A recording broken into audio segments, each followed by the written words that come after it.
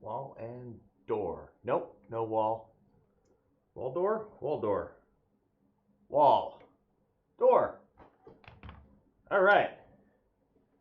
Hello. What's up, everybody? Meaning one or two people. How you doing?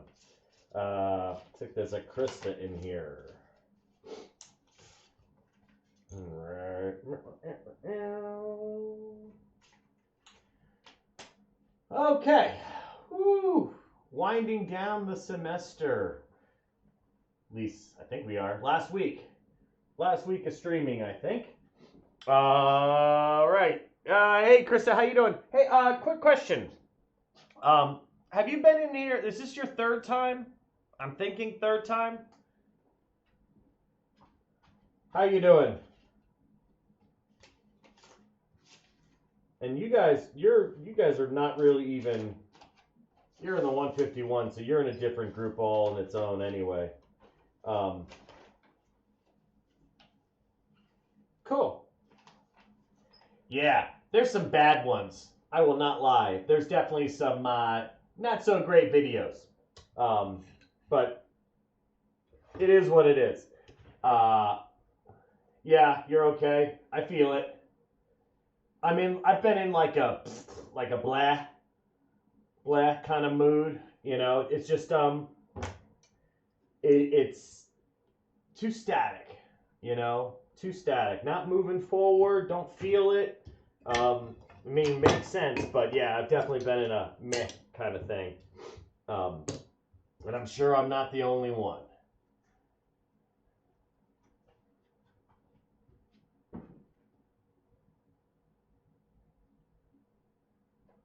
Okay. If I don't know how Ben's working it for you guys as far as watching videos, how he's doing it. What I've been doing for all the 200s is like after you watch a video, just fire like a recap off. I don't know if Ben's had, if he's spoken about how he wants things done or not. But whatever. But it's all good. And yeah, it is. It's just, yeah, we're all in slack tide land. So winding down.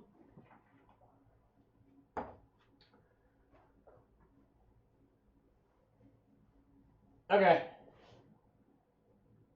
All right. Yeah. I mean, it seems. I think he's just using the same format anyway, which is fine. So I would say. Well, actually, I'm curious. Have you? Okay. Yeah. Hey, like I said, that's all. What I think he's kind of just honor system, laissez-faire, no big deal. So it's fine. Have you been playing around with any makeup at all? I mean, I guess that's something you can kind of do if you've got the stuff. It's kind of cool. So May the 4th. I know we talked about it a couple times before, but what I think I'm going to do today, just for shits and giggles, seeing it is May the 4th, be with you. I'm going to go and I'm going to make a lightsaber out of these scraps. Stay. I'll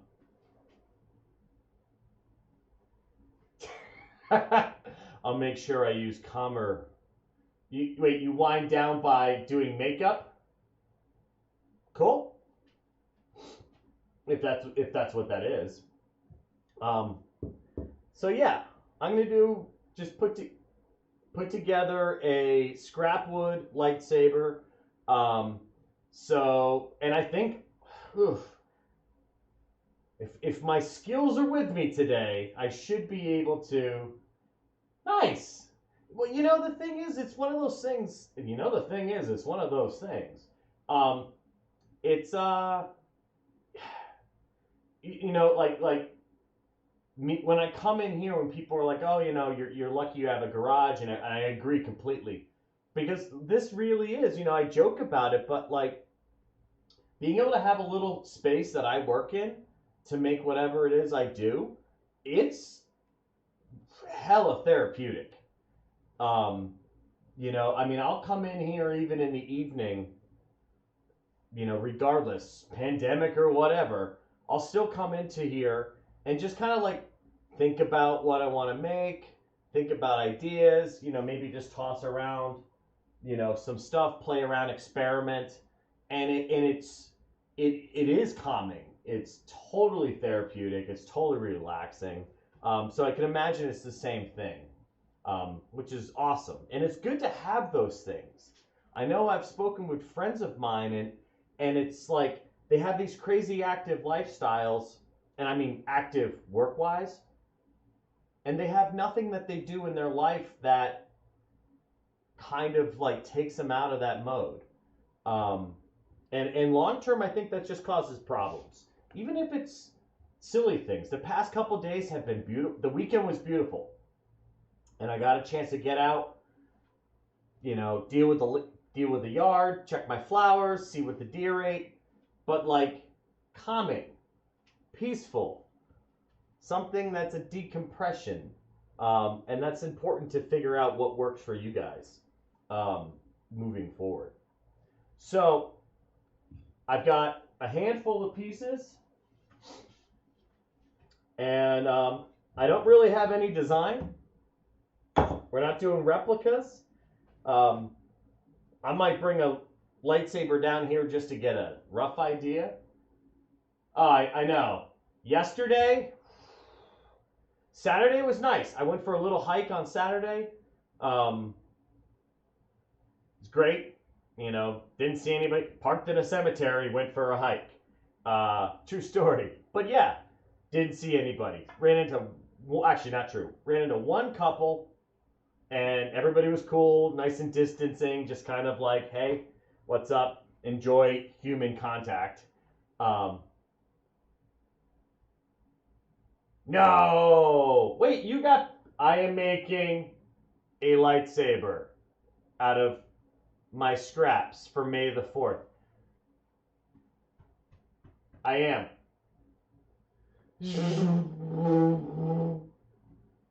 Making a lightsaber. May the 4th be with you. Just the handle. The hilt. But I will go and grab one of my lightsabers just to get a rough idea of how big we're going to make it. We're not doing blade, because I think if I do this, I'm going to do the wood hilt, and then I'll probably end up making a blade out of something that I can actually make bow. So we'll do that later. But today, I think, start to finish, I think I'm going to make a lightsaber in about 4 hours. I say this now, it's probably going to take 8, but I'll do whatever I can today. So how are you guys doing today? Alex, Brian.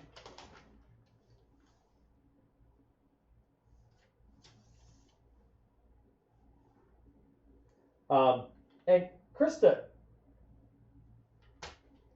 where are you that you have bears? Because I get bears on a regular basis. You got bears in your yard, or just like you saw a bear out and about?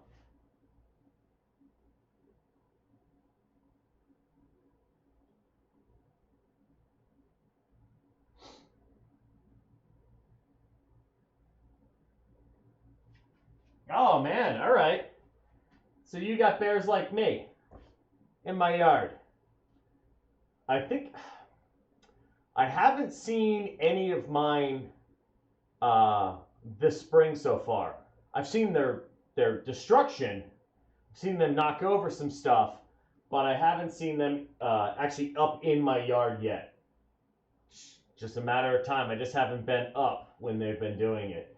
Or they'll wake me up in the middle of the night. I'll hear something, and one will be like, just, it's like, you ever like wake up and you feel like you have drunken bear in your backyard, and they don't know what they're doing. They're just messing up stuff. So yeah. Oh, my really good looking bear his name is Bruce.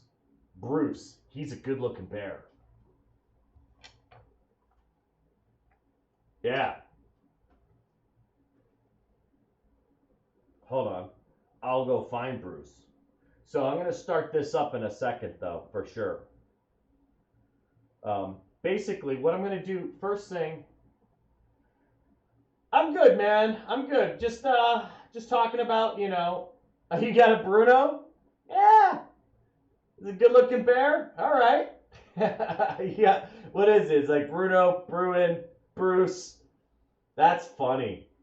But yeah, no, the weekend was beautiful, and I hope you had a chance to actually get out and get a little bit of fresh air. It's one of those things like, woof, being able to take that little bit of a hike and just get out in the yard. Small wins. Happy simple things. Those are the important things to kind of keep in track or keep in mind here. Let's see. All right.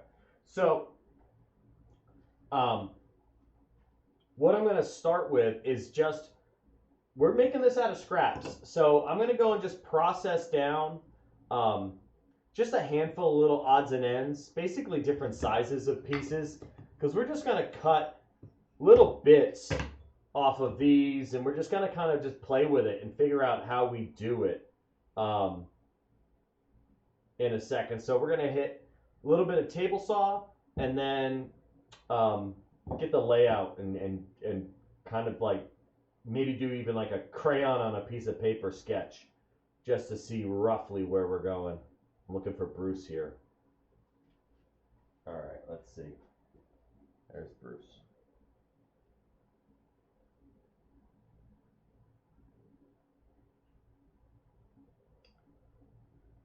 All right, let me swap to my remote camera. Remote and wall. That works. How's everybody else doing? Good? Hanging in there? Last week of classes. I guess last full week of classes. I want remote and wall.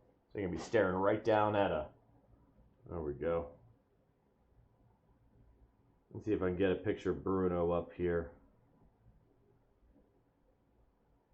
He's a good-looking bear, that Bruno. Oh, no, sorry. Bruce. Whew.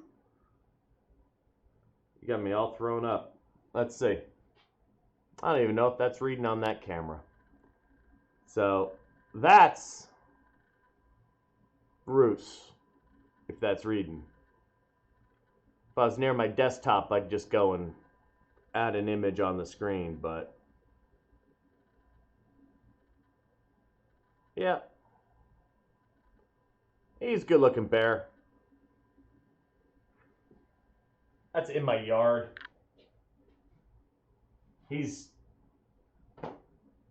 Yeah, right? It makes sense. You got a good-looking bear.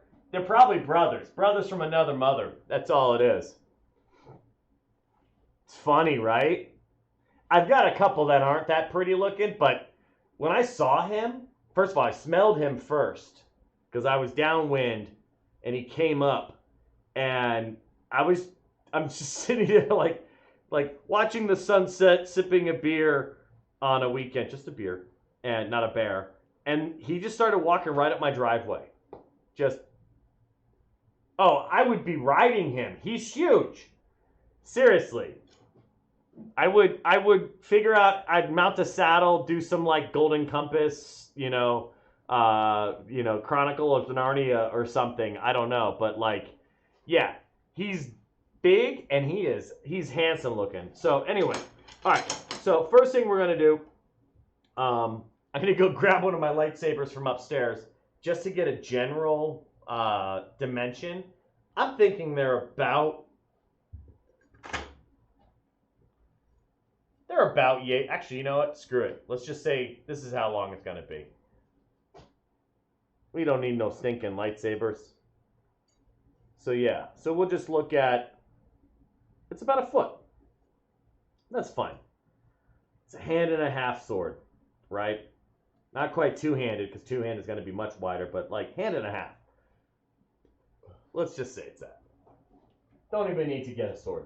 All right.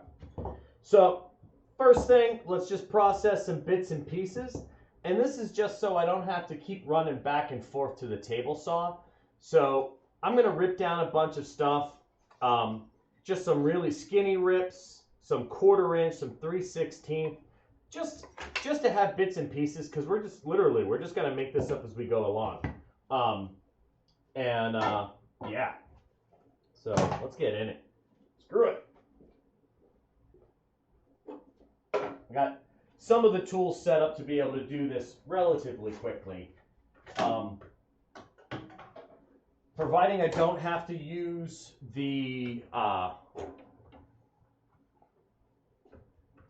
if I don't have to use the router table, that might be in a really good position. I think I do need to use the drill press at some point, but not just yet. But that's okay. That's not. Just looking for some stuff that I was using. All right. And I'm hoping to keep it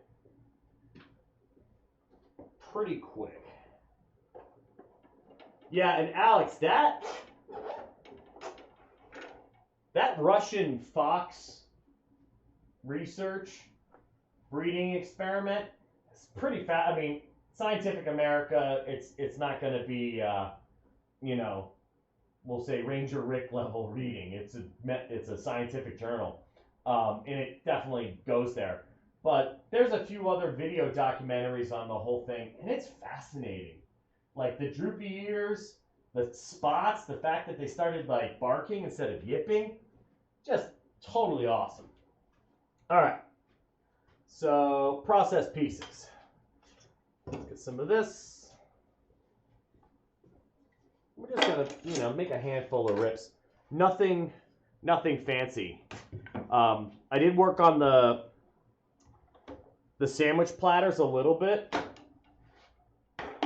on the weekend. Just did a little routing just to soften them up. I still need to do the finish sanding. Yeah. So, but once again, this is plywood, right? So this is mostly plywood and a little bit of decent wood. And my decent wood is still scrap wood. So, just ideas. You don't have to be super talented. You don't have to have a lot of money.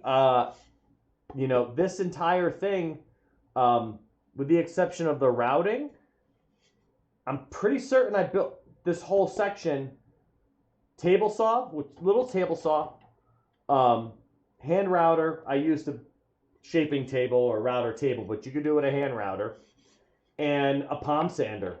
So like to make something as simple as this doesn't require a lot of money, doesn't require a lot of skill, just requires a little bit of time and some patience. But all in all, super happy with them. I think I'm gonna put a little like a recess, like a cutaway recess on the back side, just to make them easier to pick up. Just a little bit of style. Just a little detail work. But all in all, like super cool for plywood. So super happy experiment that just came up because of something that the Bourbon sisters were talking about.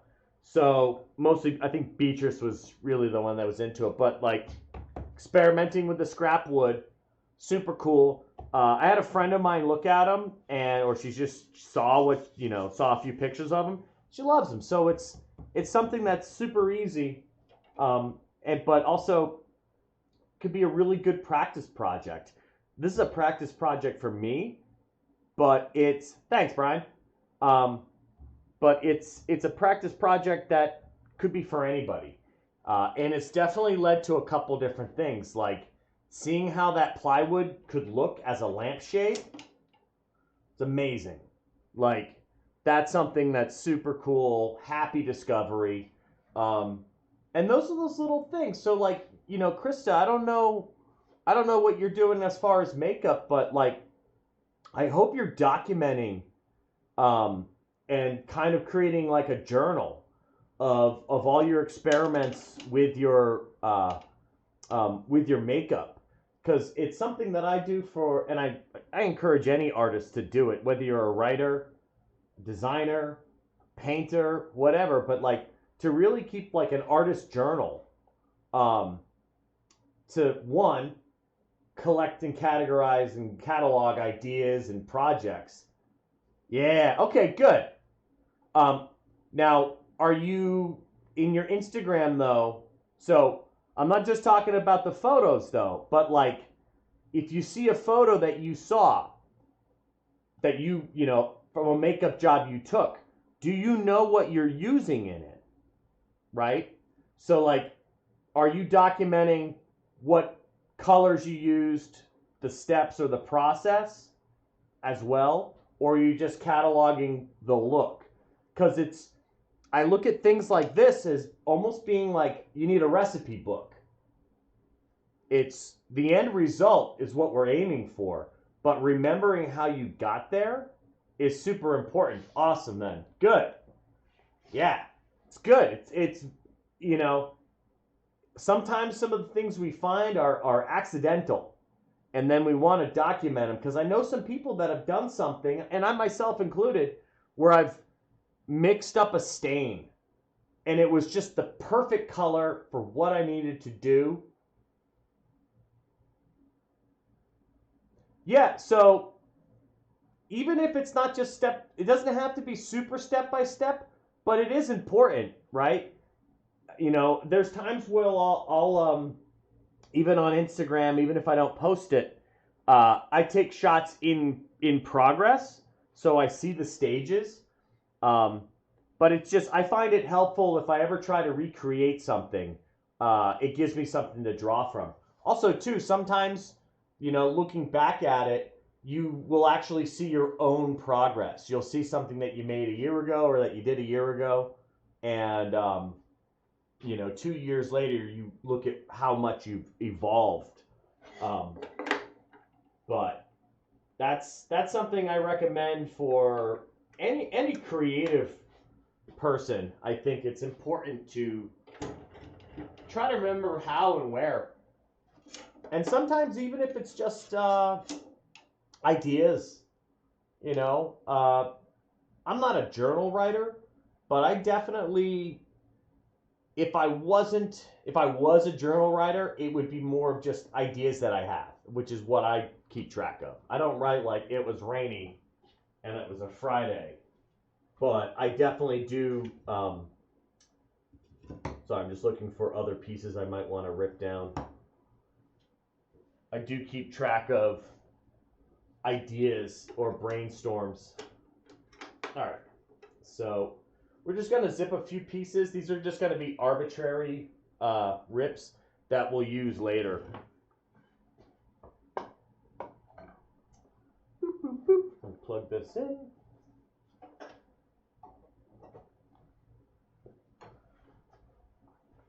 What have you been up to, Brian? What are you doing for fun these days?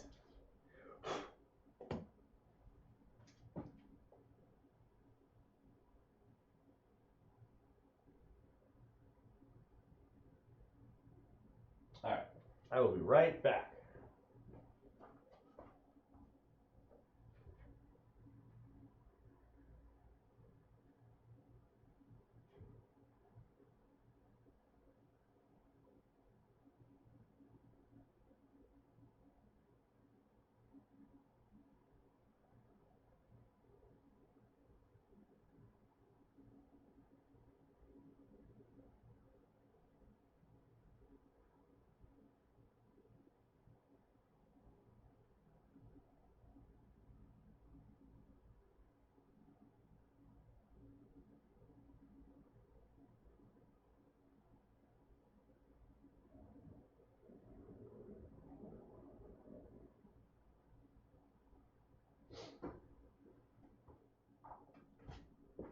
All right. Let's just see what we're gonna make. So let's do.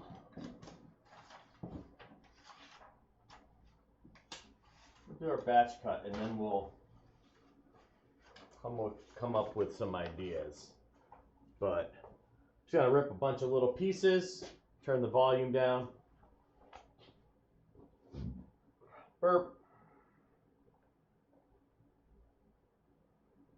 So funny. Bruno. My friend's name is Bruno. For real. He's French. His name is Bruno Fontaine.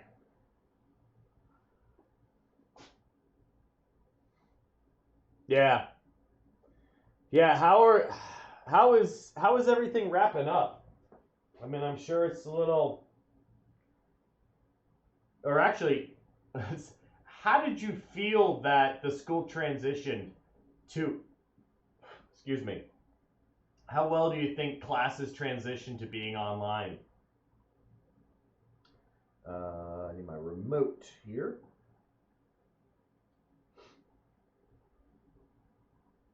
All right, so I'm gonna drop that microphone down so you guys don't hear the whirling.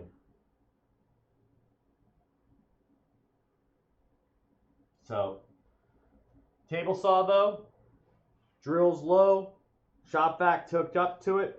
For the cuts I'm making, for the most part, because I'm just eyeballing them, I will be able to use the blade guard. I'm cutting on the off side, and just standard tooth.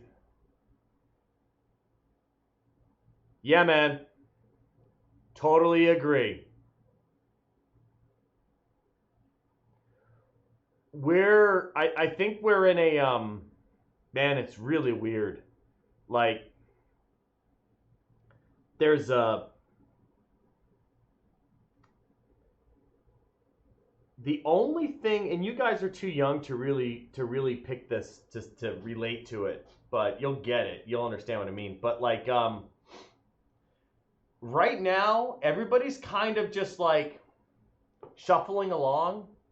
You know, even people that are doing their thing, it's still there's that shuffle.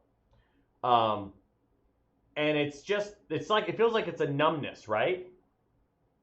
Like everybody's got a little bit of Novocaine on the spirit, which sucks, but I think that's definitely kind of a thing right now. So table saw, we're gonna use the guard. I'm just gonna make a handful of pieces. I've got a bunch of scraps, so when I'm doing these, I'm gonna pull out of all my little bits and bins. I would imagine most of the stuff's gonna be bandsaw and then just kind of like maybe some handsaw pieces here and there. So I'm gonna drop the volume down.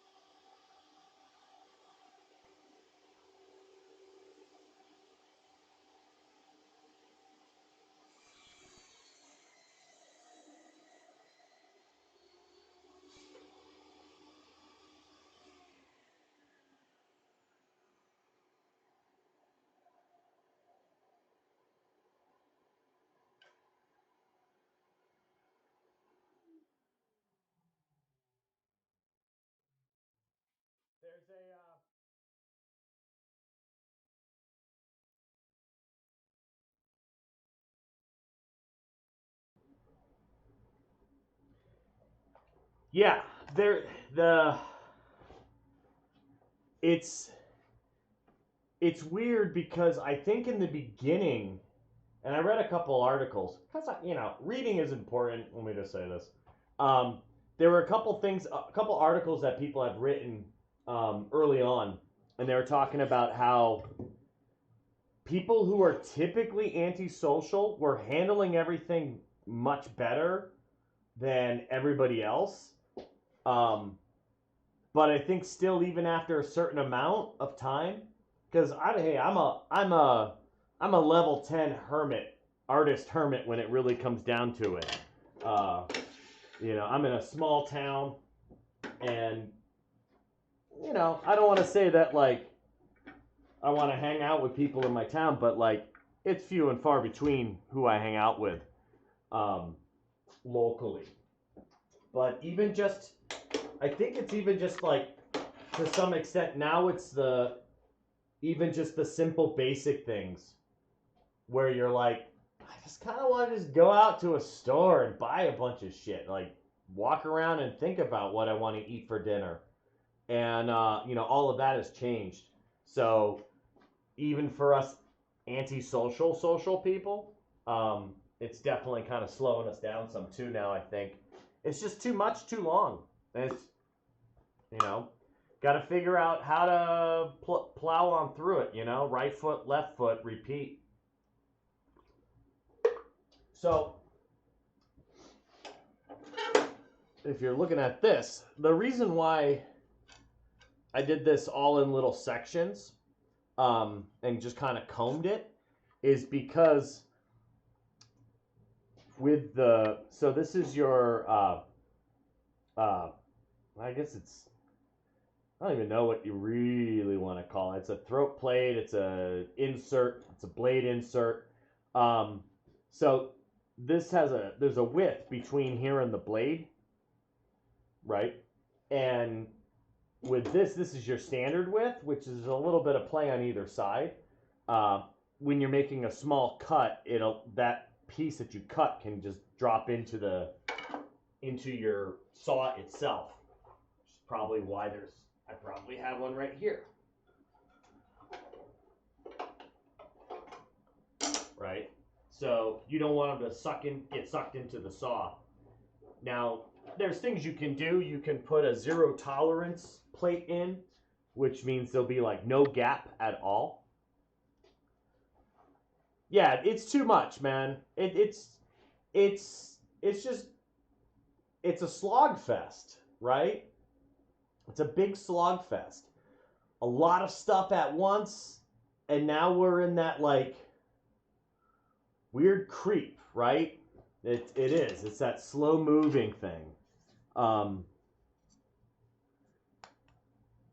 Actually, that's not even the cut I made. That's a piece of maple. We'll make some fancy stuff. So I don't want these little skinny pieces to get sucked into the saw itself. So if I leave them attached on here, we can keep them, preserve them from being sucked in. And then all we'll do is we'll just cross cut, and we'll have all of them just right here. So like, watch your ears.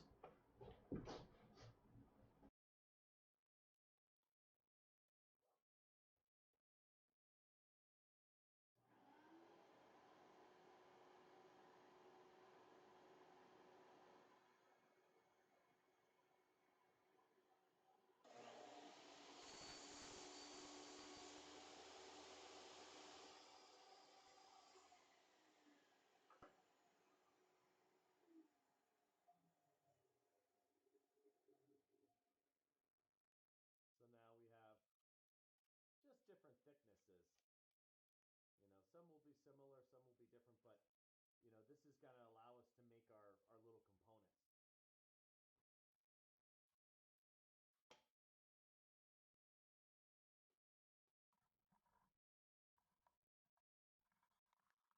And here's a question then. So here's the question.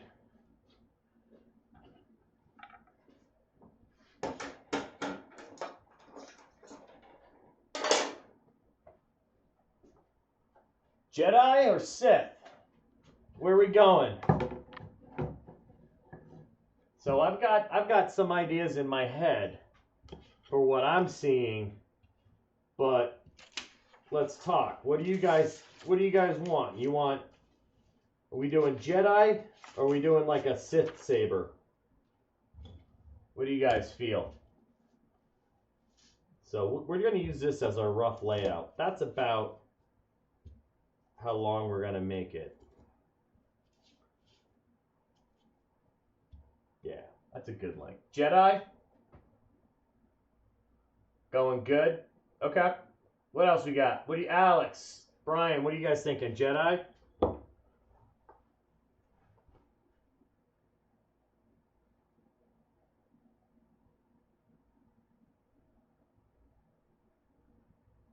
Okay.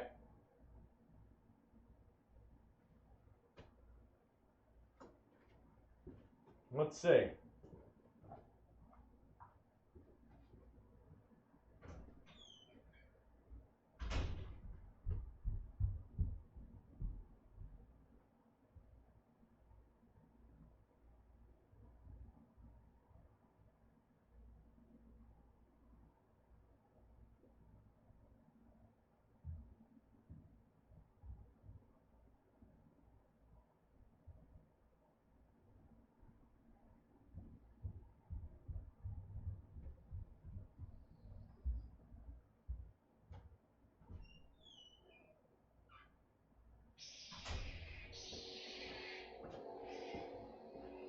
So,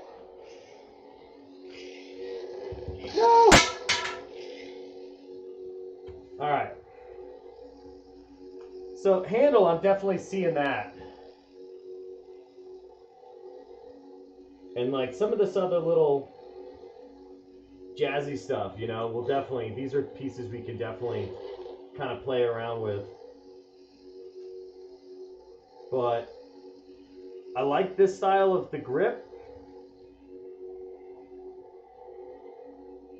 But I also like the early Luke Skywalker.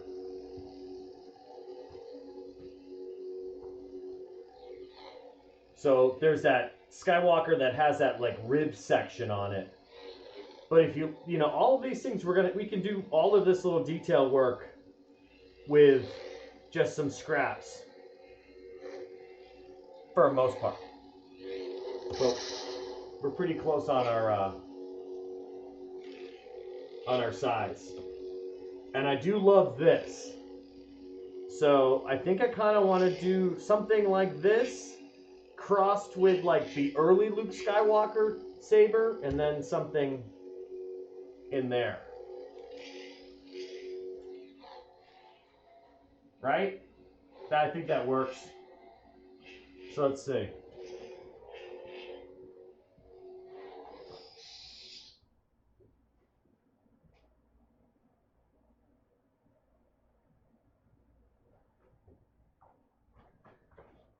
Because, you know,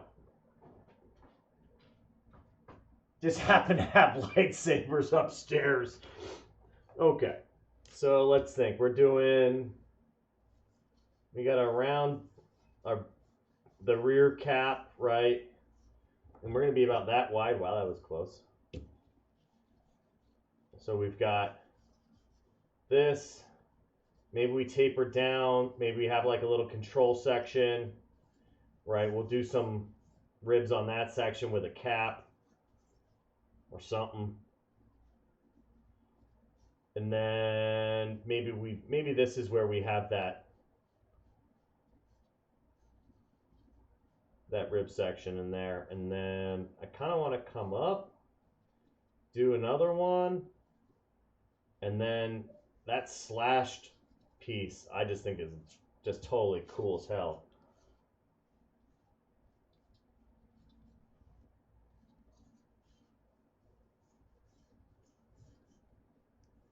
Not to scale.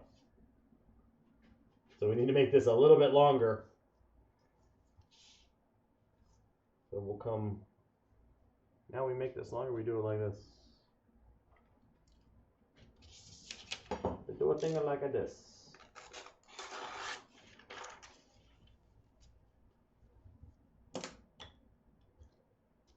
So maybe this has 2 stages. More or less. That's our rough, super rough design right there. But gives us an idea of where we're going for. And it will give me some rough ideas. So we're going to probably use a couple sections of this. So we'll cut that. That's probably enough for the base.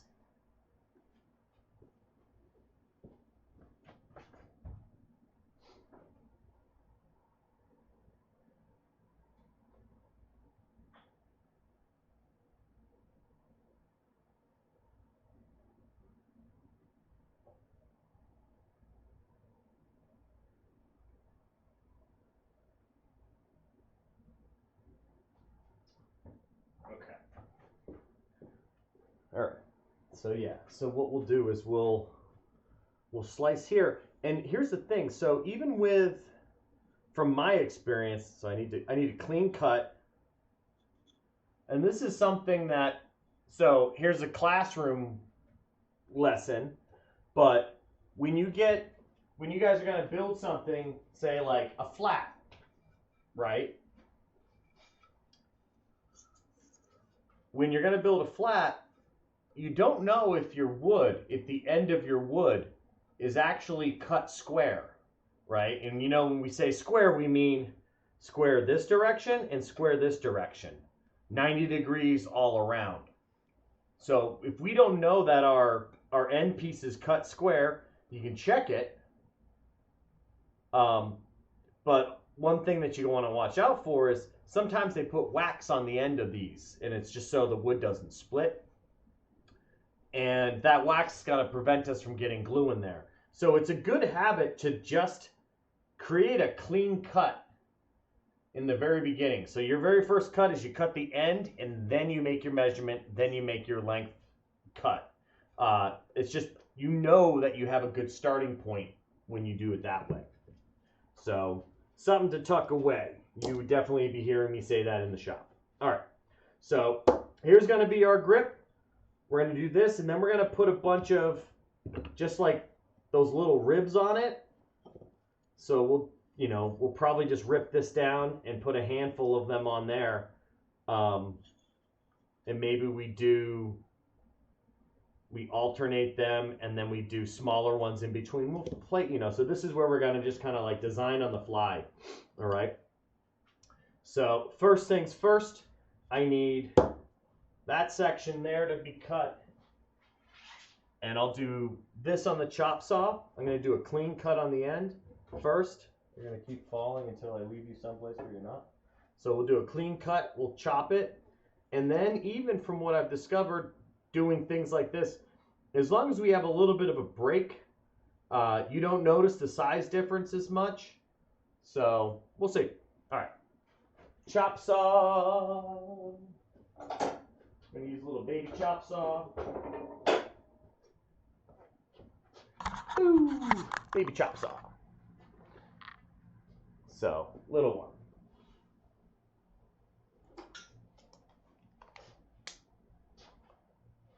Now, we can do our big pieces and then start doing the detail, which sometimes is easier.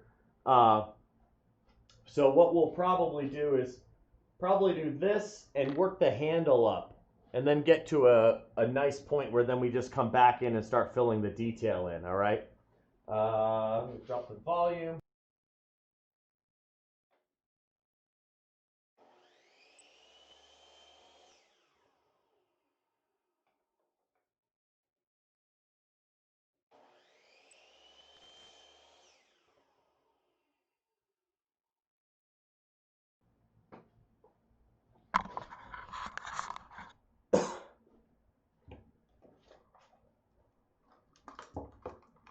My headphones, these guys are breaking. They're almost done. All right.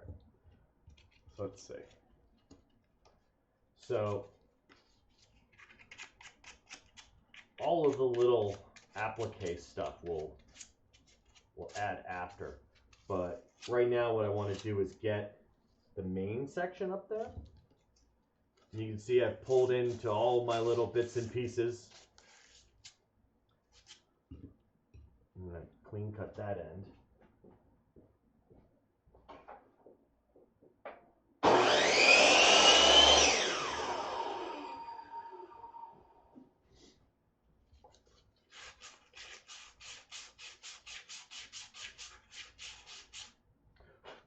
There. So even, that's actually a smaller size piece. Unfortunately though, too, I'm running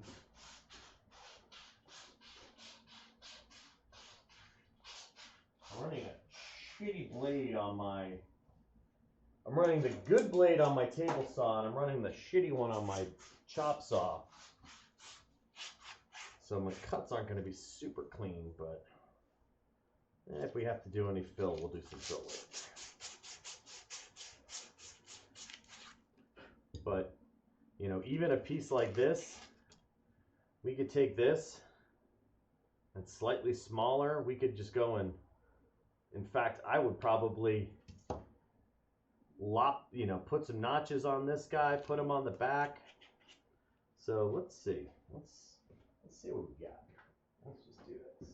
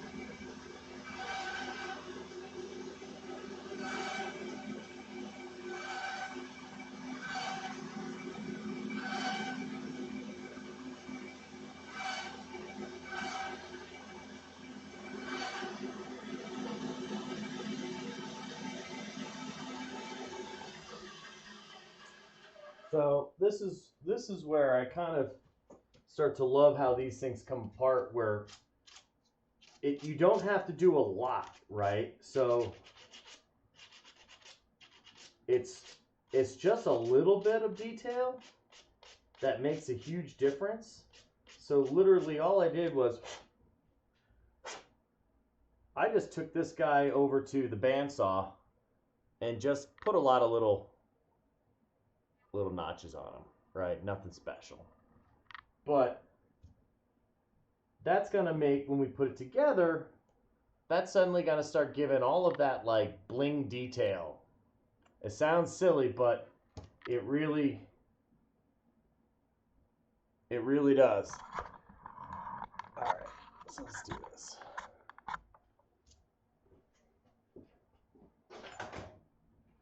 And we'll just use a very small file to just shape them a little bit better.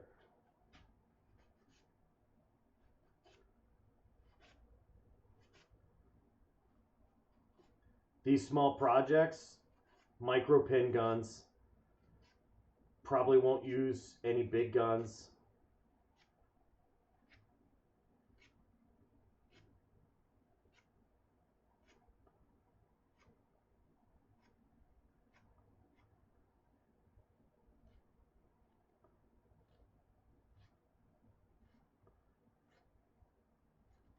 You know, and the thing is too though, right? One of the things to think about. So we're using these skills for this little project here just for fun Monday, right? It's these may be things that you don't do on a regular basis, but just knowing the basic, maybe you have to do it once for a job, right? So just knowing how to handle metal, maybe you just have a simple task that you need to know how to do. I do kind of want to get into, I mean, granted, last week of classes, but one of the things that I kind of liked was, you know, Beatrice is interested in like lamp, just the general idea of, you know, how you can make a lamp, how you could do it, you know, which to me, true story enough, literally just a week and a half ago, I was talking a friend of mine through replacing replacing the outlet, the switch socket, the corded switch socket on a table lamp that she's had for a while, and it broke. The old one broke. And she, you know, she can't get it, can't figure it out, you know, whatever. So we just, you know, talked her through how to replace it. Which is great. You know, now she has a lamp that, one, she repaired it herself, didn't throw it away, kept it, and repaired it. Like, she's like, I feel a great sense of accomplishment. Like, I actually fixed my light. I'm like, it's great. You should. So, yeah, I like that little detail. Now, I want to put in a little groove. So I want to groove here, right? And I want to groove there. Now I'm doing, so we're going to do this on a table saw. And we're going to be very careful when we do this.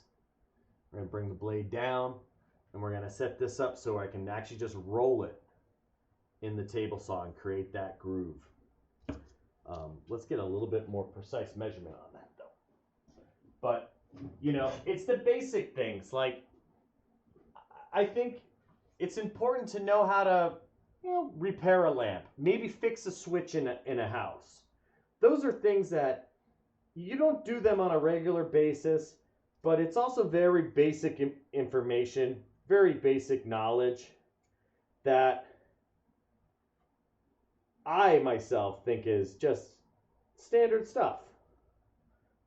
But it's standard stuff that I think a lot of people, you know, don't take the time to learn anymore, or they just, you know, no one will take the time to show them. And those are things that I think, you know, kind of helps get away from that disposable lifestyle. Because her alternative was to either take that lamp to someone and have them repair it for a lot of money, more than it's worth really, or do it herself, or buy a new lamp. All right. So we're going to take this over to the saw.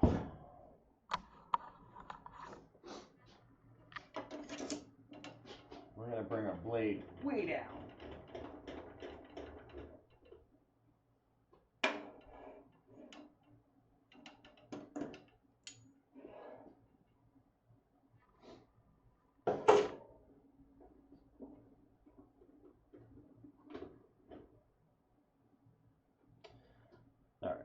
So, fence, blade, what I want to do is, so there's with table saws, sometimes you create a cross slide. A slide, it's basically, it's a tray, and you may have seen it at the shop where you can lay pieces on it and slide it that way. What I want to do here is, I want to just make it so I can put this piece here with a stop and just bring the blade up a little bit, and we're just gonna turn it in the blade and put that groove in there. Let me just grab something square.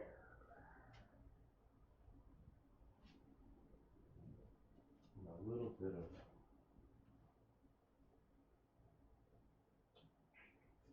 just looking for an ideal board.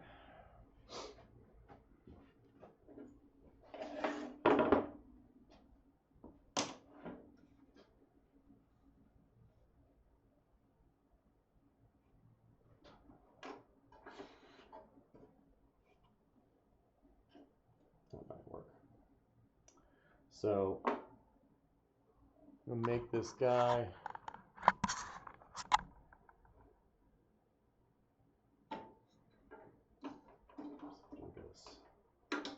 this will help me square him up. Now I'm gonna lock it in, and I don't want this blade. We're gonna make it so we only have to have a little bit of it up. And we'll be safe. So that would be ideal. All right. So now that we have this, we're gonna go clamp this guy in. So that doesn't. So basically, we're creating this would be a slide tray that we could slide it and we could roll our piece. So what we're gonna do is we're gonna just hold it in there. And this is going to be locked in, and we're going to slowly turn it.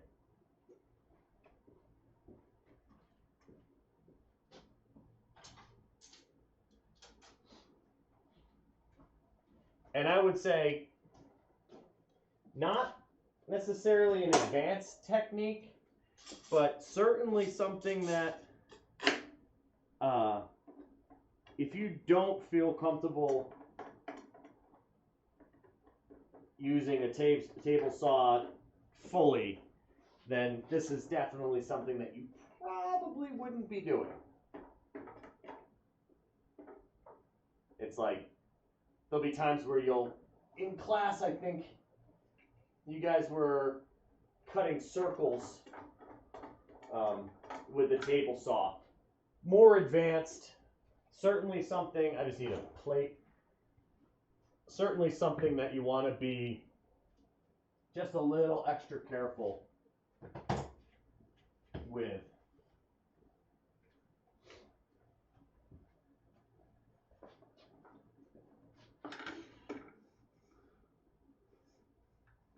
And we're just using this to make sure that we're still square with the blade and everything.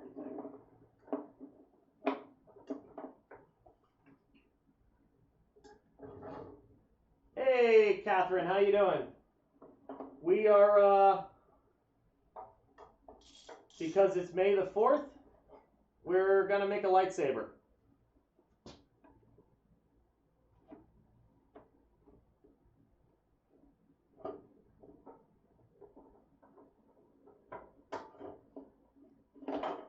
And by make a lightsaber, I mean drop a bunch of stuff.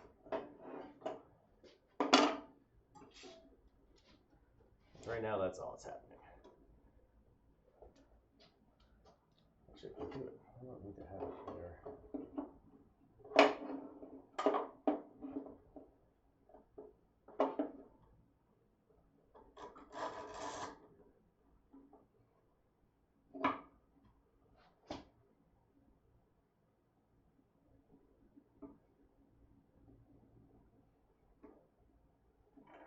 Come on.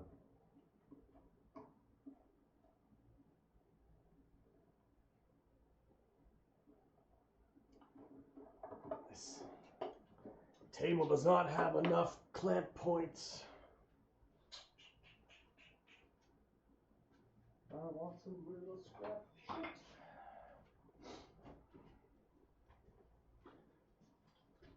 I'm good. You know, we're just talking about how we seem to all have that little bit of a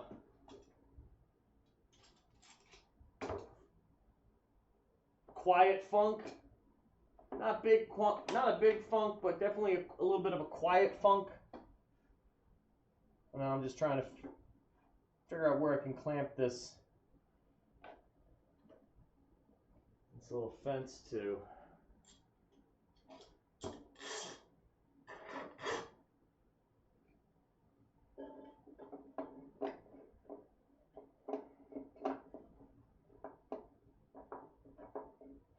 found out that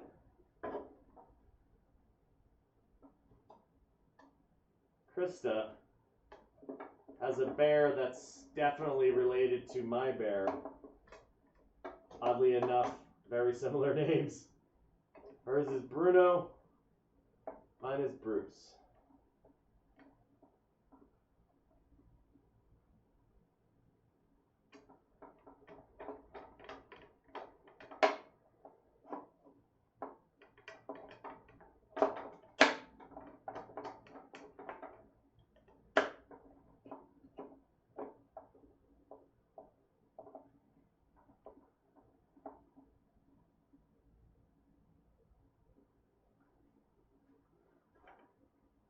Come on. This is the worst possible table to try mounting to. Seriously. Worst possible table.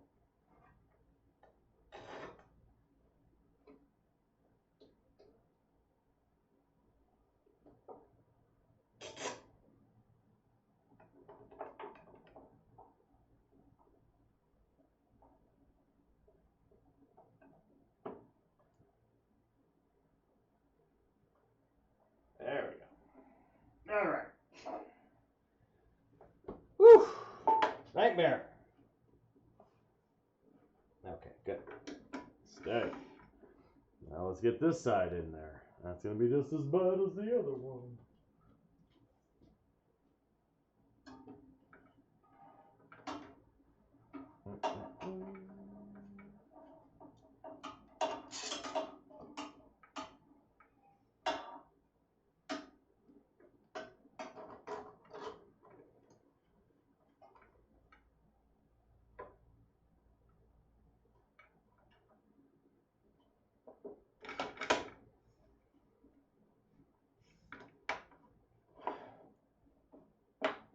All right.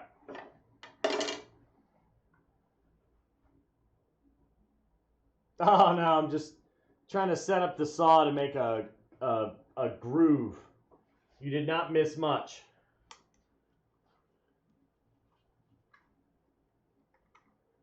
I'm gonna toss these guys. That sucks.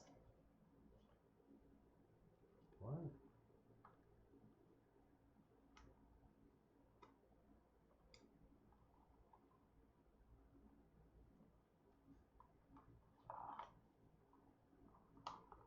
Maybe.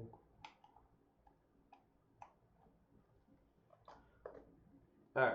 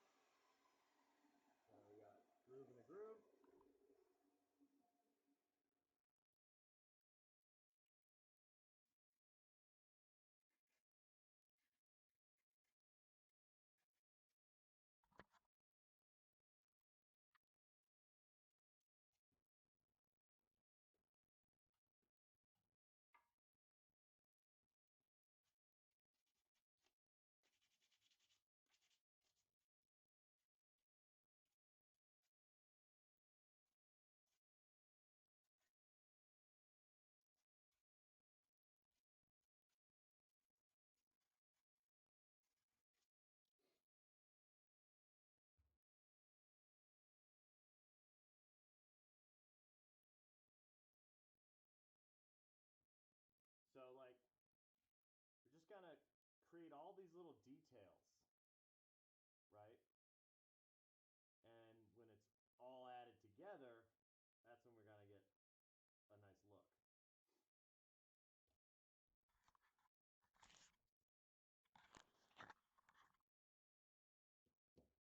So, handle, end cap.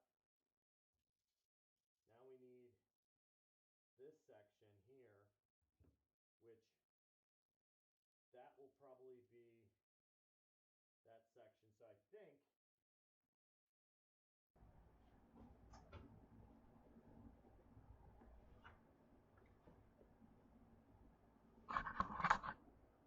So I think what we'll do is, so we're going to trim this because this will probably be where our little switcheroo button stuff is, right?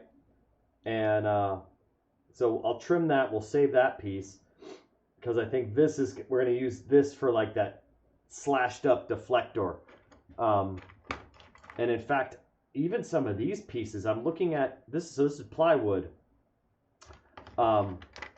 I'm looking at some of the texture on there, and that could be cool to put in there as a spacer just to give us some different texture.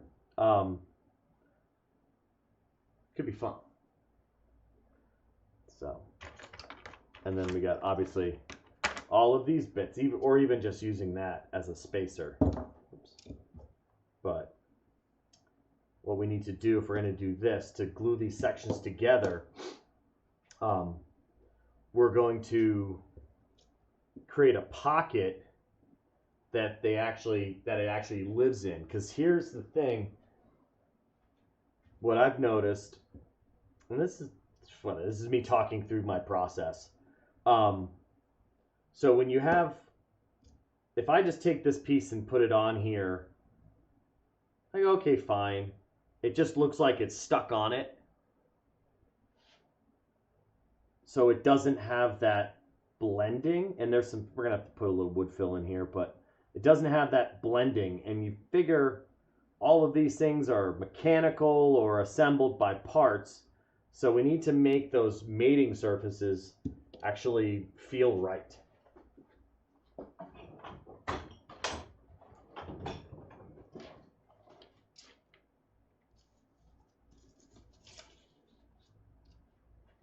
Which sometimes is just by putting a little recessed section, if it fits. I might not have the right hole saws.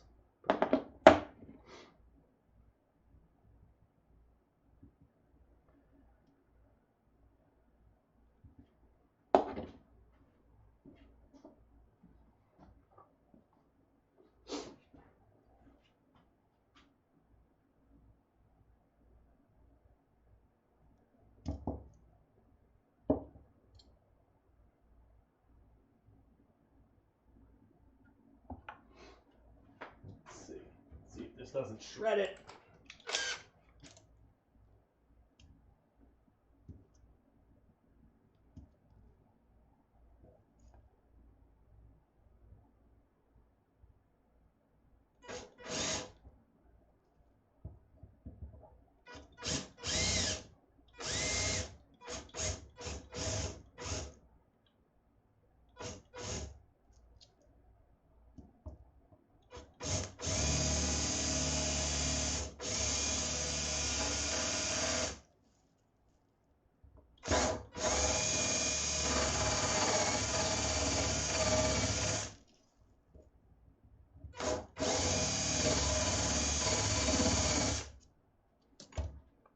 Now, all we did was just drill that in there.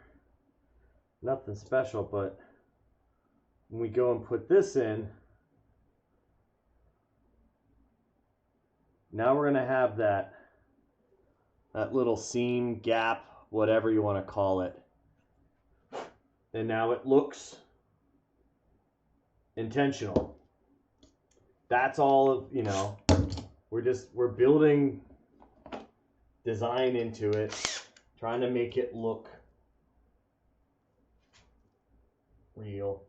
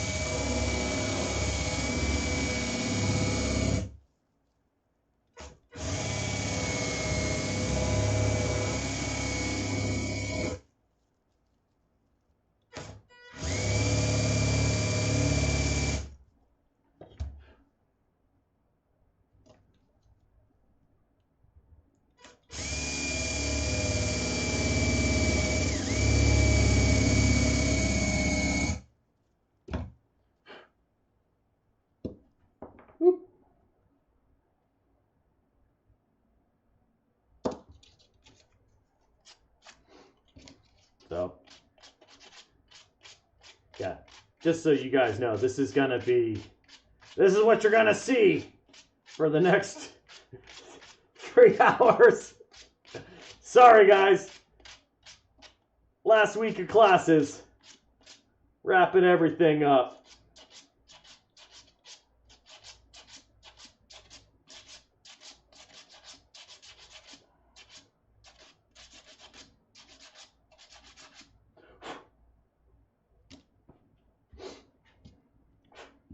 All right, micro pin gun. You know I'm going to use this guy.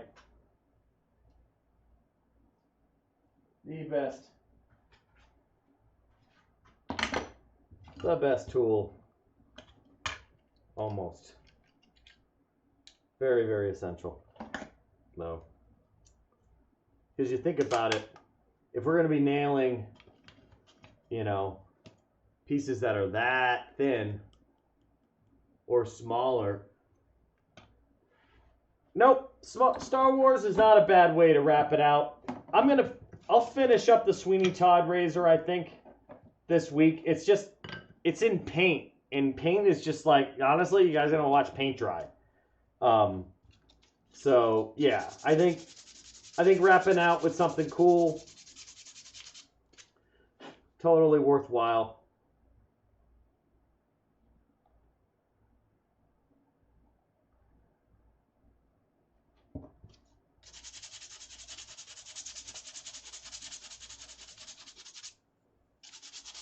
All right, now I do need to drill a hole in here because that's where I want to make sure that it's rigid.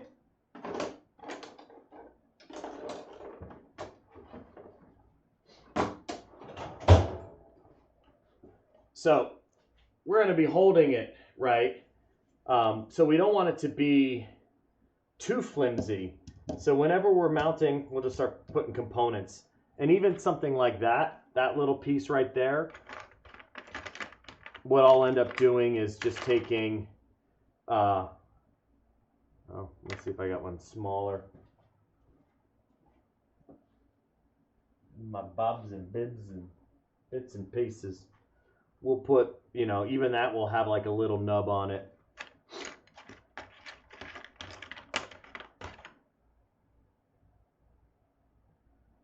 If only you weren't 10. Let's see. No. Surf.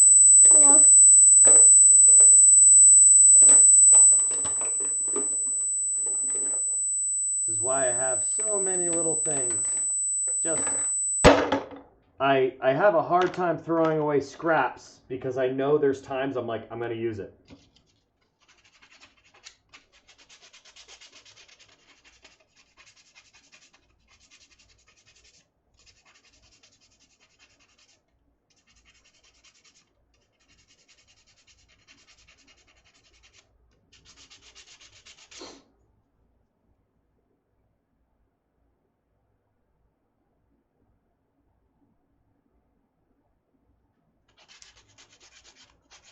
What are you guys talking about?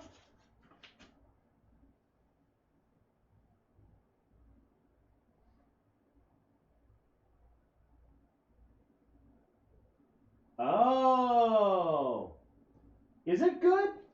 Is it? I haven't even watched it yet. A friend of mine was just talking about it. I never got in. You're talking about Clone Wars animated, right? Never got into it. Is it worth watching?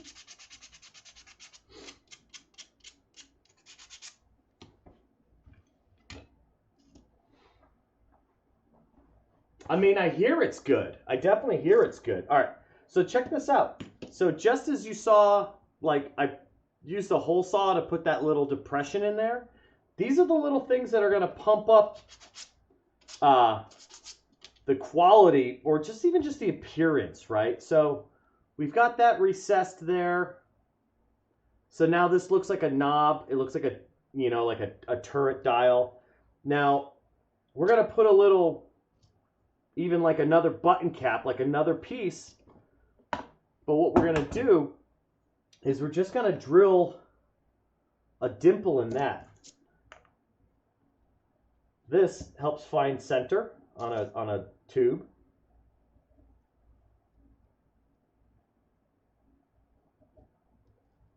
If it was square.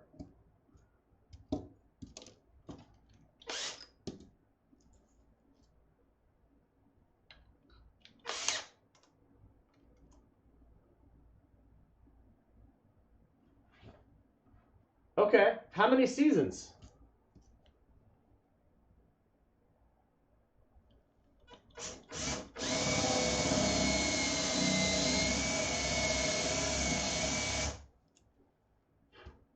Now I would recommend you do this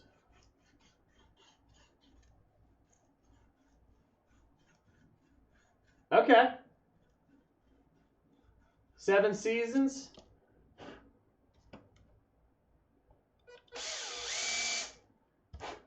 I'll check it out. All right. So you're going to see here in a second just what I'm talking about, just adding details. Okay, interesting.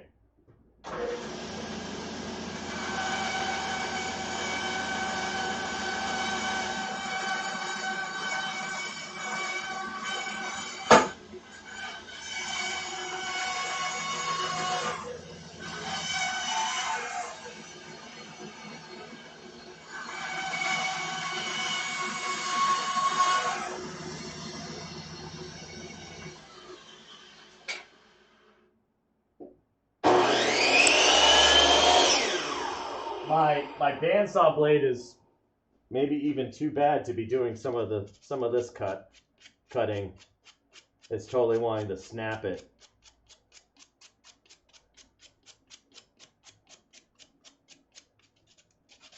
Okay. So not really a part of the storyline, just kind of like a side note.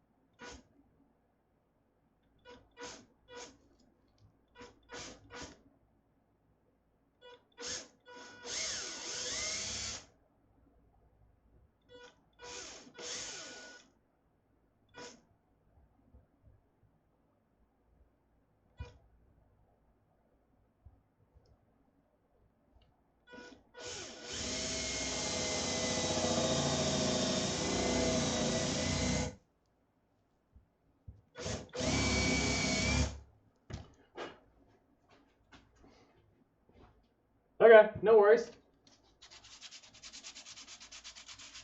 Ah, okay, gotcha. All right, so let's try it. I'm gonna try cutting this on the chop saw. I'm hoping that I get enough of it.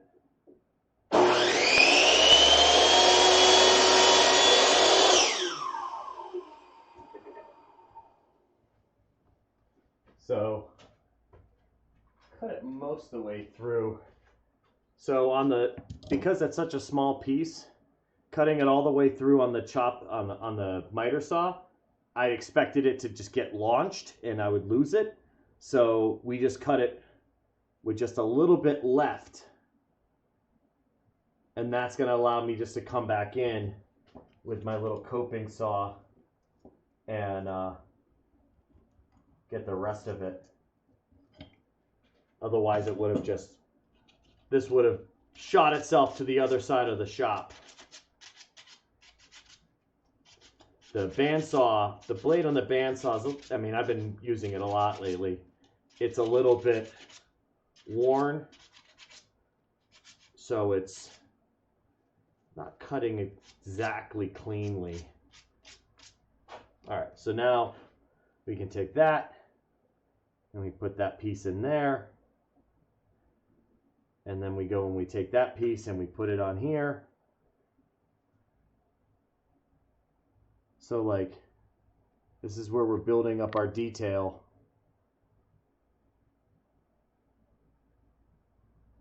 For just the tail end of the lightsaber, right?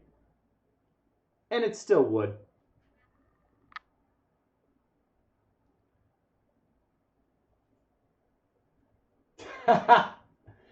cartoon decapitations, right? So, but that's going to be this will be the tail end, right?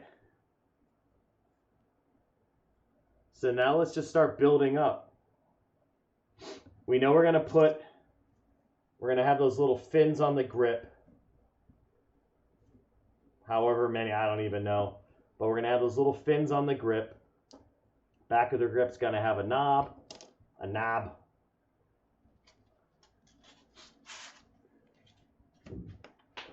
Burp.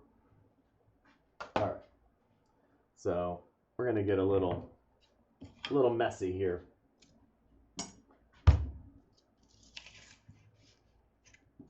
So let's look at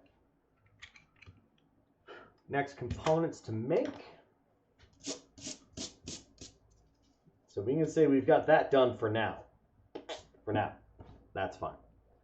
So we need part of this for the front of our I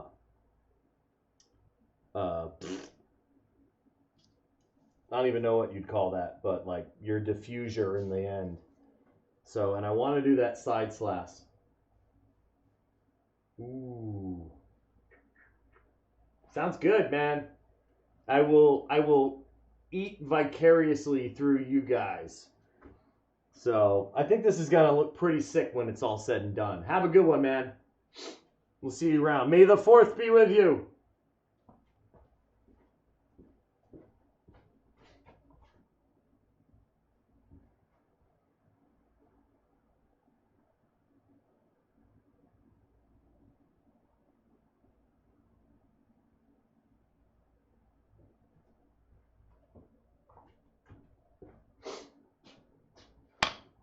Now, I'm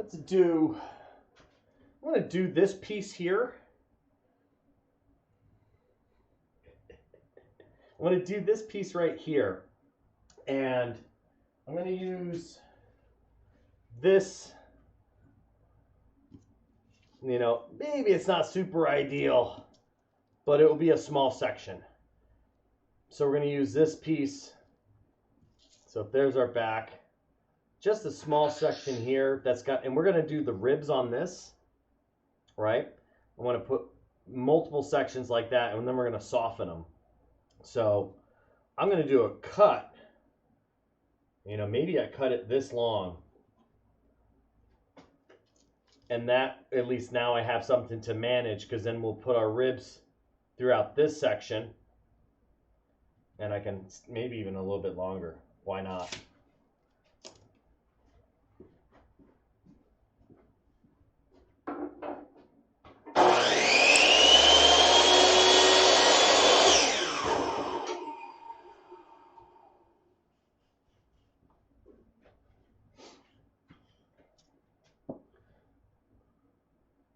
So that's good. We got that. We got our end cap. And this section, I haven't determined exactly where we're gonna go on that yet, but we'll figure it out. A lot of playing it by ear. And there it is. So we're gonna use this as our diffuser. I think the easiest thing would be to do is we'll drill in, and then I'll slice it on the saw once we put that hole in there. But so that's going to be our base. We'll keep going, plugging away. Now I'm thinking about dinner. Dinner. What's for dinner? Getting tired of cooking. All right, so let's see. So we'll use a hole saw, and we're just gonna come in here, or Forstner bits, right? You've got hole saws and Forstner bits. They both cut holes, but in a different way. I prefer Forstner bits for most cases, A Forstner bit 2 also removes all of the material from the whole section that you're cutting in, whereas a hole saw literally cuts a plug out. And if you remove the pilot bit, you can actually cut a solid plug. So sometimes guys will use a hole saw for making actually small dowel pins. They'll take the pilot bit out and they'll cut through something, and that makes a plug. Obviously, these come in different sizes. The other kind of bit for cutting holes, which I don't use, is a spade or a paddle bit. This will cut a hole as well. This will also remove all of the material from the hole that you're actually cutting. But these tend to be very, we'll say, rough cutting. They don't cut as cleanly as a Forstner bit, and they don't cut as cleanly as a hole saw. You only have two cutting surfaces on it.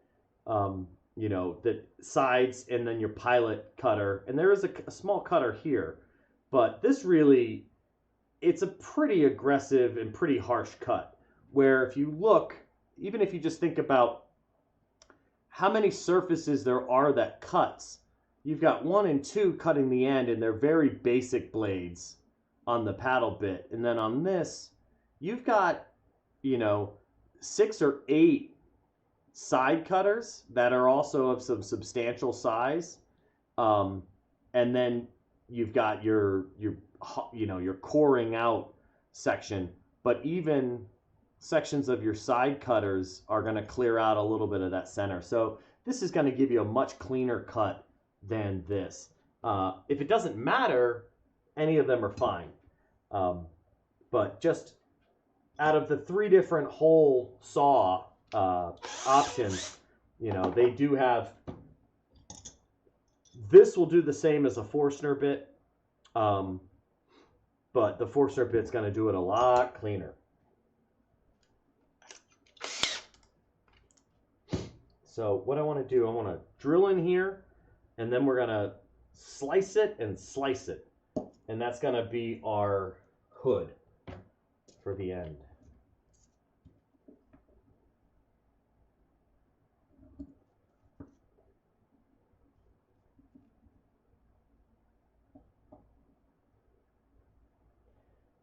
So, and this finds the center. The problem is these dowels are actually not perfectly square or perfectly cylindrical, excuse me. Yeah, that dowel's not square. So what you can do is just trace a bunch of lines and just really look where they all intersect. And it won't be 100% accurate, but it will be closer.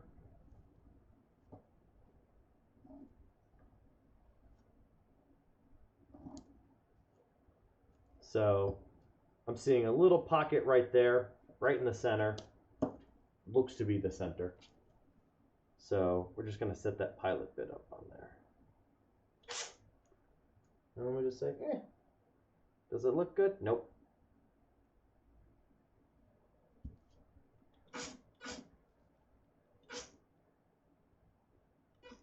In fact, let's be smart about it. Let's actually put a pilot hole in to help us start it. Just because that guy's wanting to dance around a little bit.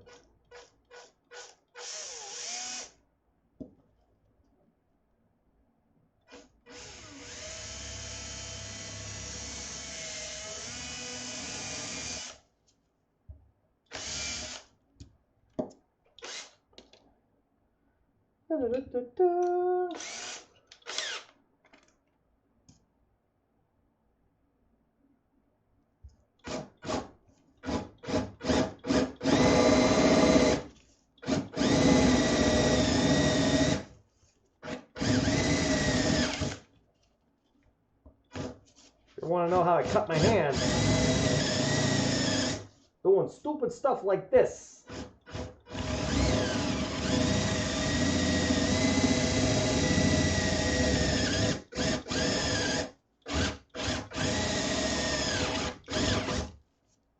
This is definitely how you slice your hands up.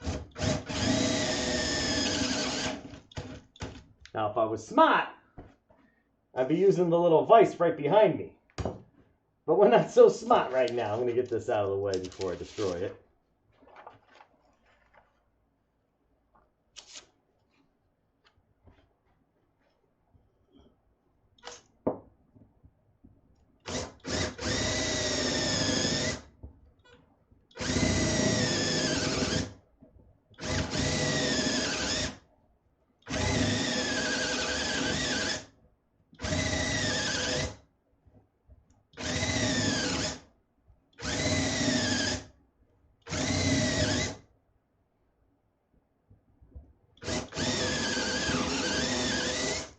In fact, I think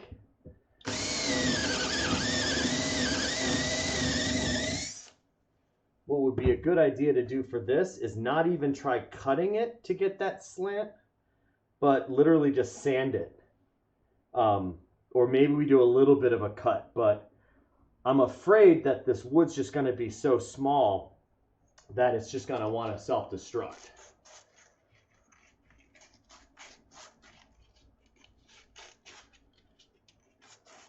Totally possible. All right. There's two things I'm going to do. Three things. First thing I'm going to do, I'm going to leave it this size, and I'm going to, same thing with the table saw. So if we're going to slice, let's just say we cut it back like that much. I want a groove here. Maybe two grooves.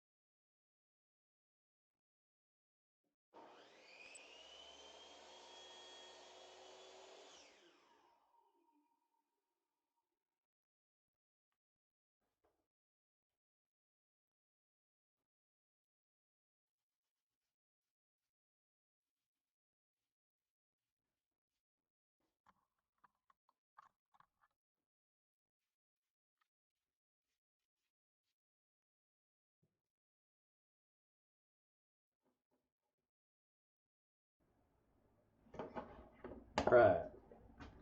Designing on the fly. So we're going to slice that.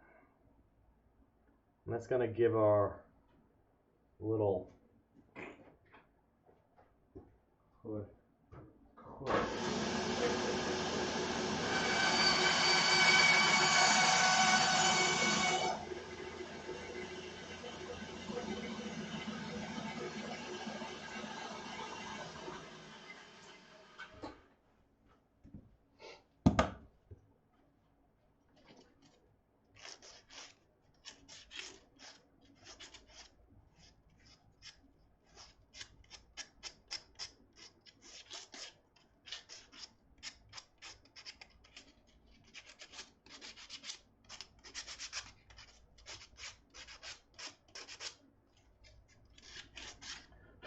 So that will give us our little end piece. This is definitely feeling very Jedi-y, which is cool. I like it. So that will be our little end piece there. So there's going to definitely be some balance to this. There'll be some symmetry for sure.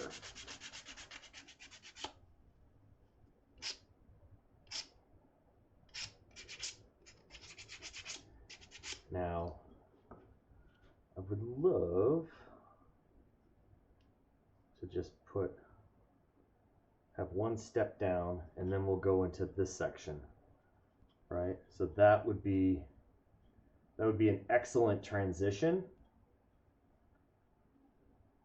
So we go from our groove section, it's one step down, and then we go into this section. This is the section we're going to put those little rings on.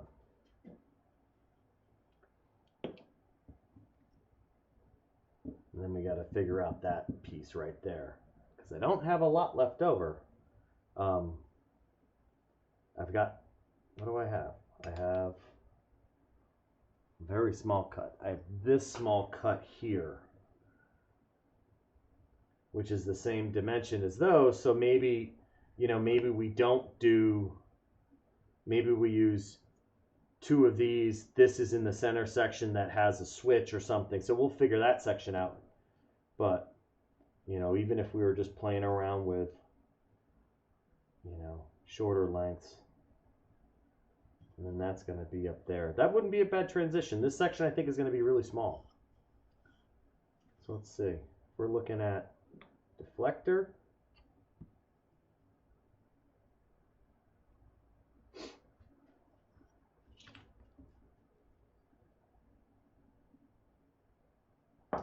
Actually, while I'm here, what I'll do, so I use a lot of super glue when I'm making these guys, and sometimes it's just to hold the pieces before I actually do the full glue up or staple or whatever. So like, I'm going to staple through this guy here, so I'm just going to put a little bit of super glue on them.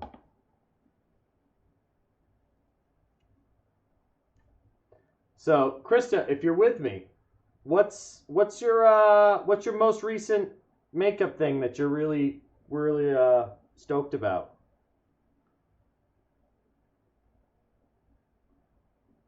Your last success story.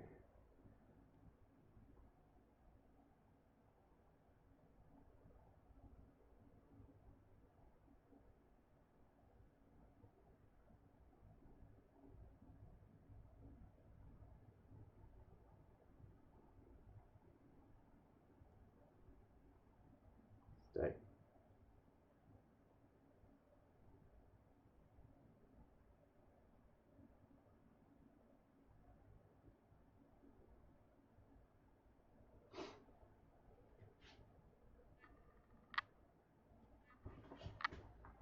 Hey, Ash.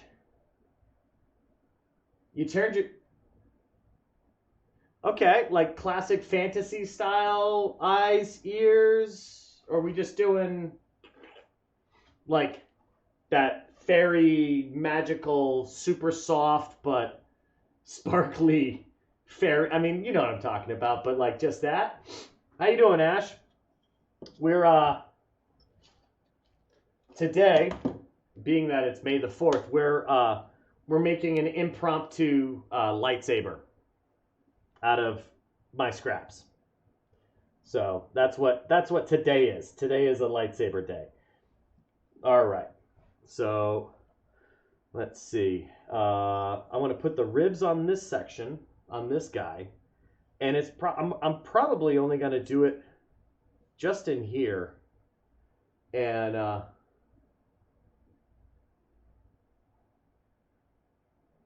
nice. Straight up digital art, or are you manipulating photography? I find myself, I have a tablet, but I don't use it much. I do a lot of photo manipulation. Talk to the wrong camera. I do a lot of photo manipulation, but I haven't gotten into like Stylus, Illustrator, just using it as a paintbrush too much.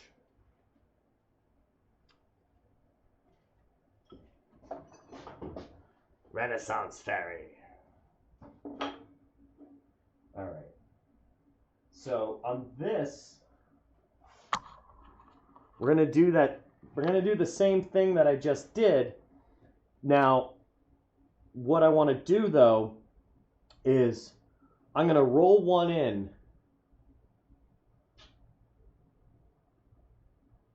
Oh yeah, no, totally. Yeah.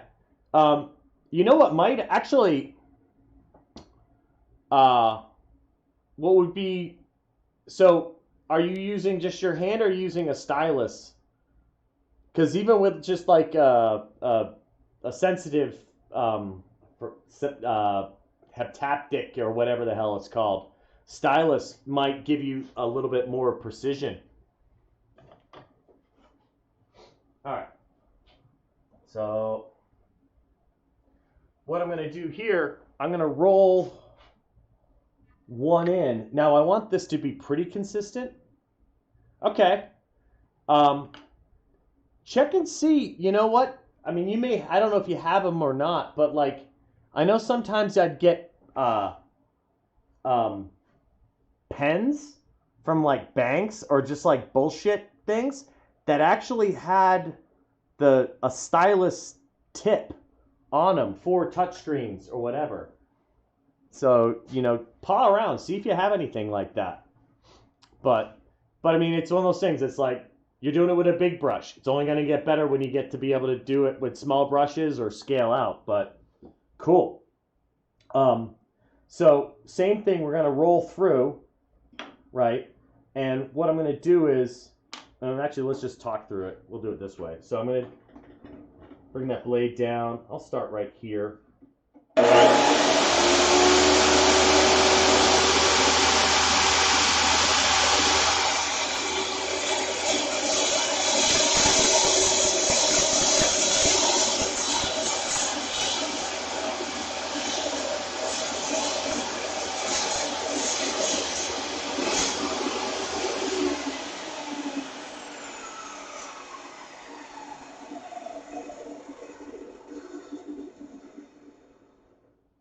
So I have my groove, and if I want to, now obviously we're not going for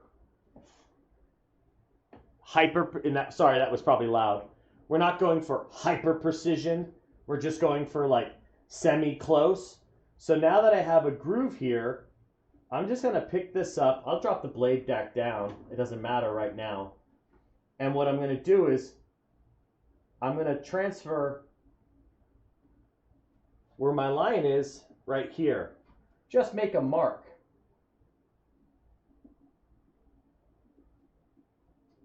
And now I have a groove .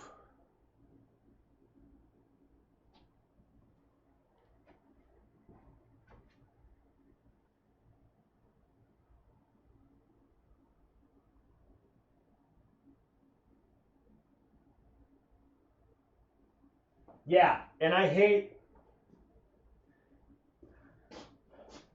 so iPad's a great, depending on what application you're using, it's a great extension, right? For graphic arts, I have a second monitor that I use for like all my tools and swatches and even just like reference materials. I'll put it on the second one. So yeah, with an iPad, depending if you have compatible OSs or compatible applications, it's just nice to keep that off of what you're looking at. So you can pull from it, but you don't have to have it on your picture itself. And I gotta be honest, I absolutely hate Photoshop's new pretty much subscription only. Even if you bought software before, they're like, nah, it's all, you know, we're discontinuing support and we're not gonna, basically everything's gonna be like subscription based. It sucks. Yeah. Ugh. Don't get me on it. So I've got my little mark here. So now I know I'm going to roll that one. And I'm going to jump it over, and I'm going to use this as an indicator to maintain my consistency. Now I'm not, like I said, I'm not going for hyper accuracy, just going for close. We're making out of scrap wood. We're okay a little bit of deviation.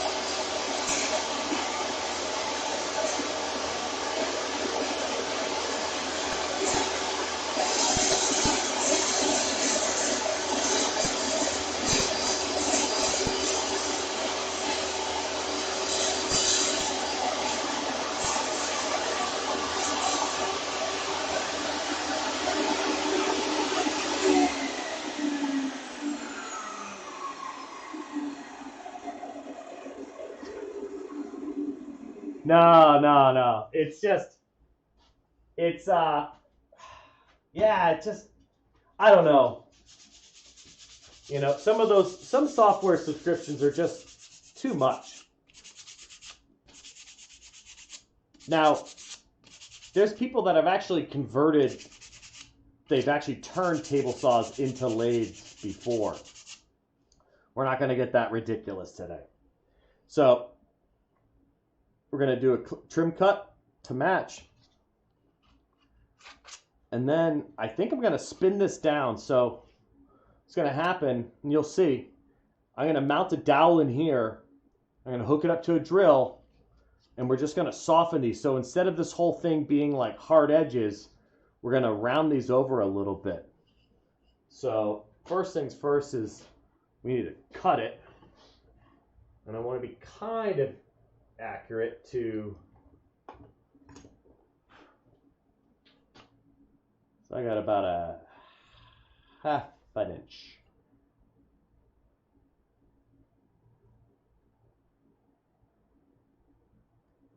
All right.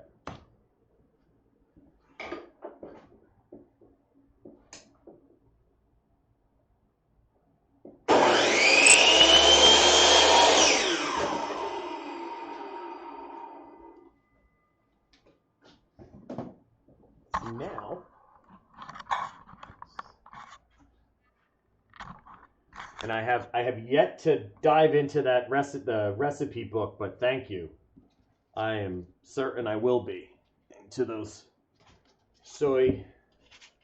Yeah, actually, so what do you think?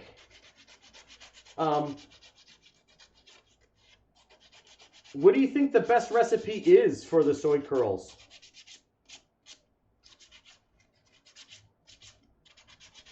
Kind of curious. All right, so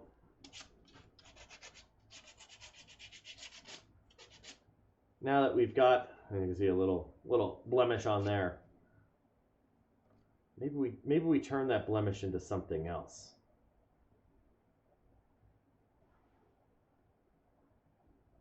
Let's see.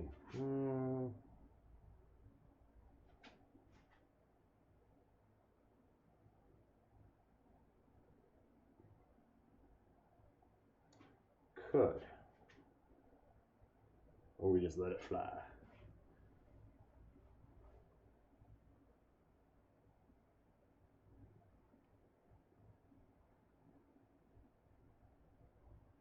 Yeah, the barbecue sandwich.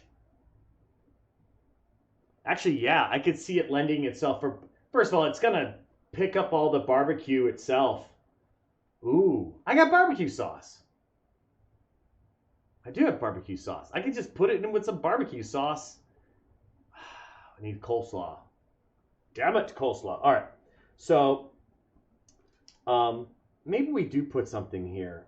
So that little miscut is kind of pissing me off. So I think I want to just do, I'm going to cut out a little section here, and maybe we'll put something in there. I don't even know what it's going to be yet.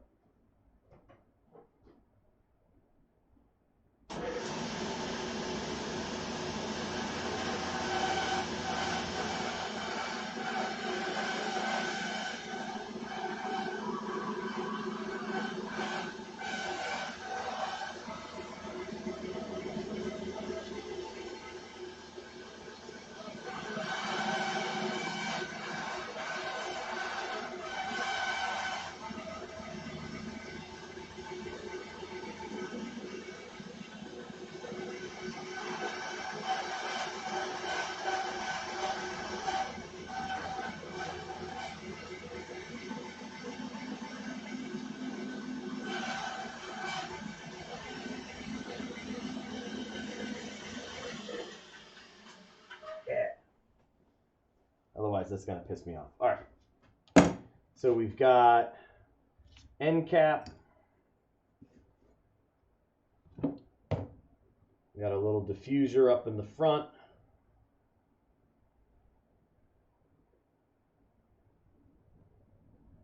Now we need to really build.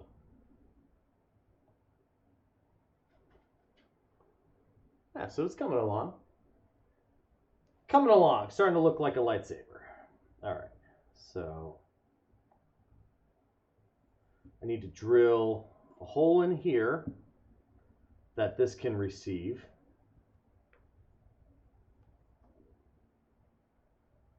And that might be the big drill bit again.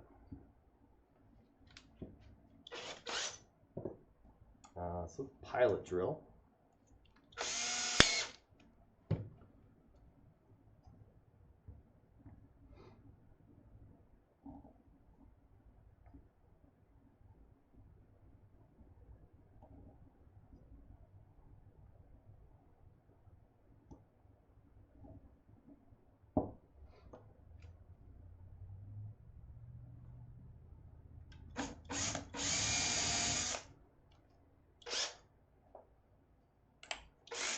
Now the sad thing is these don't clear out that center, so it's not going to give me exactly what I want. But all I want is that depression for now.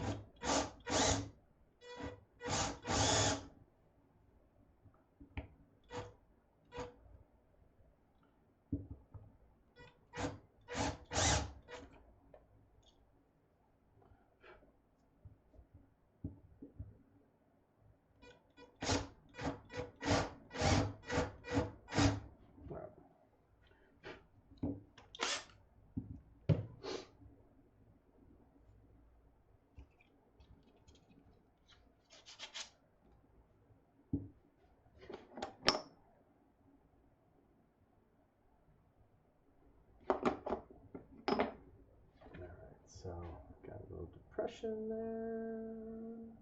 I wonder if I have a spade bit that's the same size.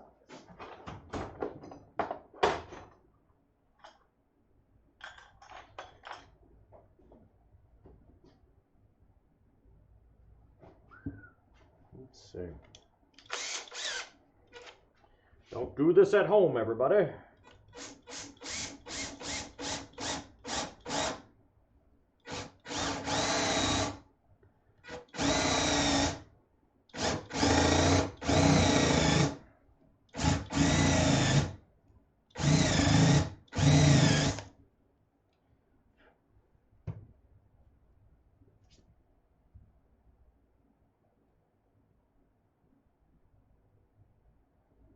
It's not even the right size. So I need like 1 1/8.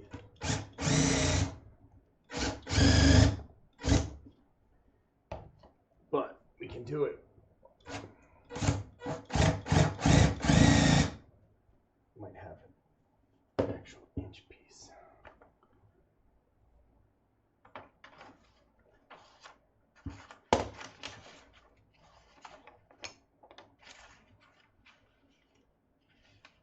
It's a fancy design. You can see we're going for complete legitimacy with our Sharpie pencil, Sharpie drawing. All right. You fit though. Ooh. All right. So let's see. Maybe we do use that.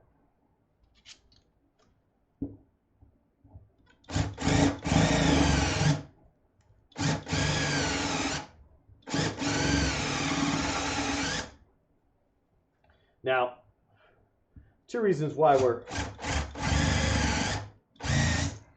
creating that little pocket is it's going to make it stronger. Yeah, let's use that. Okay. Definitely. We're going to use this plywood.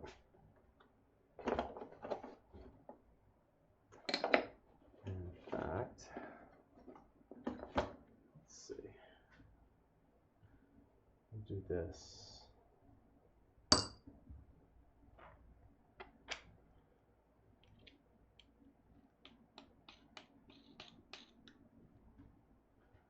I want it to look pretty smooth.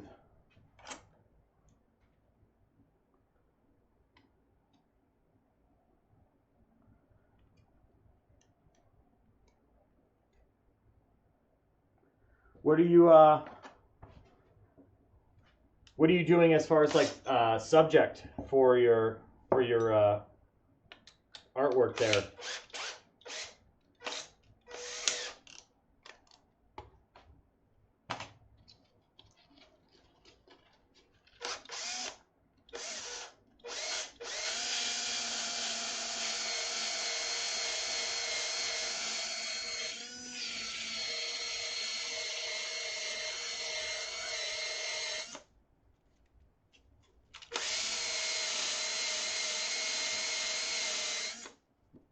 So, super smooth.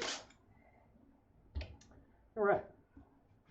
So we can connect that. Basically, we're just going to be connecting dots here.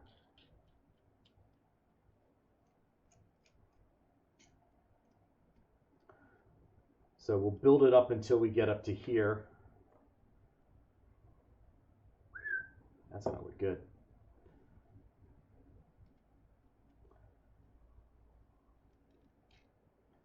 So we'll slice this guy, put a section of him down there.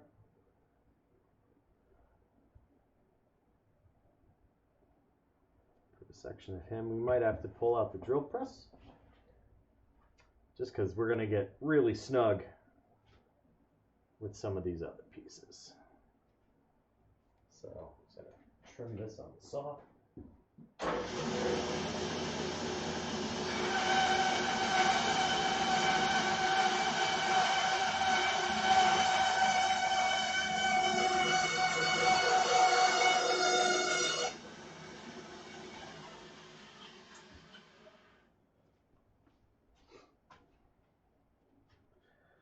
All right. start building it up. Woo! Big text.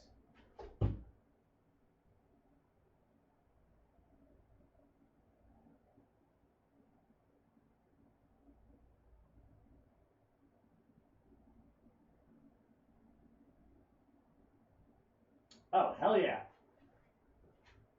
Yeah.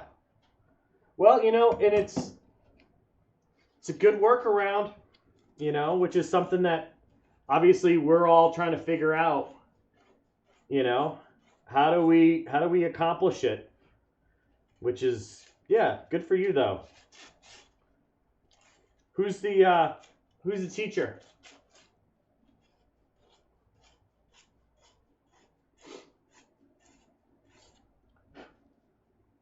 All right.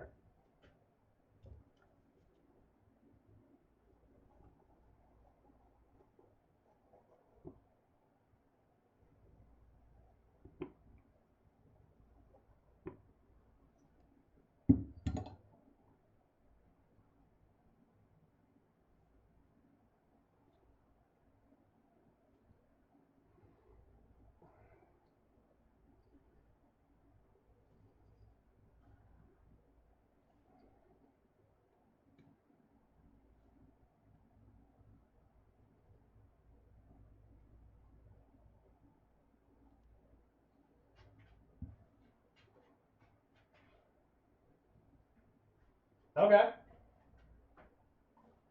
What so I don't even know what design class is this? Is this like a theater class? Cuz I don't even know that name.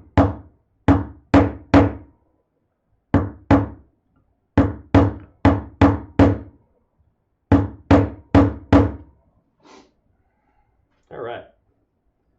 Close enough.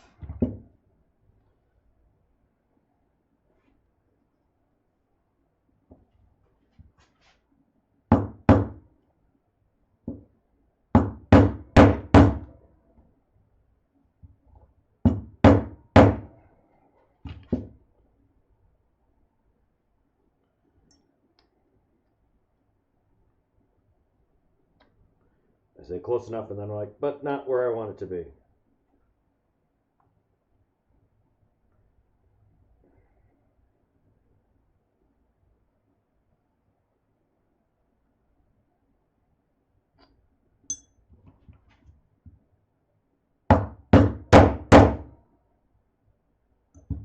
That, I would say, is close enough.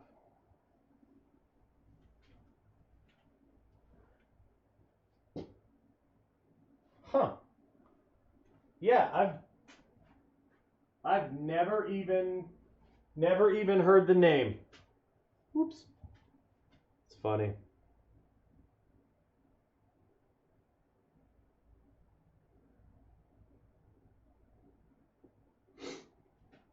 All right. So that piece, while we're at it, so I'm going to let that sit. I want to shape this down, so we're going to put that on there. In fact, one of the things I think I'll probably end up doing is, so 1/4 inch dowel, right? Made in China. Now, I want this to be pretty sturdy, so what I'll probably end up doing, by probably I mean yes, I'm going to drill a 1/4 inch hole down, and then we're going to join a bunch of these pieces together with our dowel pins, and that's going to help it stay a little bit more rigid. You know, the dowel pin crossing into this section here, into that one, it ties them all together with a mechanical fastener, just like a big nail, right? So just like on furniture legs, you're going to use a dowel pin, or so if we're talking joinery too, and this is something you had mentioned, Ash. So you've got, you know, when we're talking about, you've got mortise and tenon, where basically you have a pocket and you have a piece that goes into it. And then you've got dowel pins, right? Basically, just, it's a pin. You drill a hole and you use this, and these little holes, the slots on your dowel pin, they allow it to get glue in there and also expand and create a good bond with what you're mounting it into. I can't get, let's get that focus in there. So all those little grooves are going to help that glue stay in there and create a good bond. So dowel pins, same thing. You know, these are pre-made, but you can just use a plain old dowel in the same sense. And then if we were doing something flat, a different kind of fastener that you could use is called a biscuit.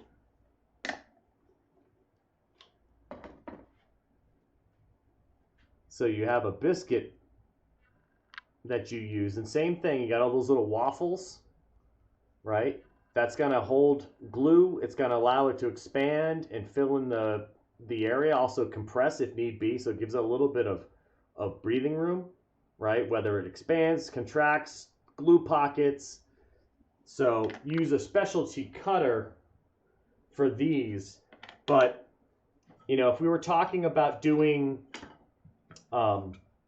say like a table, right? And we want to, you know, we're going to glue a bunch of pieces together like this.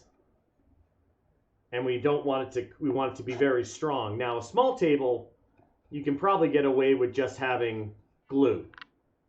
But if it's something really big or really, you know, we want to make sure it's really strong, you use a cutter, use a biscuit cutter, and literally it will cut a pocket.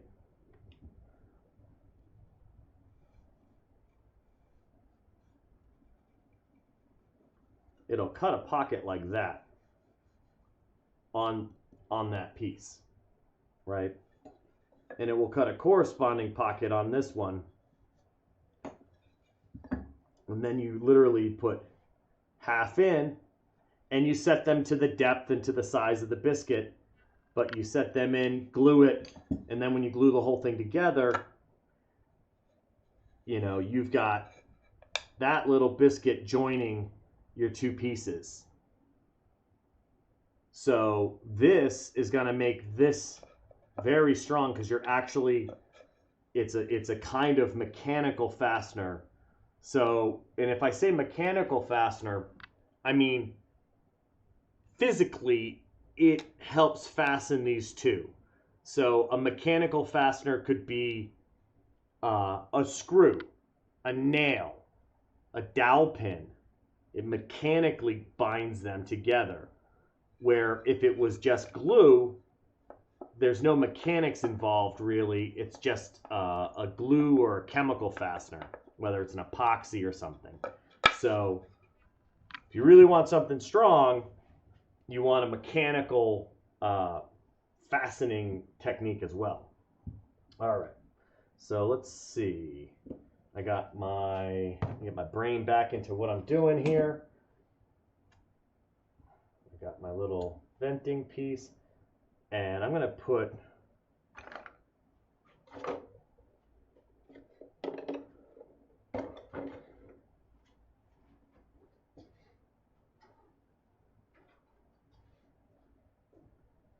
there's that one little section that I didn't like the way it looked when I cut it, so I'm just going to put something in there that kind of hides it.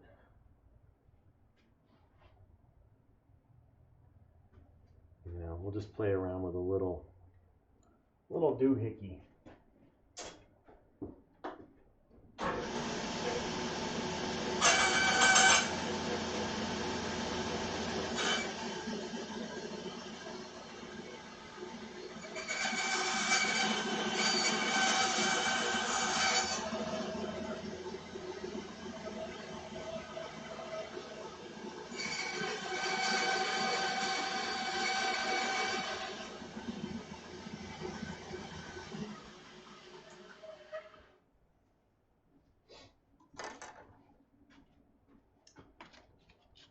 hungry.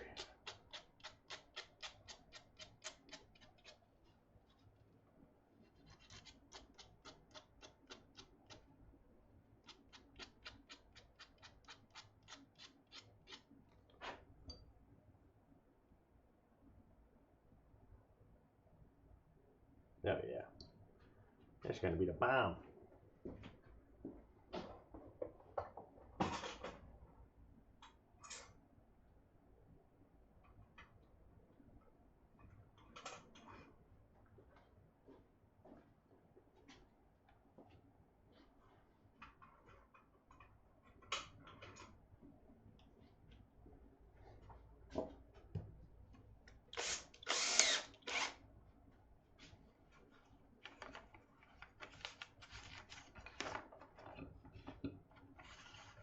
It's a mess. Mess. All right.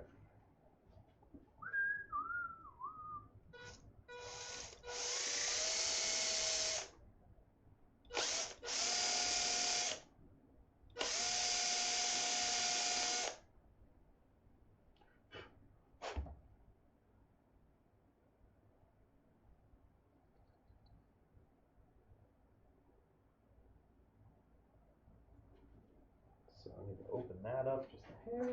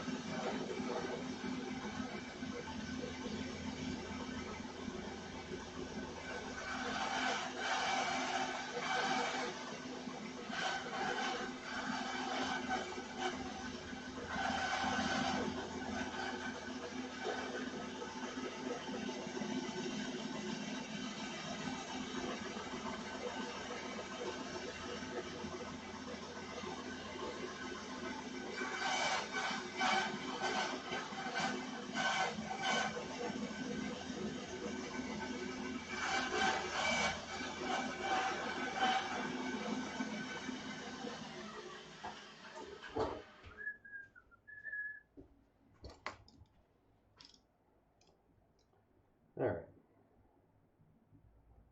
So, you know, a lot of times we got a bad cut, I figure out how to hide it. Sometimes it adds into the design. Sometimes you break a razor blade on your hand. Not bleeding yet. That's a dead old blade, which is good. All right.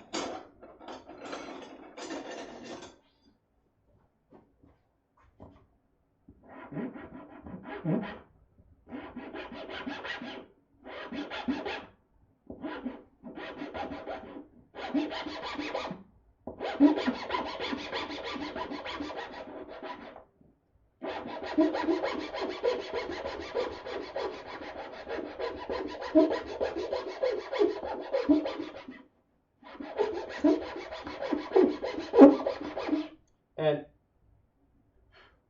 actually, Krista, if you're still here, are you using, when you're doing your stuff, are you using theatrical makeup, or are you actually just using like regular cosmetic makeup?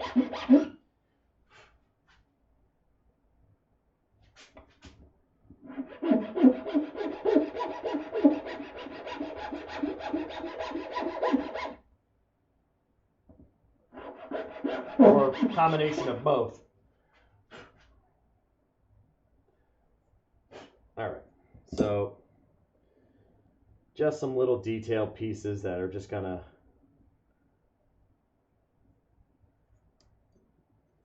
clean up our work here.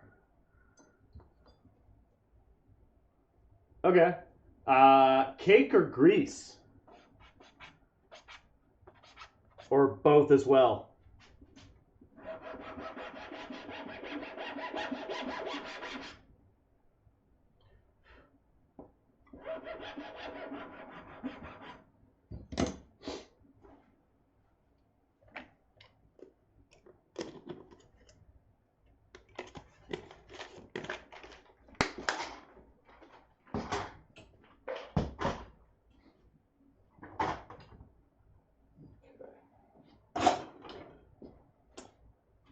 Getting there. So I want to drill in an end piece in here. So we're going to do that little 1/4 inch hole or so. There's eyeballing it.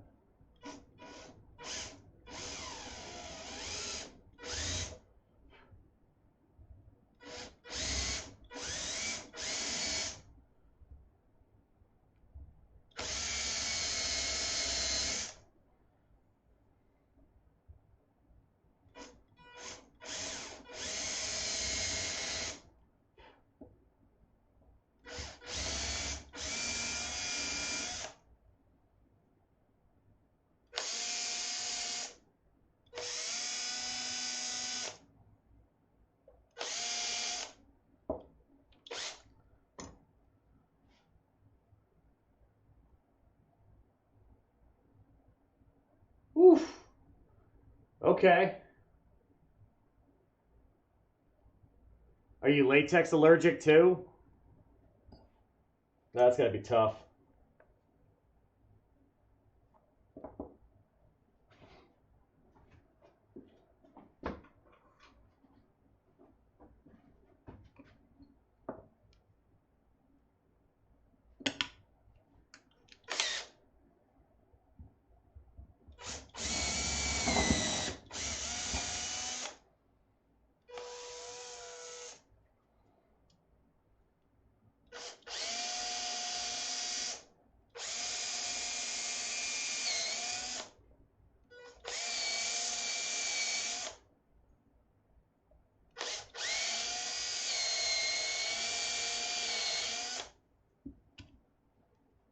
Oh, yeah, seriously.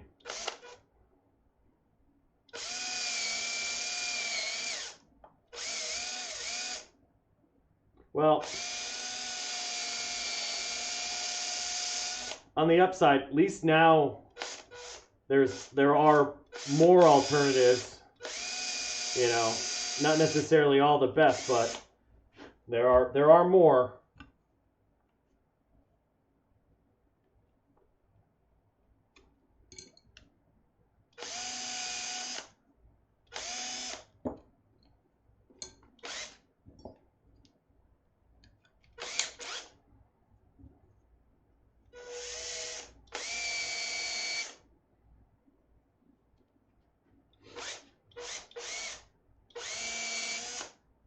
Oh. Oh. Damn.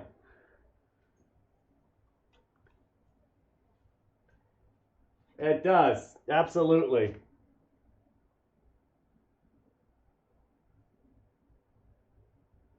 It's like, what do you want to do? I want to be a chocolatier or whatever they are, but I'm allergic to chocolate. Great.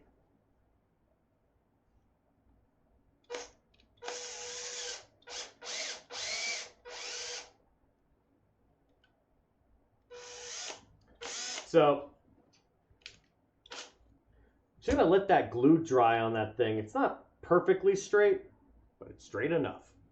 So, we're going to fill in all of this with glue and everything to make sure that it's really rigid and strong by the time we're all said and done. So, I'm going to start, now that I have this back piece I can start manipulating it a little bit more. So I'm going to go ahead and glue and start stapling some of these things in here. Now, micro pin gun. I think I'm at 90 psi. He's been oiled recently. Don't need the small ones. What's your favorite, I guess, like style or genre when it comes to doing makeup? What do you like? I mean, we're talking like full transformations. If you had a preference, where would it land?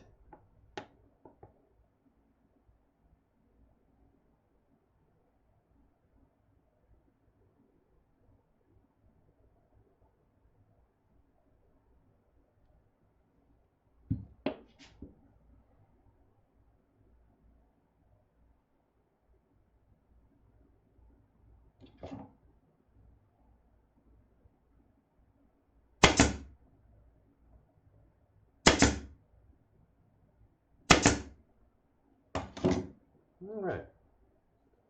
We got our little dial on the back.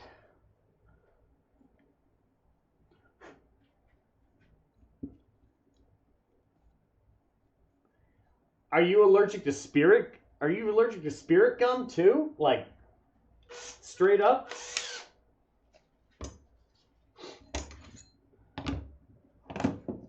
I have a love-hate relationship with spirit gum. Mostly, it never really works exactly the way I need it to. There's times where I'm like, yes, it's worked perfectly. And then other times I'm like, it's not doing anything. So we're going to use this. I'm just going to soften up these edges just by using a little bit of sandpaper and just putting it in the groove. And it's really just for looks. I want to break up our design a little bit.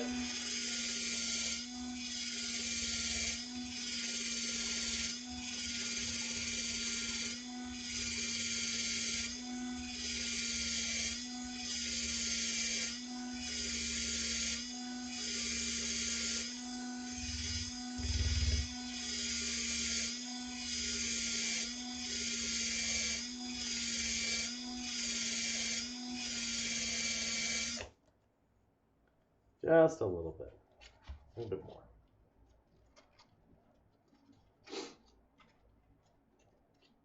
So kind of using the drill like a lathe, actually. So a lathe, it's like, you ever seen somebody turn like a bowl? It's got a motor on one side, it's got a pin on this side. Basically, kind of looks like a drill press turned on its back. And you put your block of wood in there and you spin it. And while it's spinning, you come in with knives and chisels and you basically shape it. Now we're doing this kind of with our drill, and it's just we want to be able to spin something that's cylindrical.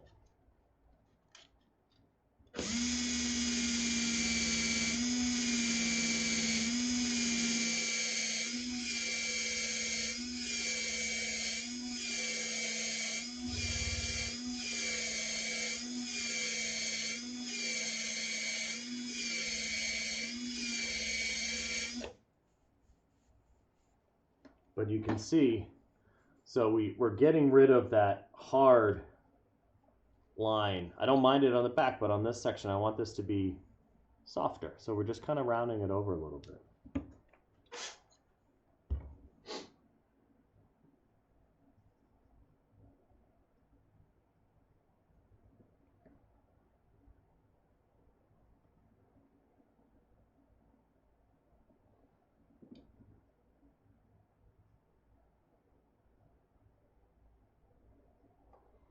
All right, let's see. Do a little trim.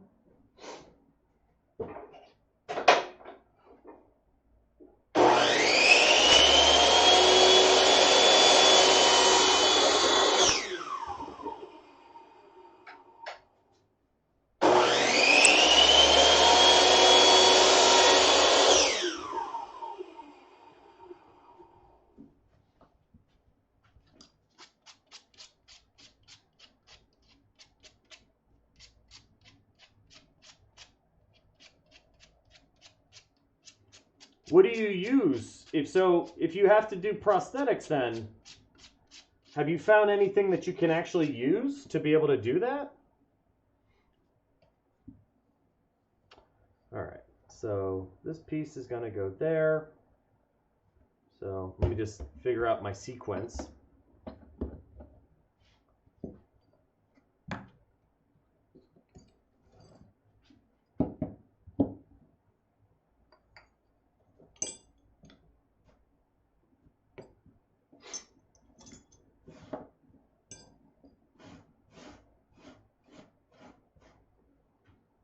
So let's see, handle, something,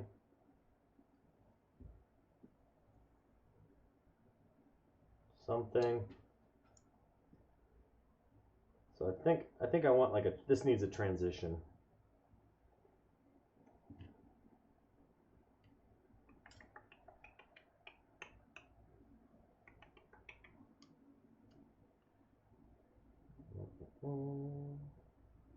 Wouldn't be bad. So this needs to be recessed or something in there. Transition. What did I just cut? I just cut this piece. Is it the same size as that? Yeah. Meh. So that would work up there for my transition.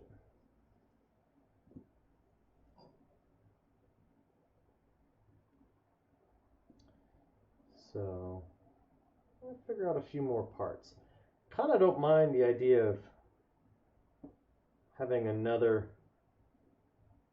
piece of that being seen. Would be kind of neat.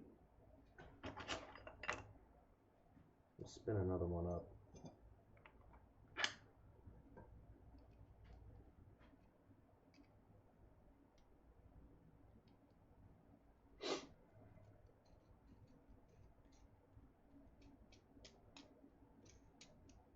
You know what we do too on this? If this is going to be our transition, we're going to, let's just put or part of the transition, let's just put a flat side on it.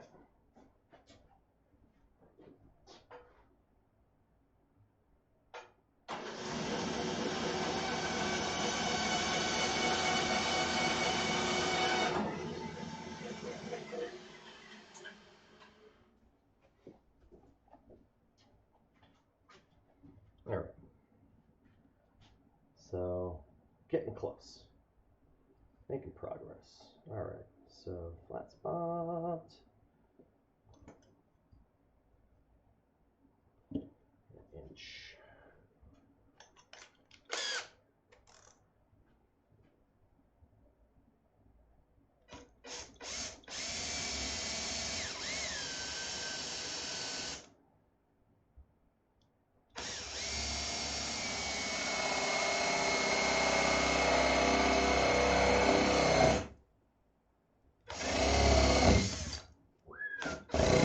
Hold the square side, Jay.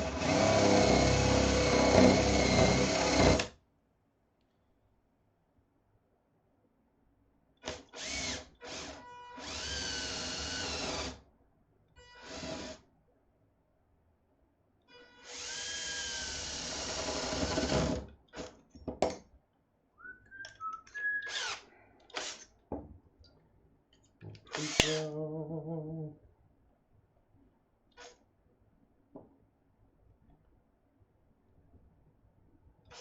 you're already there.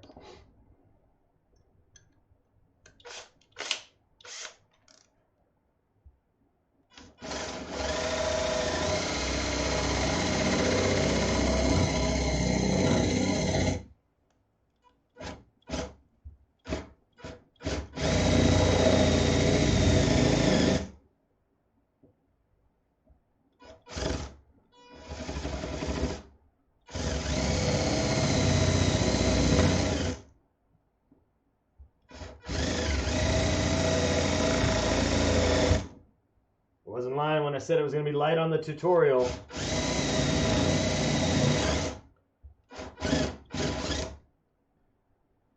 All right.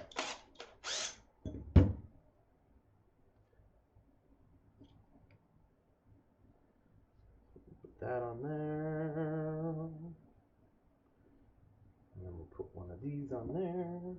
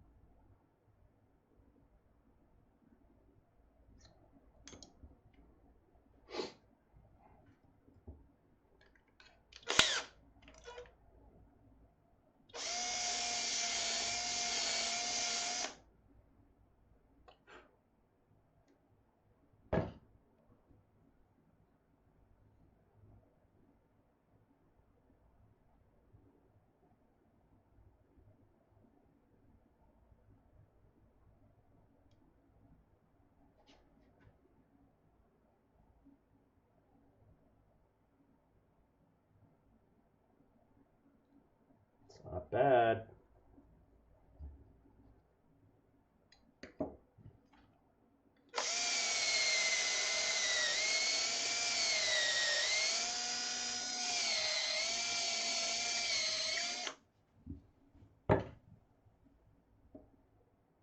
In fact,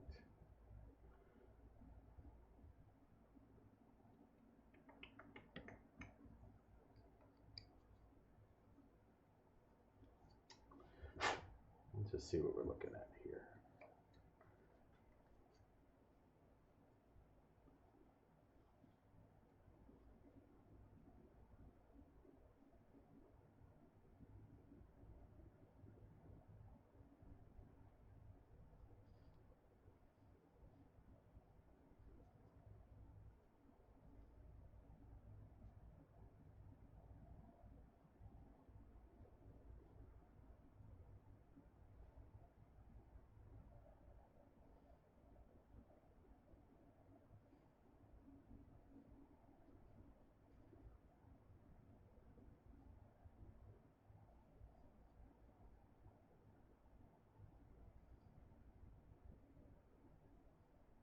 So any kind of like oddities here are going to be super obvious. So we want to make sure that we're attaching them in some sort of happy order, or even just like straight.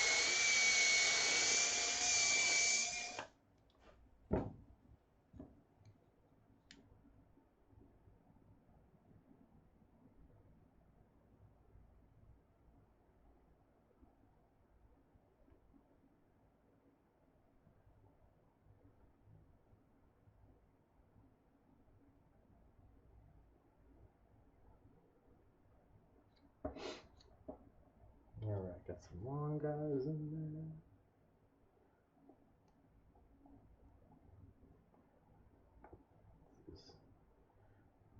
What did we have to do in class? Just nothing. Welcome to Monday. Monday. Feels like a Monday.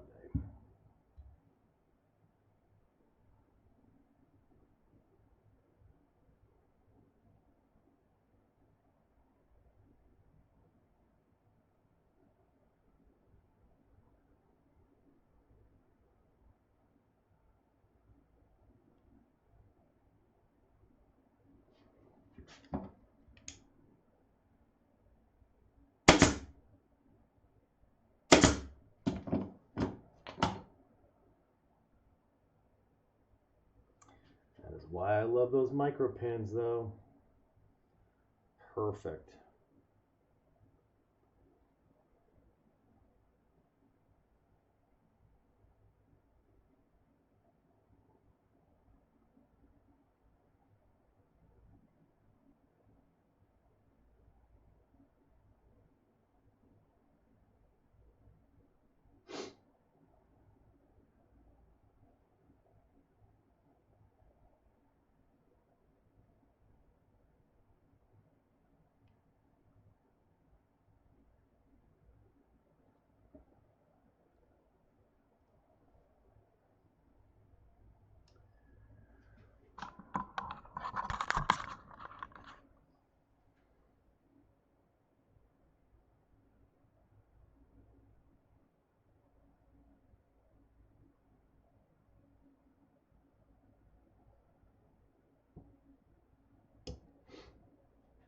Let's see.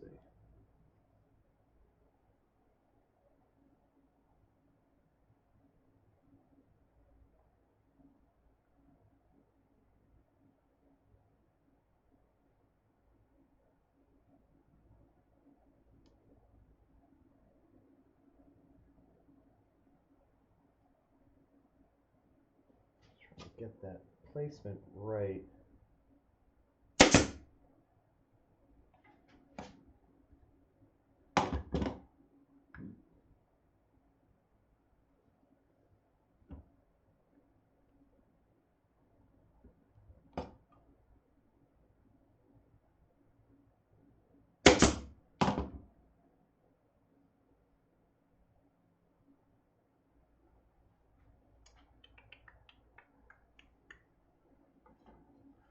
This is where I made those pieces.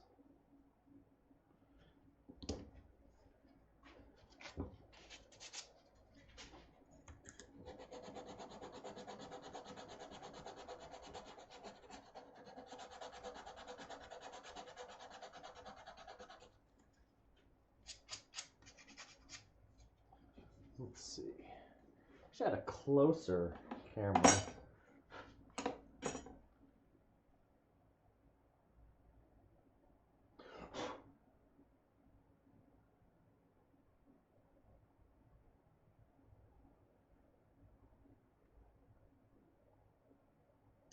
I'm looking for remote control.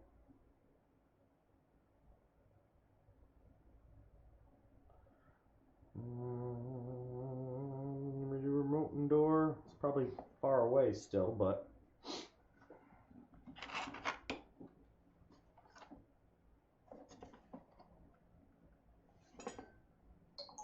better.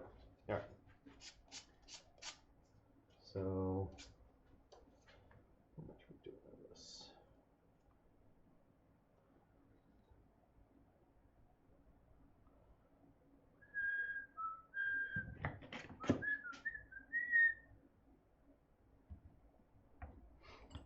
So a lot of times if I'm worried about the bandsaw tearing, I'm just going to use this coping saw for a lot of my little stuff, just because it doesn't take any time to do it.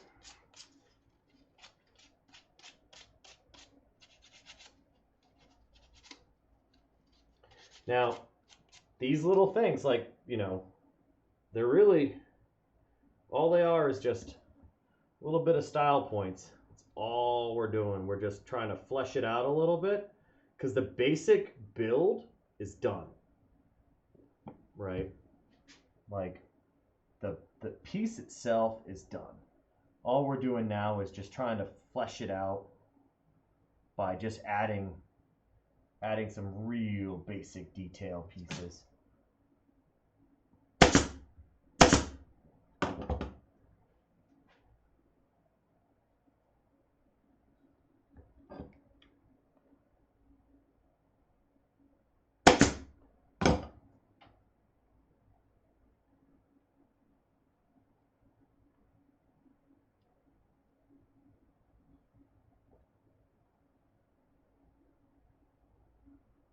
Just a little bit of style.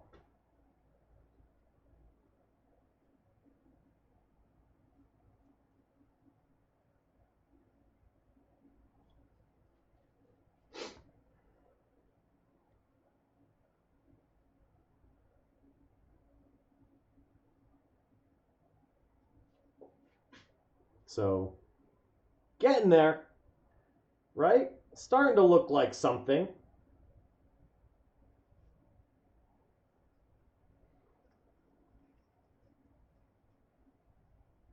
It's getting there. In fact, at this point,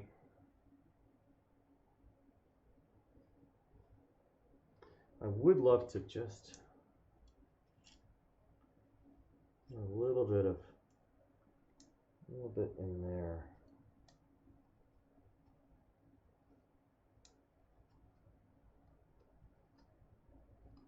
Just lost a little bit of that detail.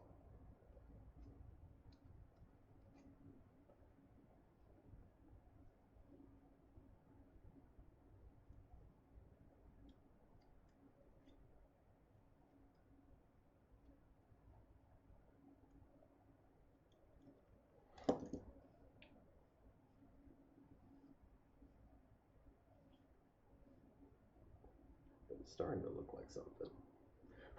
So let's glue this up.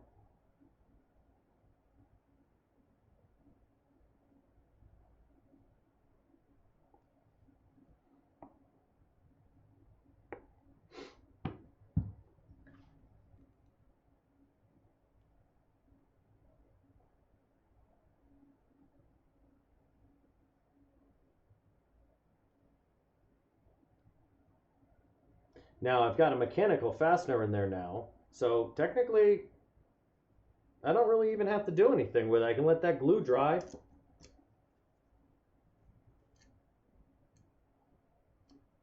And it'll be plenty strong. So I'm going to come back in when everything's dried up. Wow, it's windy out. It is really windy out. So when everything's dry, I'll come back in with like a smaller file and we'll just start doing a little bit of shaping.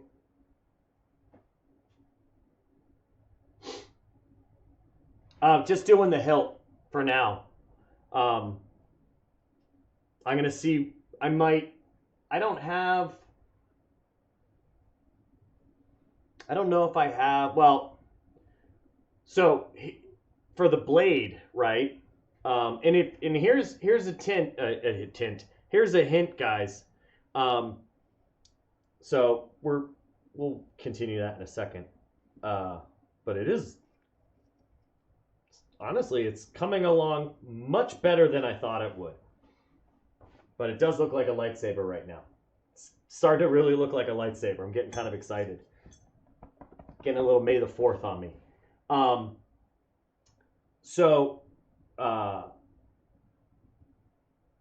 If you're ever doing things... Oh, it's brutal, right? I mean, I got a garage door right here, and it's insulated, but, like, it's whipping. I'm on top of a mountaintop, too. No joke. Technically, I guess it is a mountain. I don't know. I'm high up. I'm high up where everybody else is getting rain, and I'm getting snow last week. So if you ever need to do something out of, say, neon, you need to fake neon tubing. you can literally use clear, so you can get pipe insulation, like pipe, just like heating pipes. And you're probably familiar with like the black foam or the silver foam, but they also make clear foam pipe insulation. And that clear styro or the clear foam, like a pool noodle, right? But smaller.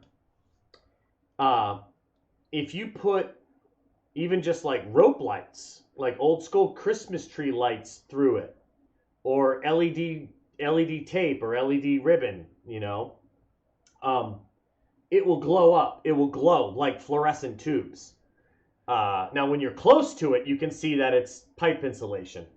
But if you ever need to fake like a sign, you can literally, cut the sign lettering out of wood, put this pipe insulation on top of that wood, and run LEDs, and it will, from 20 feet away, it will look like fluorescent tubes. It's pretty cool. So if you ever found yourself needing to make those, but there's things, and it's, once again, this is like, these are the things you put in that cookbook, right? Just in case you forget. You're like, how did I make that again? Oh yeah, I used this. Okay. All right, so I'm going to do a little bit of detail work up on here. Just some little things while the rest of that glue's drying up, and then I'm going to cut a couple different pieces.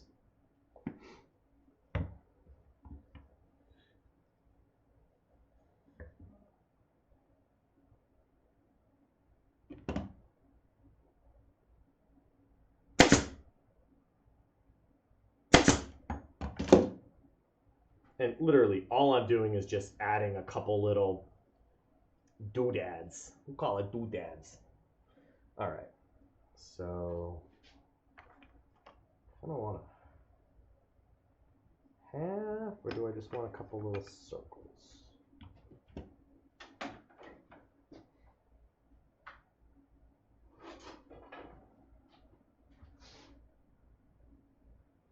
Yeah, just two little buttons. And these are going to be really small. So let's just make these out of.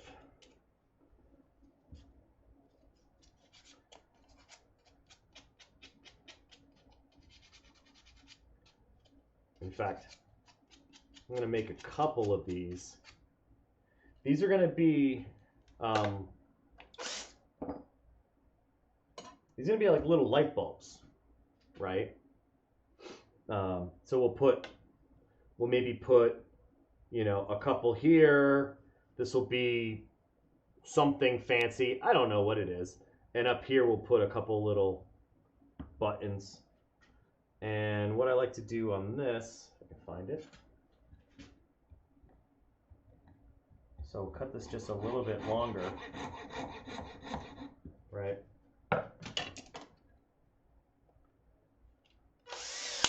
Put it in the gun.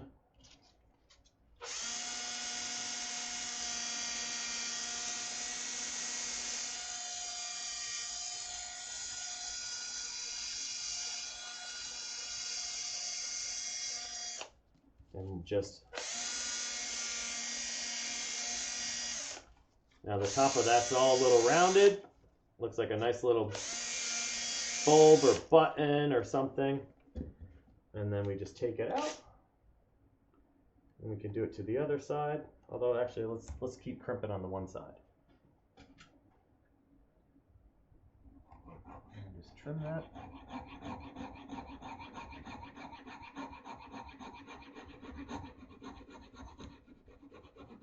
It's what I've noticed with these little scrap wood builds is it doesn't, all of these little things,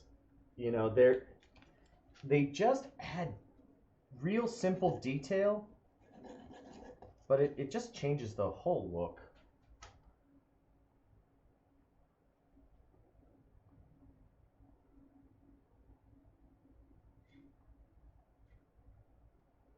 Yeah, man.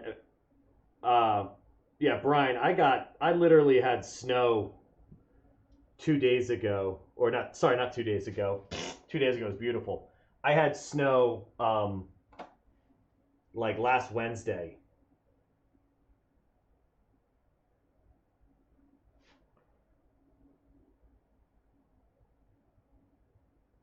It was ridiculous.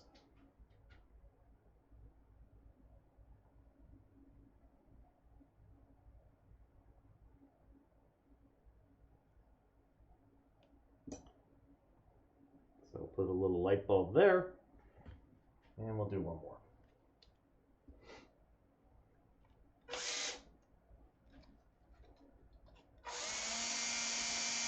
Also why I can't wait for like real weather. I mean, I won't get to enjoy it as much as, or none of us will, as much as we'd like to, but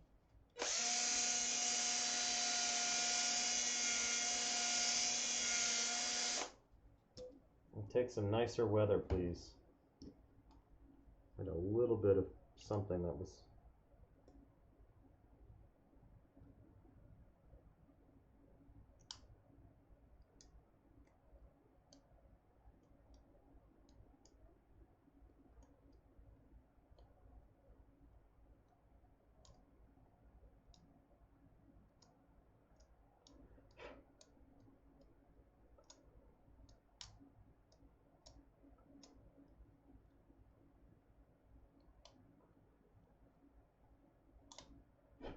All right.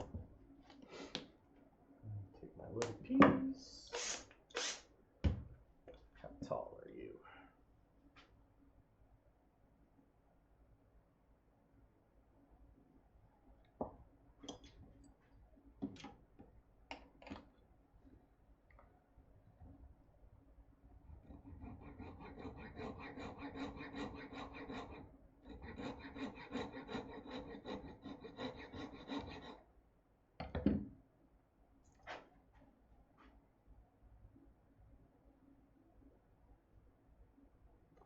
Oh, yeah, I don't, so here's a,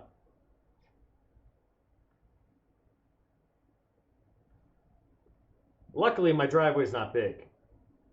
But here's a life lesson, if you guys want a life lesson.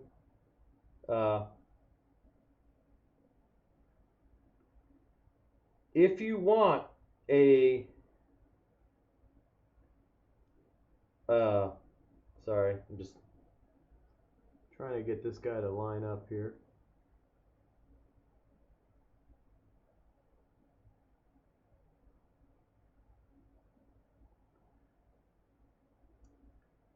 If you guys ever want to have a mild winter, when you guys are older and you have a house and a driveway or a car you have to shovel, if you ever want a mild winter, buy a snowblower, because I guarantee you the first year you buy that snowblower, you are not going to use it. Have all your friends thank you, because that's how karma works. If you buy a snowblower, you will not use it that first year. You'll use it the second year and the third and the fourth or whatever, but you will not use it that first year. That is just something I've noticed, and it seems to be pretty accurate so far. But yeah, luckily my driveway's not that bad. I have a snowblower, but it's, you know, it's the only reason why I really have a snowblower is for those days that if I had to leave my house really early in the morning and there was snow, I just need to be able to like get out of here. All right, so I think what I'm going to do here is we're going to do like a little, maybe like a switch, and then we'll do two little lights here. And for these lights, let's do, maybe we do two different sizes. Let me see what I've got from in my little scrap bins.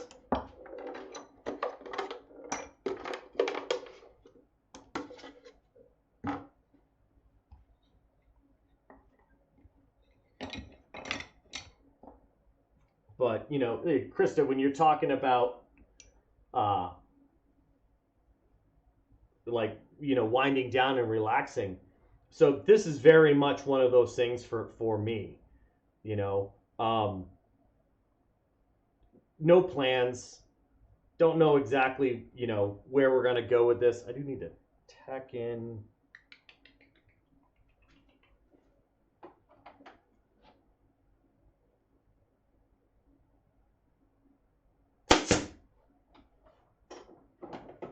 So no real plans, but and that just allows me to kind of just like play around with it.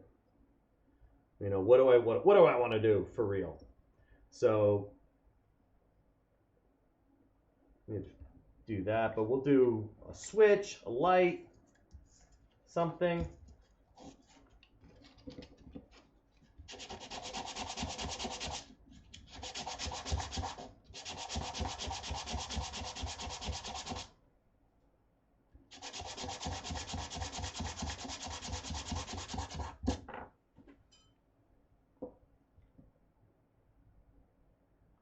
You know, one little slice of this would be a nice transition.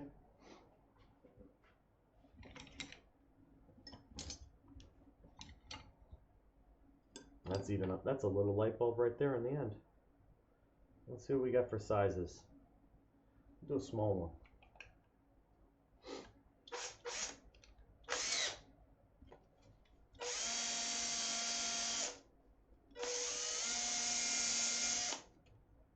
In fact, let's do.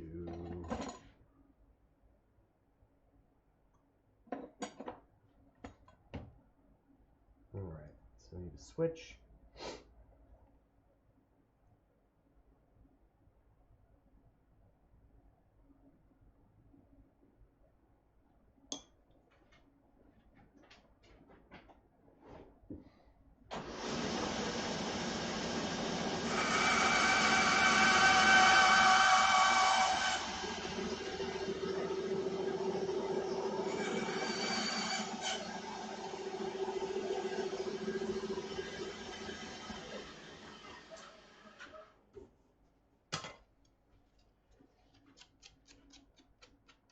Now, these type of projects, these are one of those things where I also would, when people ask if you sell these or whatever, and this is for anything, you know, there's a difference between, we talked very briefly about being able to create businesses around some of these things that you like to do, and whether it's viable or not.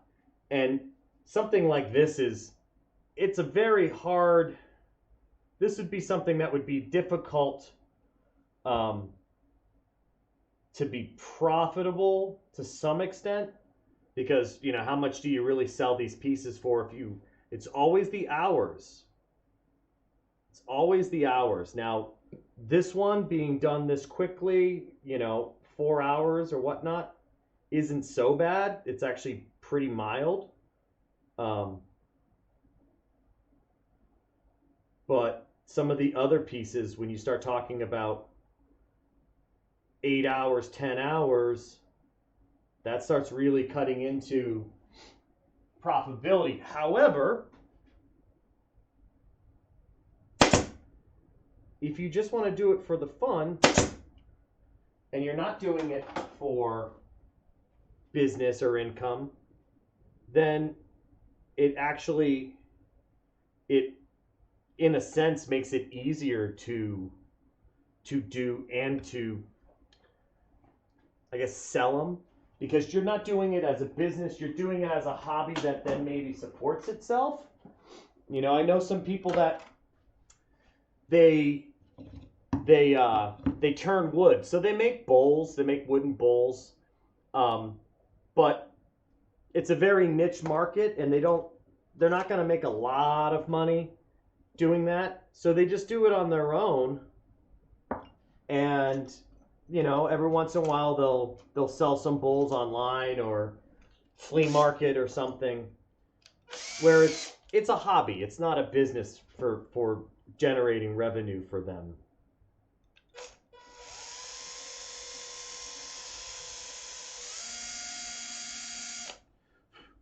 which it's not a bad deal if you know if it's the process that you like, then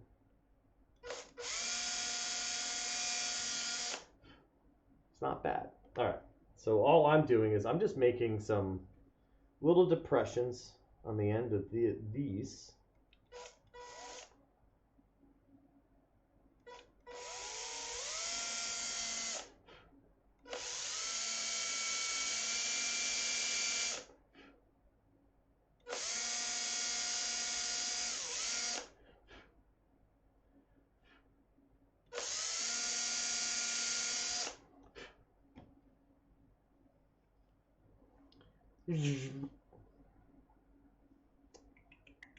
Okay. Let's put a couple lights.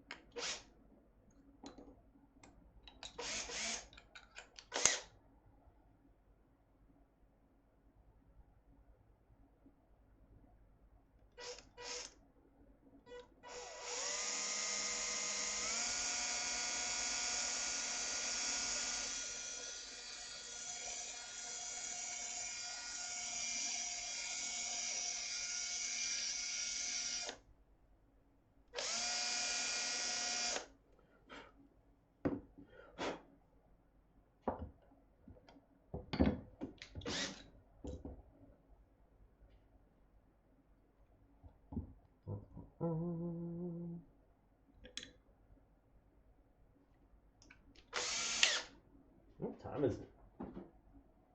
Actually, kind of curious to know.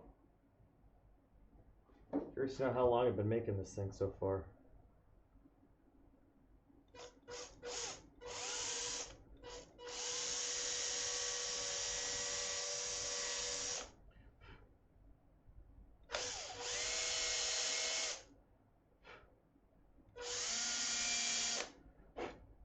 Now, I would say a wiser person would use a clamp once again to do some of those things.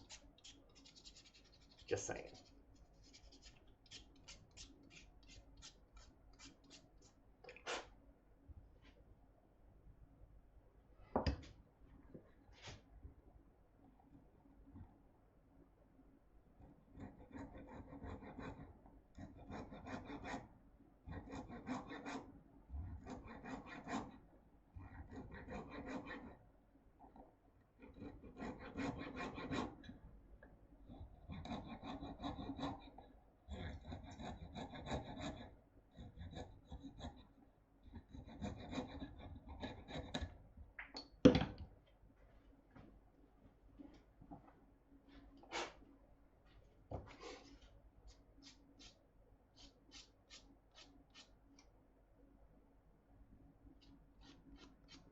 Brian, what's your concentration again?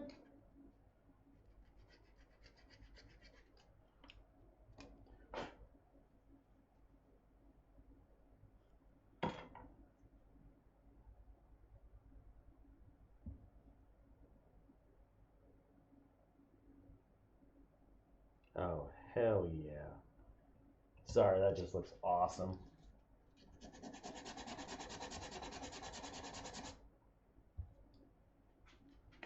Getting excited about little bips and bobs.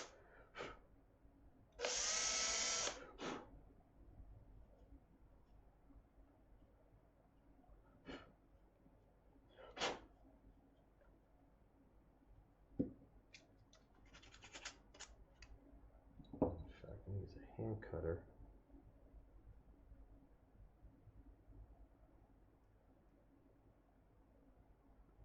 If you're careful enough, you can actually use drill bits with your hands, especially if they're sharp.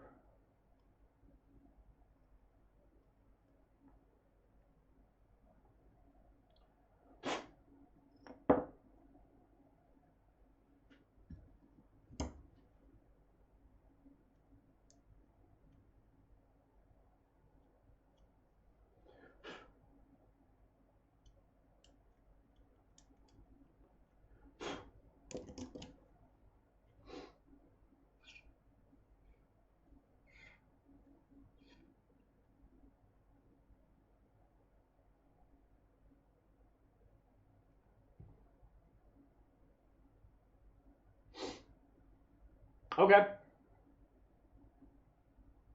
Nothing wrong with being undecided.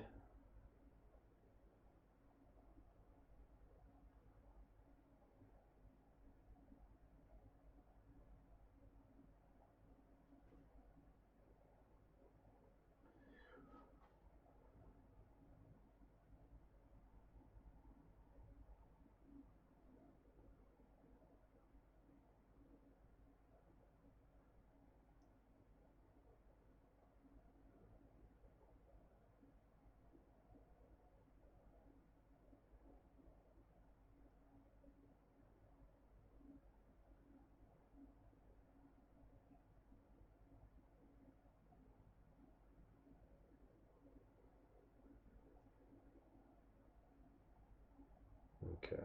Now that little guy, it's so small that I know if I shoot a pin through him, he might still open up. So this is activator. Um, it just accelerates the curing time of super glue, or CA. So super glue will dry quickly on its own, but it does require a little bit of moisture. That's why it sticks to your fingers. Glues your fingers really quickly.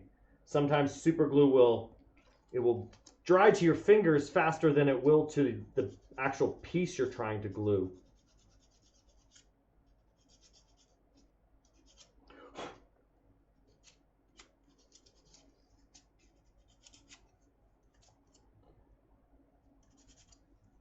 And the super glue was designed in the 1940s as an adhesive for World War II cockpit gun sights. I believe the first medical use of super glue was repairing tortoise shells. But it's also, and like literally, so super glue, crazy glue, CA, all of this stuff. It also has medical, so they used it to repair tortoise shells. But it's also used for kids. They worked on it during the Vietnam War for expedient suture. So a way of being able to do a lot of sutures in the field quickly. So like stitches, basically gluing someone back together. And they still use it in the medical field. It's called Dermabond, I think is one of the names. And a lot of times they use it for kids.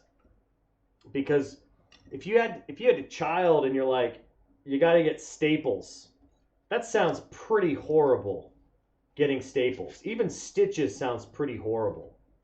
But if you say, we're just gonna glue you up, well, that doesn't sound that bad. That sounds okay, especially if you're a child. So that's where it first started, or where it is now used in the medical field still. Random trivia for today.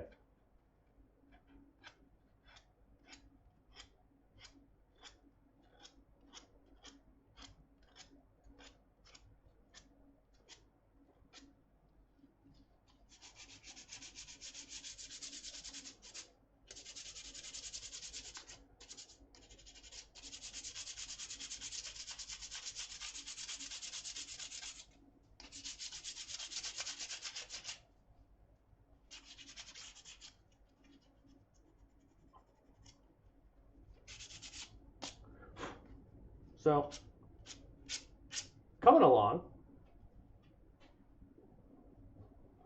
our little knob, whatever, we'll fill in some of that. That's just where the dowel chipped out. We'll clean up some of the stuff, but got a little switch. I'll put a little light here as well. We got these little guys up top. I don't even know what they do. Who knows what they do? Yeah, totally. Yep, absolutely. Dermabond.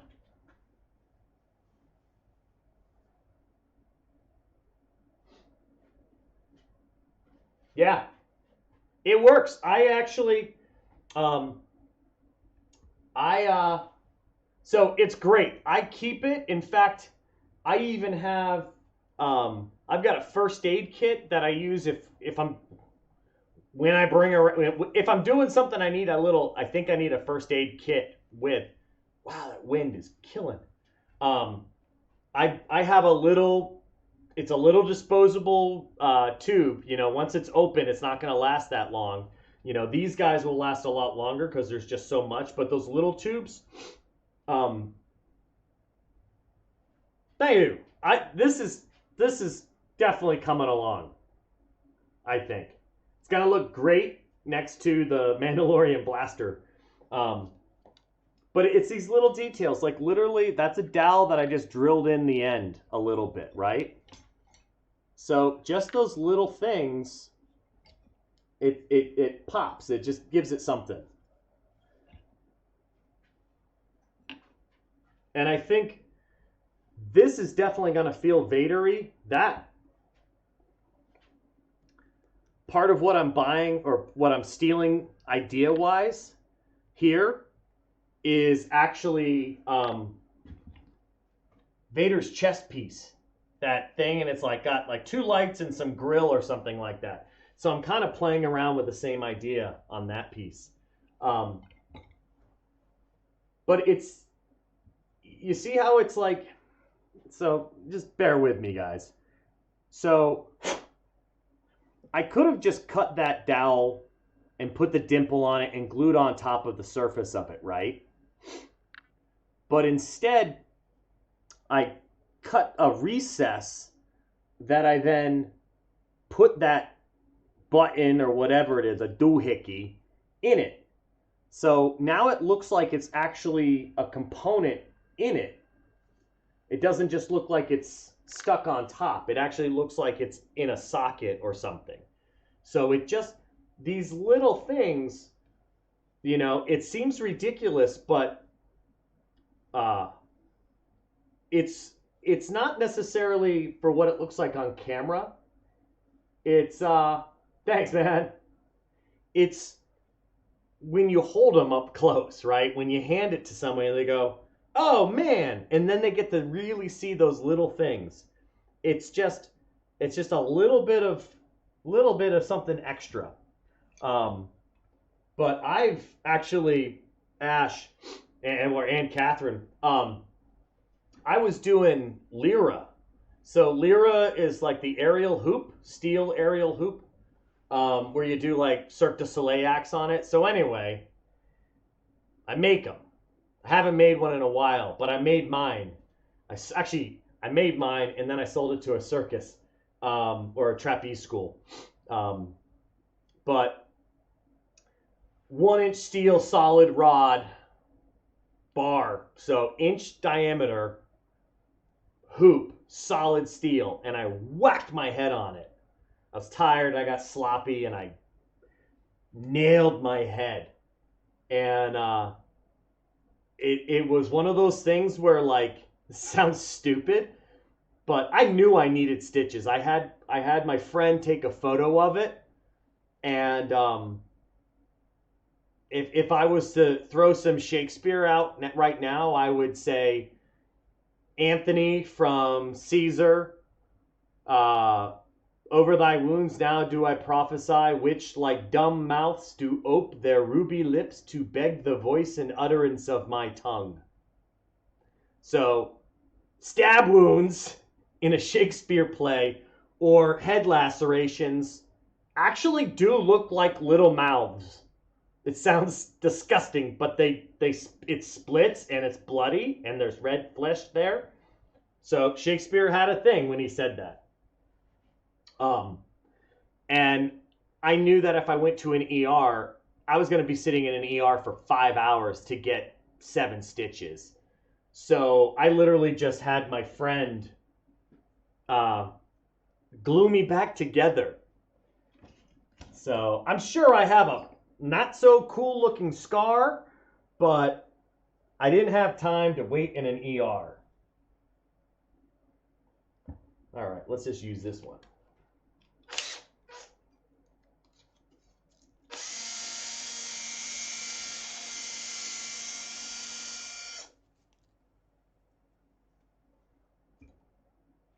And also, so talking about a lathe, sometimes if you're drilling something, sometimes you're using on a lathe, instead of spinning the drill bit, you actually just spin your material.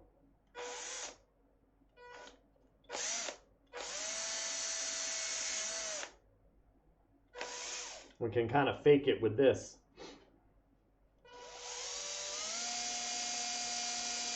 So I'm actually drilling into the end of it just to create a little dimple.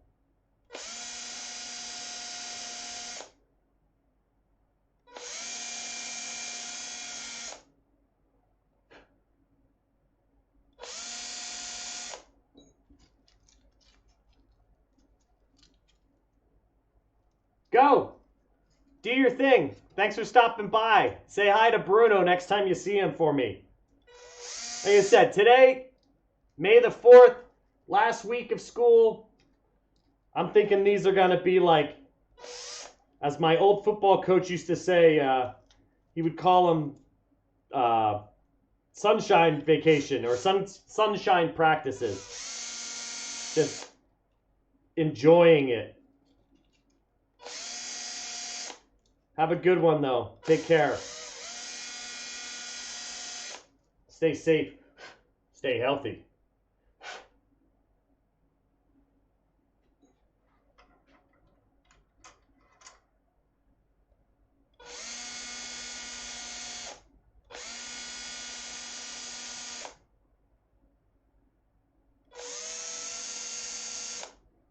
All right. So I'm gonna put that little button in there. I think that's gonna step up. I'll put the second little button in here, and so let's go for one more. And then I'm gonna switch over and start working on the top. And then honestly, it's our little diffuser thingy up top, and then we'll might want to play around in here a little bit. It's a little ugly. Maybe hit it with the sander. But button, the diffuser, whatever we're calling it, and then just these pieces, and then we're probably, for our 4-hour or whatever time it is build, that's probably what we're going to be looking at. Okay, so let's cut my little switch out.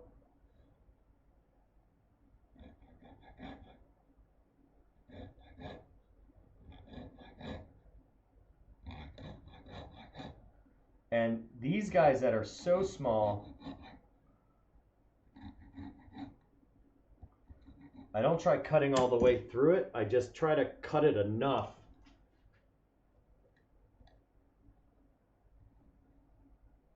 that I can roll a blade around it or something, because if they sometimes just want to just crack.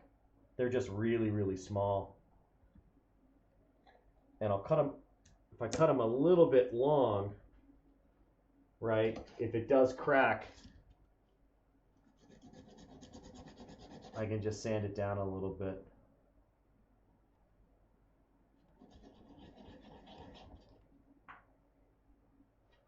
No! Where'd you go, you little sneaker? All right, cool. So, got that last button.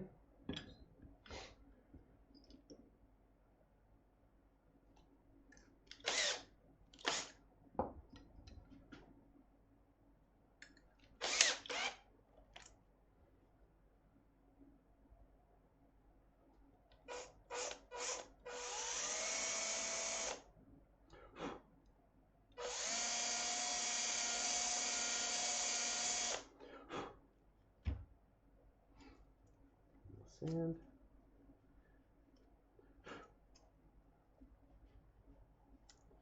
But, so here's the thing, right, though? Here's the thing. That is definitely one of my sayings. Here's the thing. But here's the thing. one of the things to think about is with what I'm doing right now, guys, you know, I mean, obviously, this is definitely prop, right? Definitely more prop than anything else. But technique-wise, tool-wise, still all the same. In fact, one of the things to definitely think about is the fact that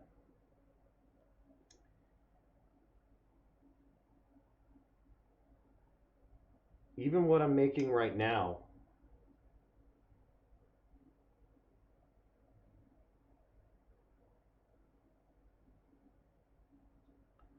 does not require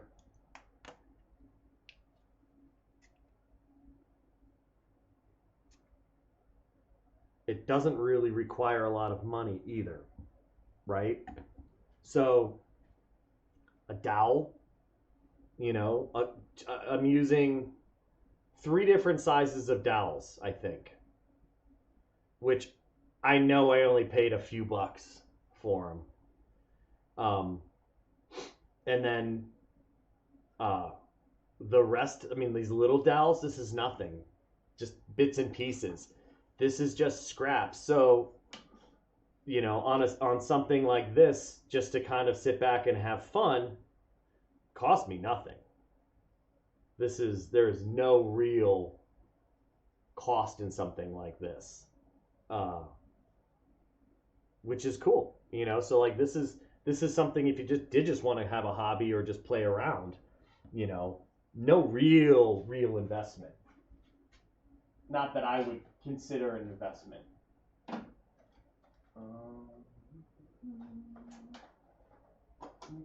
Four.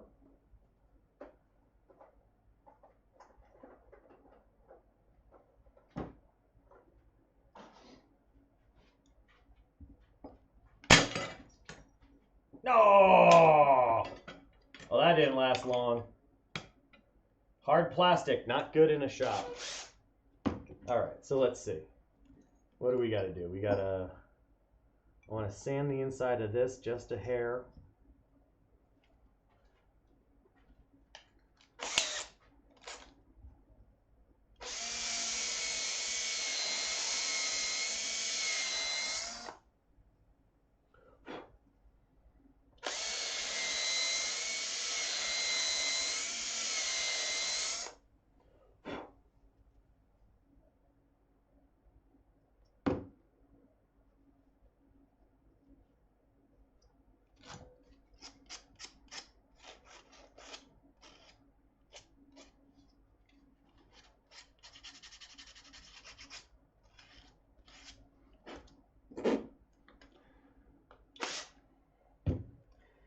In my spare time, I like to blow sawdust in my face.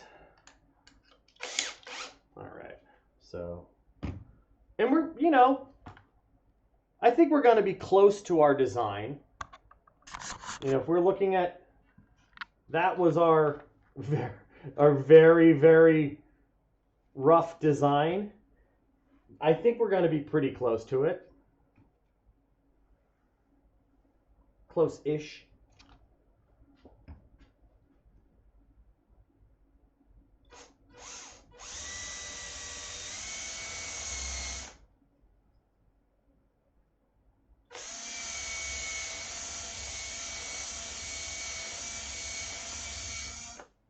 I'm making this hole a little bit bigger because this one is not definitely centered.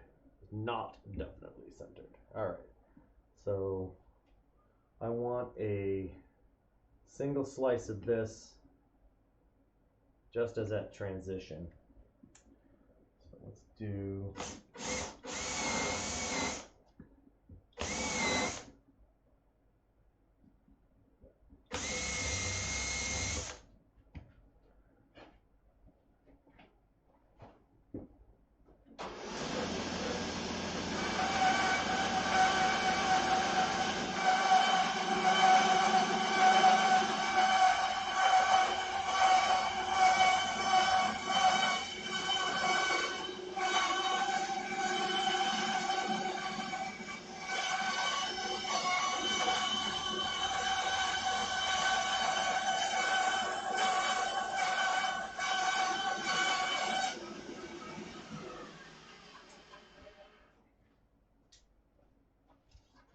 So using a bandsaw for that cut, but you know, we could be using just a coping saw too. I'm going to use the coping saw to finish it. Now, these saws are not normally made to be cut like this, cutting horizontally. These saws are actually they're made to be cutting, I don't know. They're like a jeweler saw. So normally would be cutting like this with this saw. But I can do it like this for what I'm doing, and that's fine. You know, but this is not how you normally would use this saw. Just want to put that out there. It's just a very small blade that, one, is handy. I have some other ones, but definitely they're a little bit beefier and not worth it for something like this.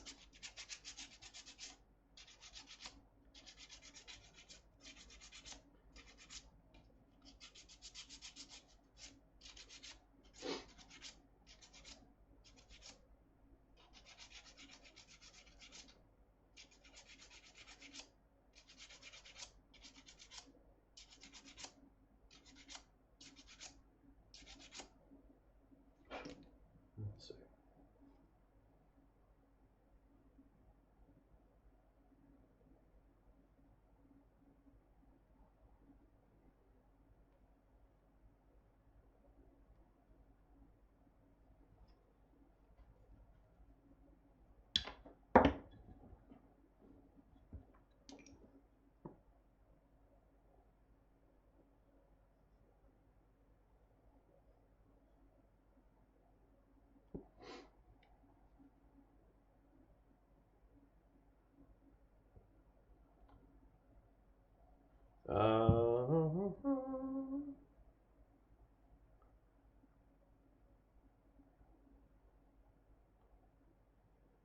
Well, you know, same thing.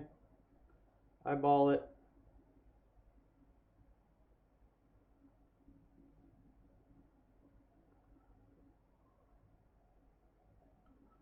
Part of, I don't know if I've mentioned like why I even do these ones, but like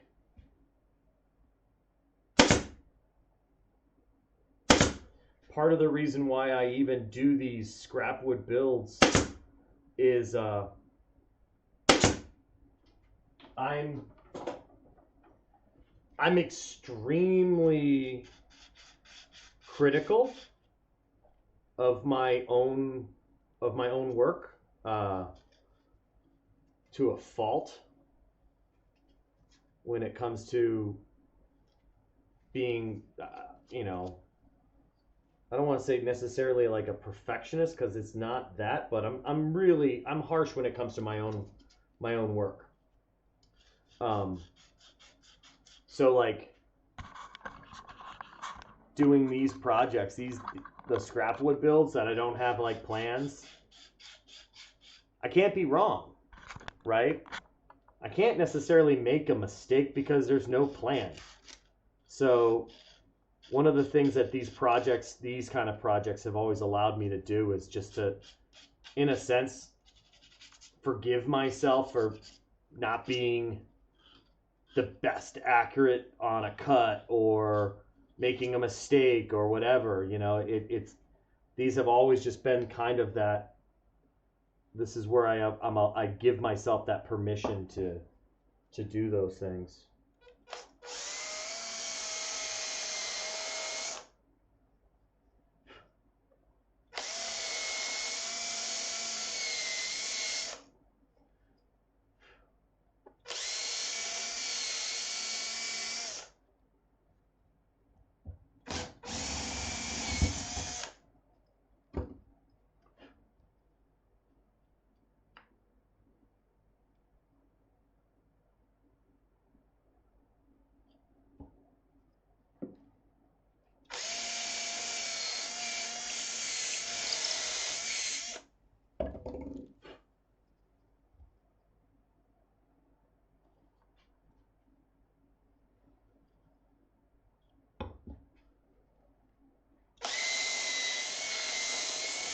I'm just gonna make this hole monstrous.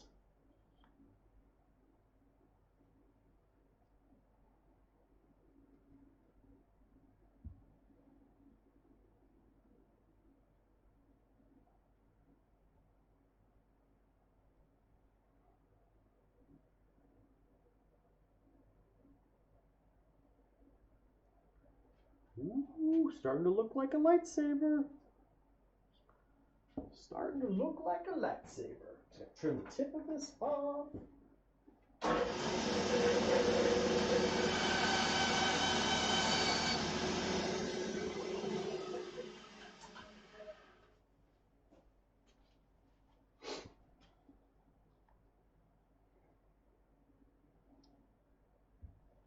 right, let's see. Where is my... So I'm just gonna make a pencil mark so I know where like the top of the hood is. That's important.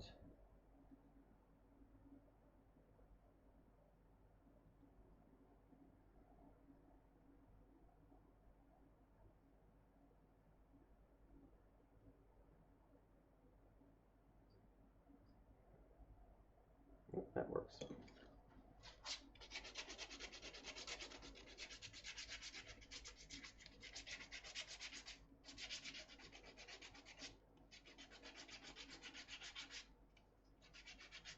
I gotta tell you, I'm actually really kind of pumped that I'm gonna get the lightsaber done today. Perfect. May the 4th. Getting it done. Absolutely. All right. So I'm gonna grab a different super glue. In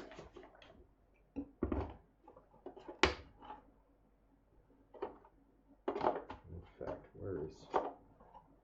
use some gel. I never use the gel.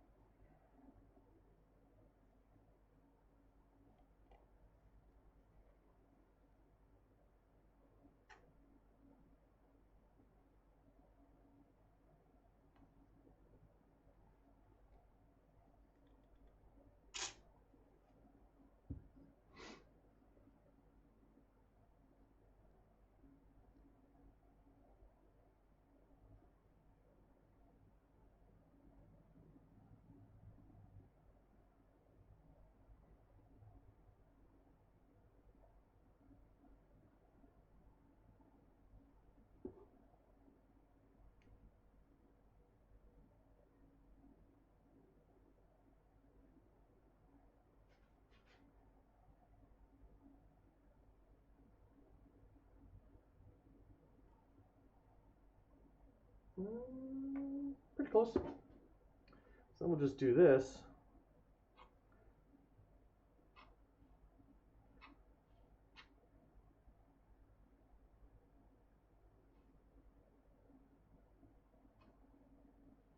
Come on.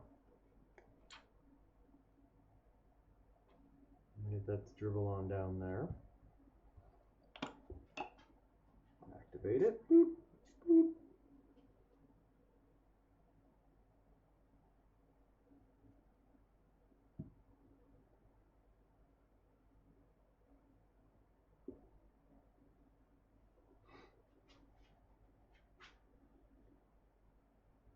So far,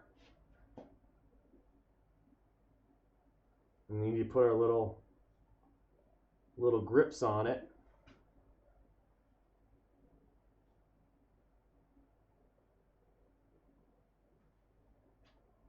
You know, we're going to smooth it all down too.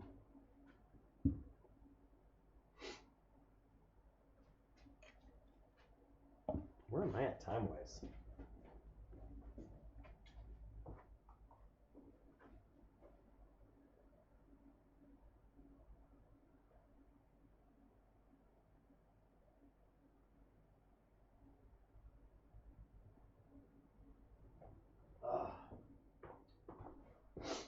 All right. Now,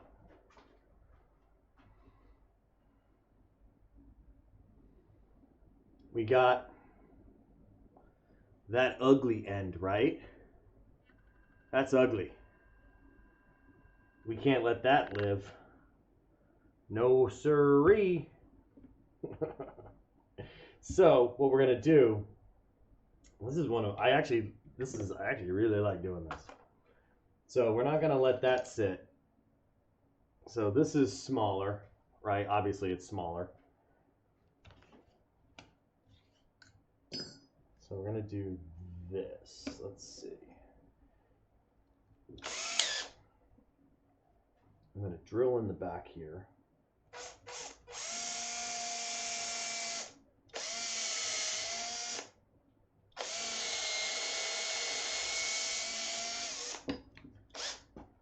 And then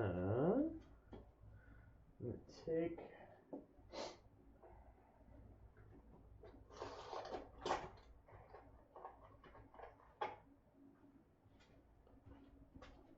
take this screw.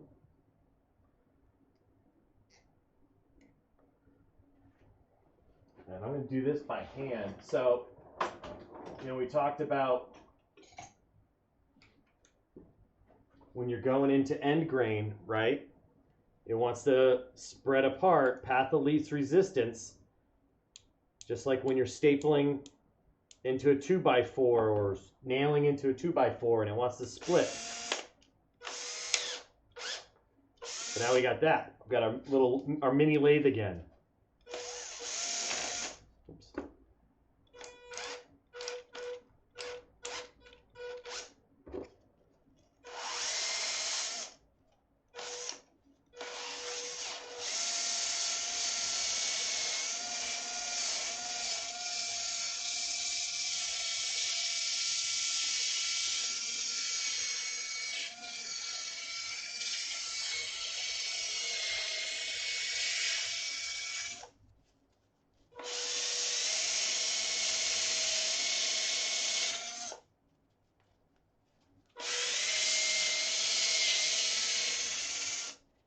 Also probably start a fire. So we're gonna, I'm shaping like a lens on the end of it.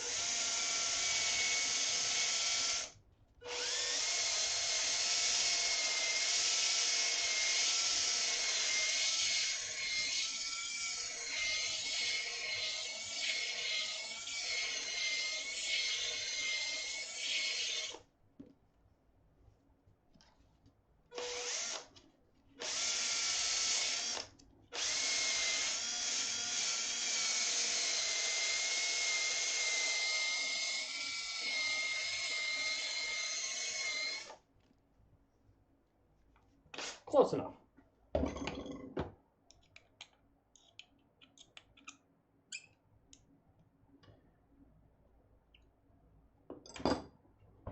we'll take this over here.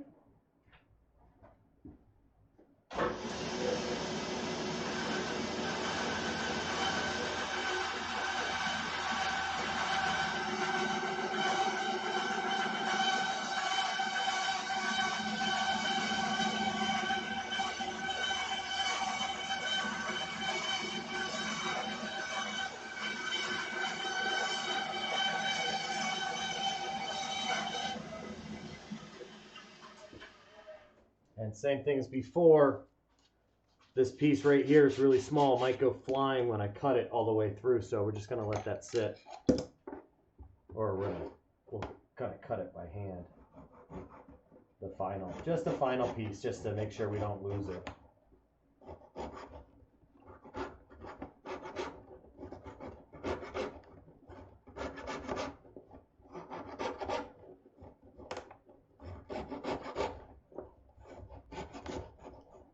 And most coping saws too are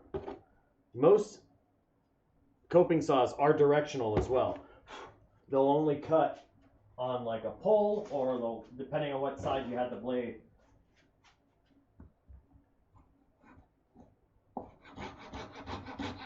I don't want to cut into my box. Yeah.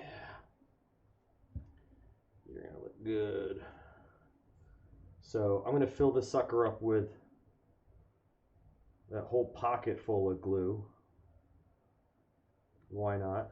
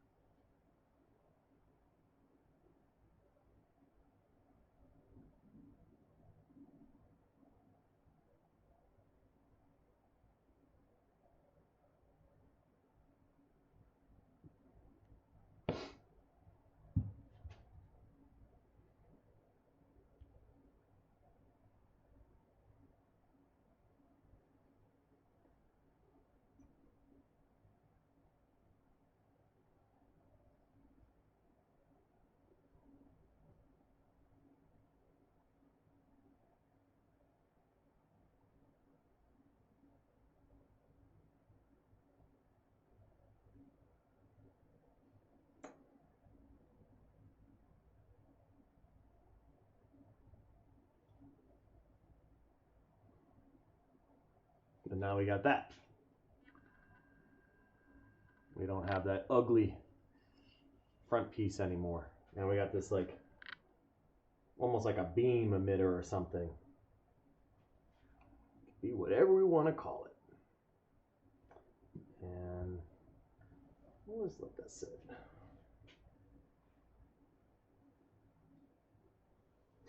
All right, so let's think. 1, 2, 3, 4, 5, 6, 7, 8.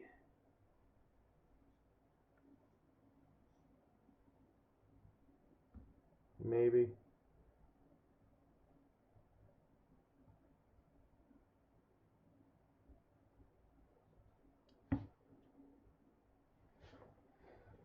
It's coming along.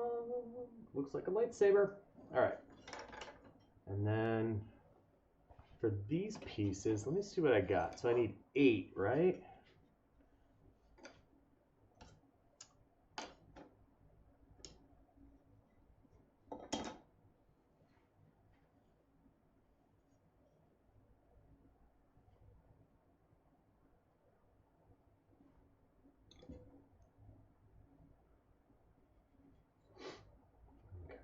If I slice these down,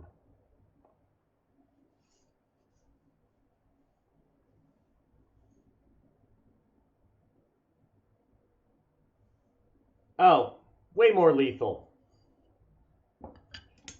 Yeah. Because you think about it, right? Let's just be... So, Harry Potter's got magic. That's it, though, right? Where if you're a Jedi, you've kind of got magic too. Like, there's stuff within the Force that's definitely like a Force push, telekinesis kind of stuff, you know? Being able to like trick people, Jedi mind trick, making them see things that's not there. So like, I would say if you're a Jedi, you've got, I'm just looking to see what woods I want to use to do this. This is probably ideal. Yeah, I think if you're a Jedi, you've got mild magic skills. And let's be honest, Harry Potter, in the grand scheme of things, if Harry Potter's not in a children's book, Harry Potter is dead. That's where Harry Potter's ability stops. Not in children's book equals Harry Potter fatality. He's just not, he just doesn't have it. He does not have it.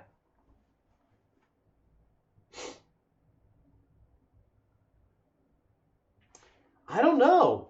Because here's the thing, right? Is Harry Potter's magic gonna work on a Jedi? I don't know. Alright, so we're gonna use, which one did I have? This one? We're gonna use this one. And I need to slice a handful of slices out of this. Not a lot. Handful. And I want them to be around, I want them to be consistent. So this is gonna be a thing. So for this, I'll probably even, I'll clamp this on my bandsaw. It's hard to see. I'm not going to bother panning it around. It's actually, by the way, guys, I think it's 7 o'clock. How you doing, Arts? I think it's 7 o'clock. May the Force be with you, Arts. That's why we're making our lightsaber today. May the 4th. May the 4th. And I'm actually, honestly, for a single day project so far, beyond pumped at how this is, how it's already looking. I think by the time I sand this sucker down and just do a couple other little things, yeah, we got something looking good. In fact, all I really need to do is add that on, and I could probably call it done. So let's see. I'm just gonna move some of this out of the way. Big ass clamps. So these cheap spring clamps aren't the best, but they're not bad for some things. Like, I'm just gonna slap this on my fence or on the tray on the tape on the bandsaw and use it as a fence, just like. Oh, Yoda would whip his ass. No questions. Seriously, I don't think so. Yeah, I think Yoda would take him to pieces.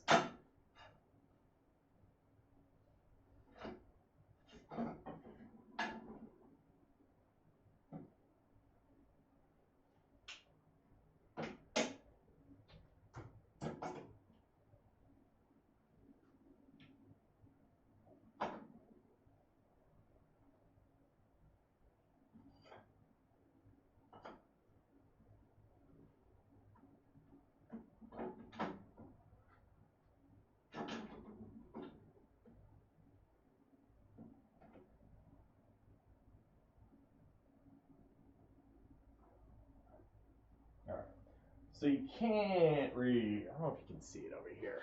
I'll just see if you can see it. But if you can see, so I don't need this on here anymore. I'm gonna let some glue dry for a second. So if you can see how I have that clipped on, right? Pay no attention to the 500-pound dummy bomb in the background. That will be one of my art projects for when classes are over. This is something I've been supposed to be working on. But, dude, totally. Nah, man. And Brian, I think you're good, too, hour-wise. I'll double check, but like, I think you're in a primo position right now. And I gotta shave. Look at this garbage. But have a good one, man. May the 4th be with you. We'll finish this guy up. I'm gonna finish this guy up now, today. But you have a good one, man. I'll catch you later. Take care. Be safe. Right? Okay. So, but if you can see here, on this old school last of the American-made bandsaws for craftsmen. It's an okay bandsaw. It's not great. It definitely has some limitations. But honestly, for as much as I use a bandsaw, I should have a much better bandsaw. But this was cheap when I bought it, and it's still cheap. So basically, on this tray, so you've got a slot here that, unfortunately, mine's not the right size. Well, I have a wheel, but your little miter slide, right, can go in here and you can use to get square cuts. But they also, you can mount a fence, just like the table saw, where if you're ripping something and you want it to be uniform, you can just slide it past along your fence and get consistent widths, which is something that if we were slicing slabs out of something, we wanted to be consistent, you're going to want to use a fence. So I'm just using this so I can pass it through 4 times and get the same thickness on my piece, hopefully.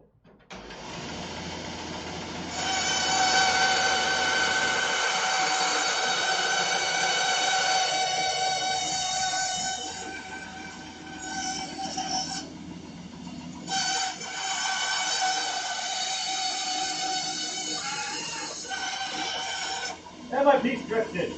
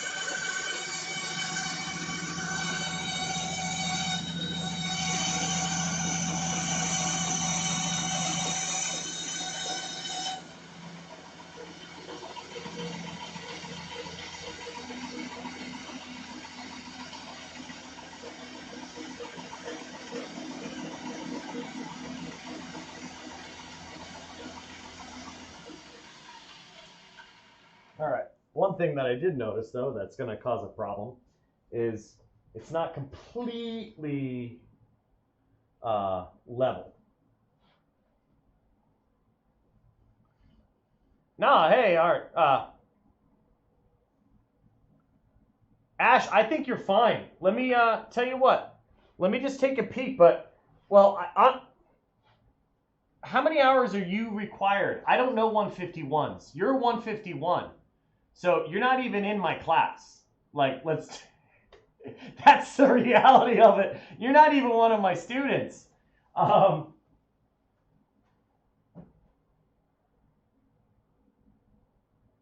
Yeah, I don't... So, yeah, I mean, that's...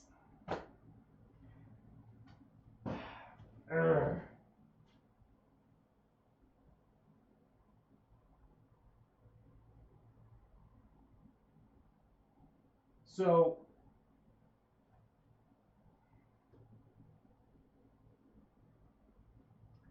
All right, so put it this way, Ash. What I told him, what I told Ben, when it comes to you guys, from what I've seen for hours, so Krista came in. It's her second time. She's watched some other stuff, but so I've seen her. Obviously, you and the Bourbon Sisters. I told him. Oh no! Listen. Yeah, don't worry about it. I told Ben that you and the Bourbon Sisters are fine. Like, he shouldn't have any question about you participating in this at all. You've sent the feedback after the streams.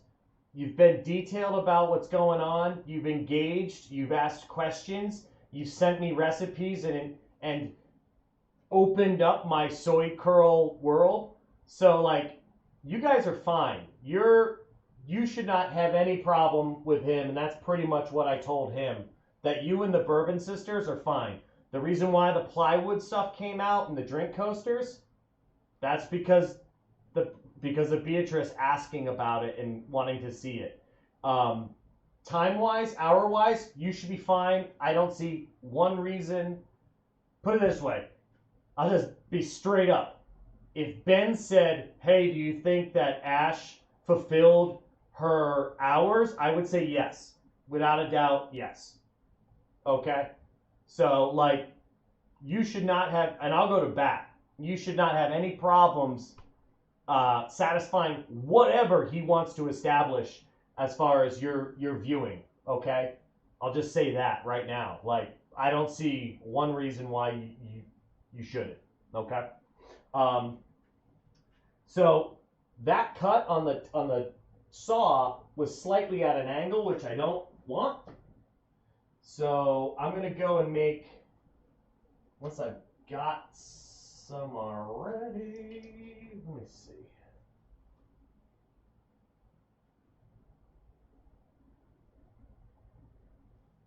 I wonder if I can get them all out of this.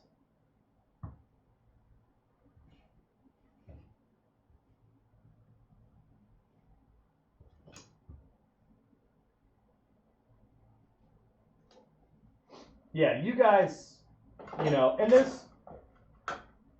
there's some people that, so I don't have a contact with you guys with the 151s, but like, so I don't even know the people that I'm not seeing, because are you guys doing Zoom meetings for classes? There's a couple students that I've not seen at all that are in the 151s. Like, I haven't seen Charlotte, you know, and she's she's hilarious, but I haven't seen or heard anything from Charlotte. Same thing with like Primo. I don't think I've seen. Is it Primo? I think Primo. Haven't seen him. So there's students that definitely I haven't heard anything or seen anything of, and there's some within even the 200s. Okay. So yeah, I mean, I haven't seen outside of the 151s. Or sorry, as far as the 151s, yeah, I've seen obviously you and the Bourbon Sisters. Krista was on today, and she was on previously a couple times before, or maybe just once. And then like Rachel was on once. But there's students I haven't seen from the 151s at all. But yeah, like I said, you're fine. There, I don't see any reason for you to have to be worried about hours. All right, so I think I can get 8 out of this little guy.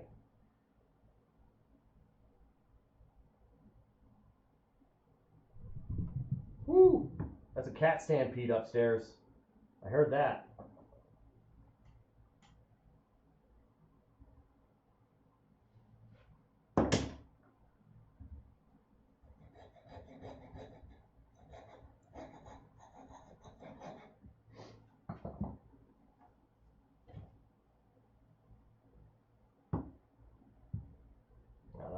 That's just gonna keep falling over.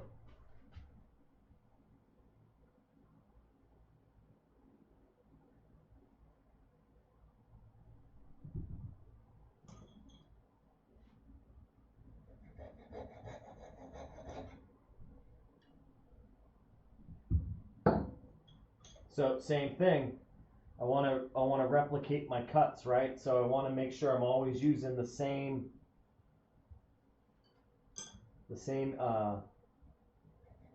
piece to make my transfer line from.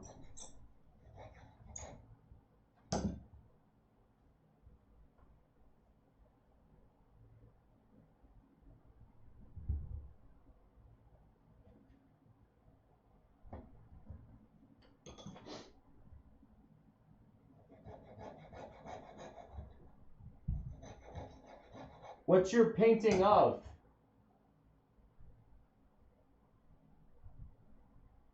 Ha ha!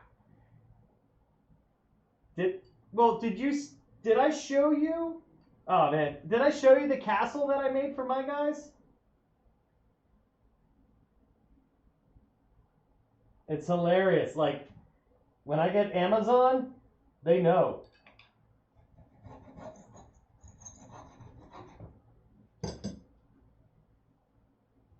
Amazon packages is for them.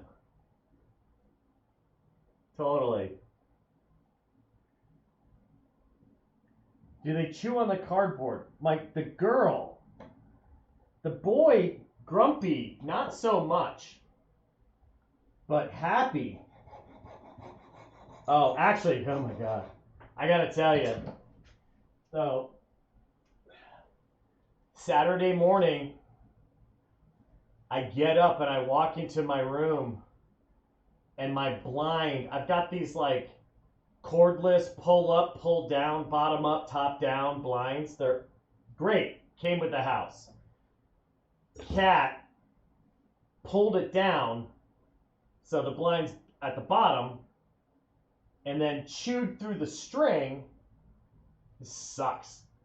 And the way these blinds are made, if one string breaks, the whole thing just goes and self-destructs. So I come in and there's a blind like all over the place in my bedroom.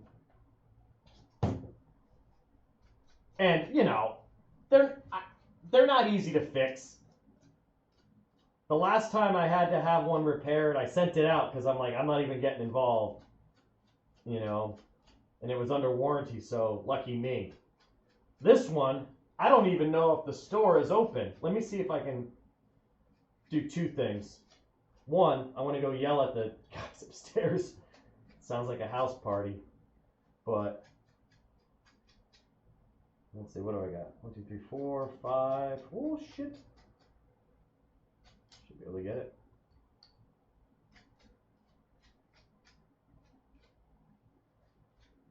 Let me see. So yeah, they destroyed a blind, which sucks. All right, let me see if I can find. Oh, what am I doing? Yeah, sorry guys, I left you over on the. I left you guys over on the press or the bandsaw. I think I've got almost enough. So I need 1, 2, 4, 5, 6. I need 2 more. Yes.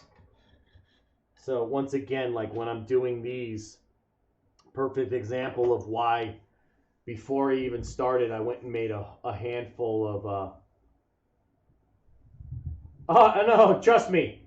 I took it down because it's just. Psh, I took it down. I swapped it with because I had 2 windows that are the same size. I swapped my office one to the bedroom blind, and I'll look to see. They're not easy to fix. It's, you know, like some specialty tools probably, but yeah, I gotta call the place and be like, are you even open? Just to, you know, what can I do? You know, even if the store was open, the place that they send it to, down in wherever, someplace Scranton or something, like, is that factory open? So I don't know. Let me see if I can find the cat picture though. They're forked. But yeah, it's pretty much like put a blind up. Let's see.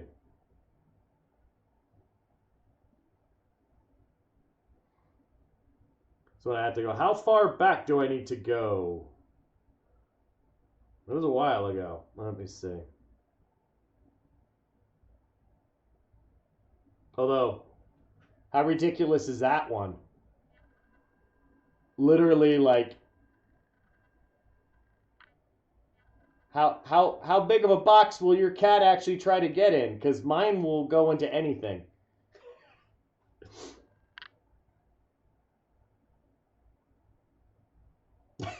Like, it's ridiculous. That's Happy.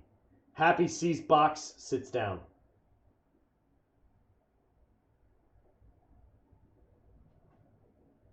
Sitting at the bar. Where are you? Cat Village. I felt it was weird too. Like, I left it out. I didn't care. I built their fort and here we go.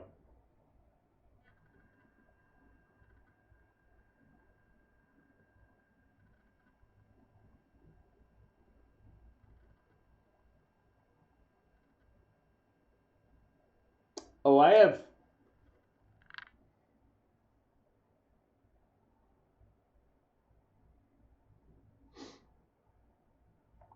So those are all connected. So they can go from one box to the other and then out. And I don't know if that had the addition on it yet. My house has child locks. People come into my house, they open a cabinet, ka-thunk. It's like, and they're like, wait, why are all your cabinets child-proofed? Exhibit A and Exhibit B. Seriously. All right, I'm just going to run upstairs and check on those guys for a second. But, yeah. But no, like I said, Ash, you're good for hours.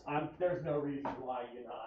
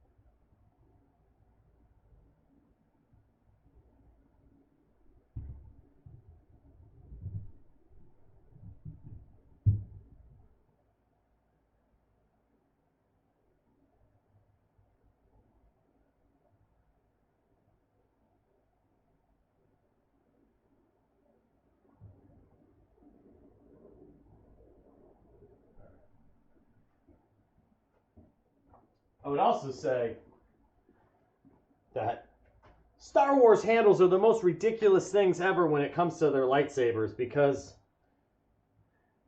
they are so impractical. Like, why would you ever want a bunch of, like, linear ribs on the bottom of that handle?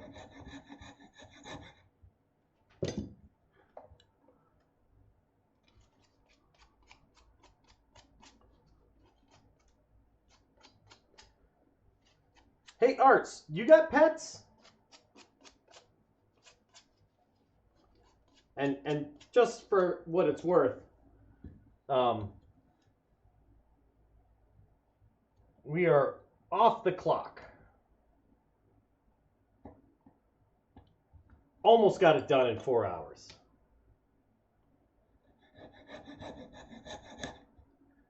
But pretty close. Pretty close.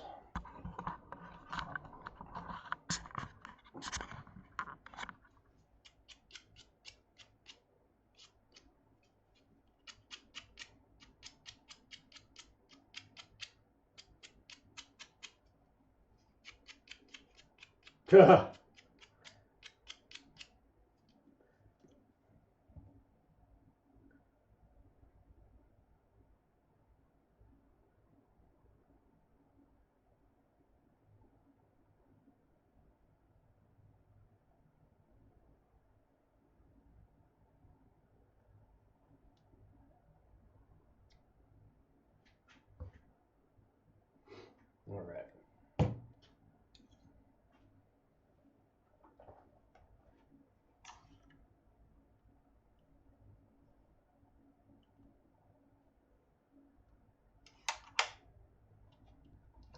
How's your, did you get your car going? You get that all worked out? Or is that still mystery?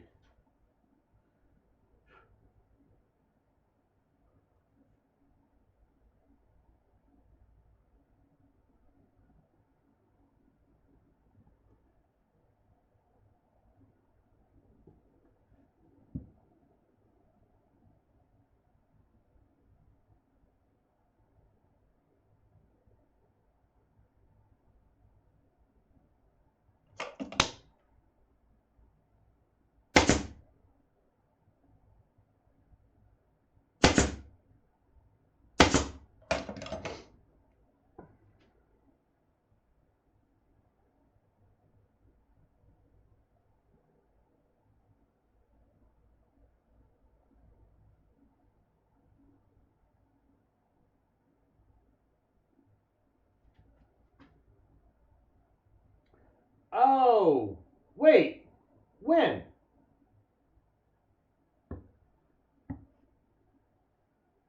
I have alerts shut off for most things, but DMs I should have, if you added me, I should have got it. My bad.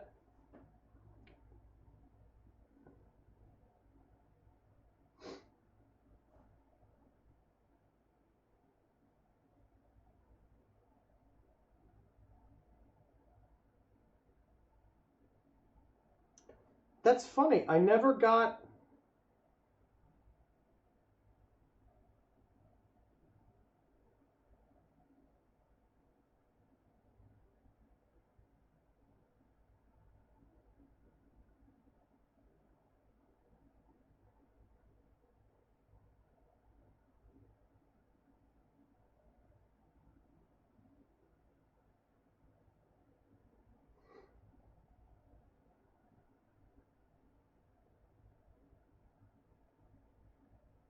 Ooh, okay. Gremlin. Yeah, I didn't get an alert for that. Normally I get like a... Unless I was wasted. No, I normally get alerts. I do not recall. I'll say I didn't get one. I don't recall getting one. But, okay.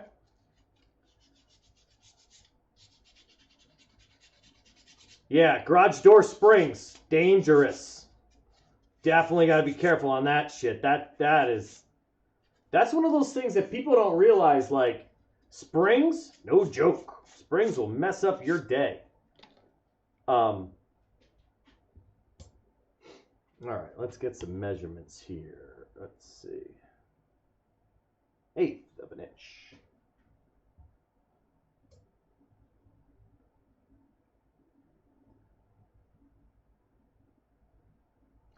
The car starting or not starting. So, automotive gremlins. Yeah, I blame the software. Shit, I blame you.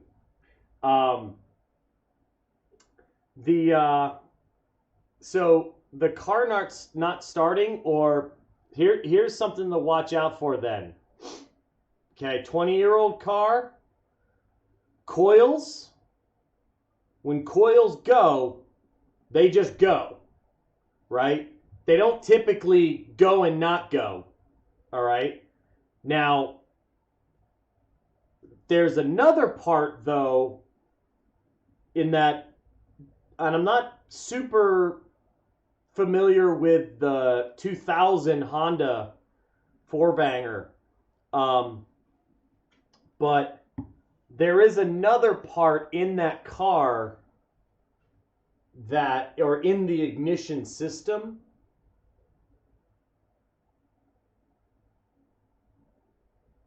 okay. Yeah. Yeah. The springs, I just talked to a neighbor, and, you know, I got one there, and I got one there, and they hang on the outside of those rungs. Yeah. Sorry. 20-year or 22, wow. Yeah, 22-year-old now. It's vintage. It's classic. Honestly, they're great. As long as the body doesn't rust out, drive them forever. Yeah, but I just talked to a neighbor friend of mine, social distancing. It's crazy 3 degrees of separation from him too, but his garage door was broken, and he's like, I watched a video and it looked really dangerous, and I thought I would just hire someone to do it. And I'm like, yeah, smart man. So ignition system, distributor. On yours, ignition coil is on the distributor, I think, or it's right next to it.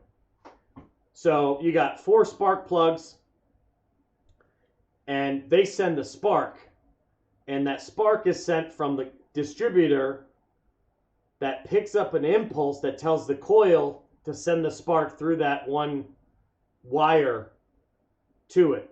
Now, the most 80s, 90s, not coil on cap, but most individual distributor, it has what I know it as a pickup coil, right? Some people will call it like a Hall effect coil or whatever, but I know it as a pickup coil. And what it does is it picks up the signal that then tells the car to fire the ignition. So you've got pickup coil, distributor coil. Pickup coil gets the signal, tells the coil to fire. Coil fires through the proper distributor line to that spark plug, and it alternates out.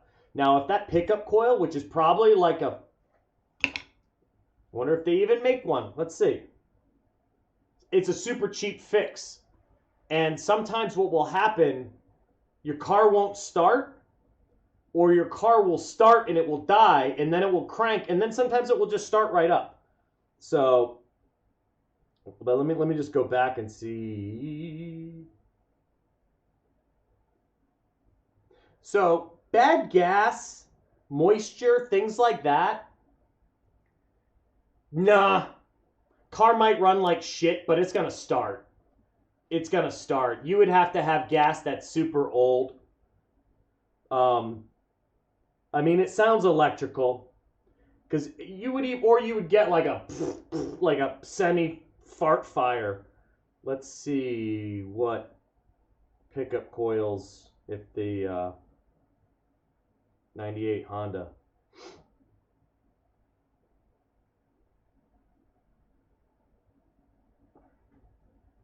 Sometimes they're just they don't even, sometimes you can't even find these parts. Honda.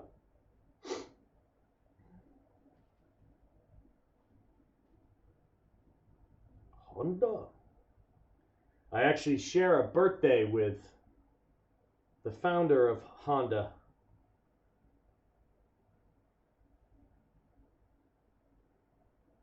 Let's go to some ignition. Ignition coil, distributor cap, ignition control modular. That's probably not it, but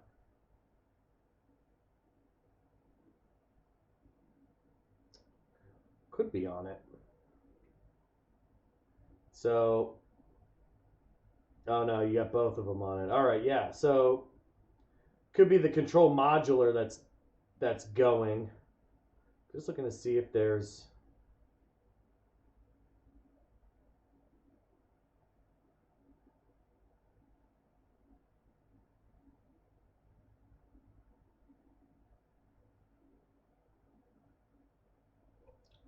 Huh. Could be the CPS. I might be calling to the CPS on that one. But the problem, yeah, throw the bike in the trunk. The hard thing about ignition problems if he can put it on a diagnostic computer, it should show up. And actually, you can also pull trouble codes too. Like if the car started but didn't start because something failed, that trouble code will probably be in the car, in the memory. 98, probably still something. But the hard thing about diagnosing and or repairing electric gremlins is if it's something that's intermittent, you can't tell that the part has failed if it's working. Makes sense? Right? Like modern cars you might have a signal and it will tell you the sphincter joint didn't give me a signal on the 5th. And the 5th, the car didn't start, your sphincter joint's messed up. But if the car doesn't have that level of diagnostic recording, sometimes the only way they can tell is to put one that they know is good in it and then see if nothing happens again. Trust me, I've been down the ignition distributor pickup coil on a old Mustang, 80s Mustang, and it was just like sometimes I'd be driving everything would still be working. The engine would just shut off, and I would coast to the side of the highway. And I could not figure out. They could not figure out what was wrong with it. It was a nightmare. Sucked. All right, let me continue putting these guys on. That's the thing about some of the electronics, that it becomes very difficult.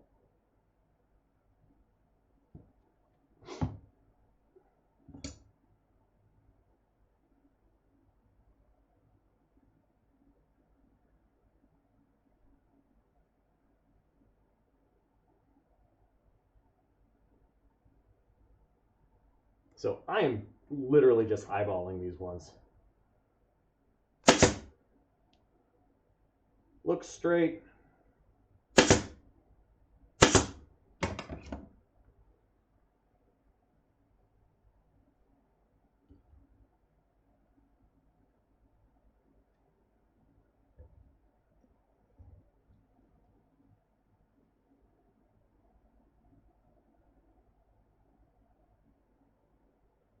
And I'm also not using a lot of glue at all. One, I don't want to have to deal with it. It's such a small piece. Two, when I shellac this thing over, any of this wood grain that's open and exposed is gonna kind of get, in a sense,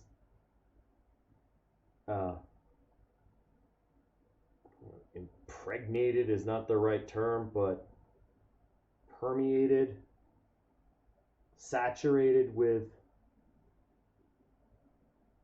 that shellac, and that shellac is gonna kind of work like an adhesive.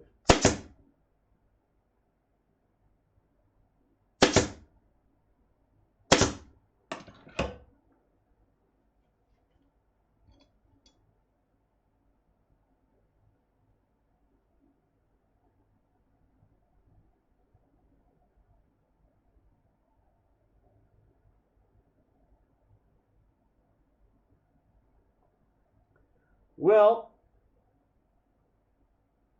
you got AAA, so, 4 miles, gamble, I would say start it, see if it starts,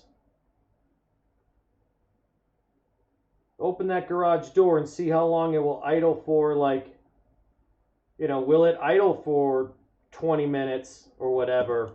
Garage door open. 10 minutes even. Will it idle enough? And will it feel normal? And then, maybe you might have to get a ride halfway there.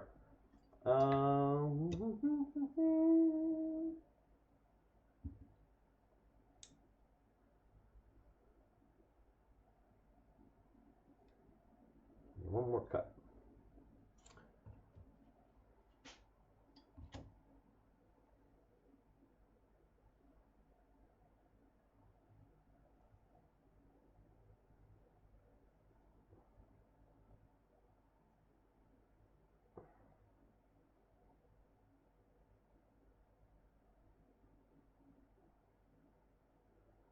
Crooked.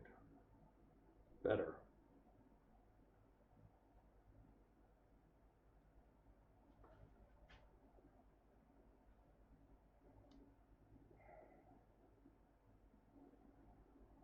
Not happy with that crooked.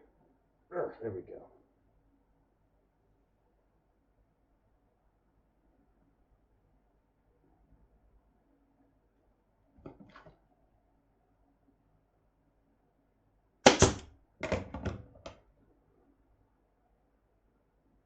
That's better.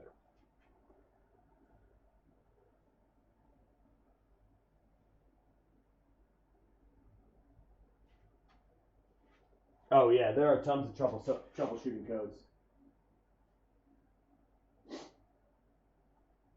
Yeah, there's tons.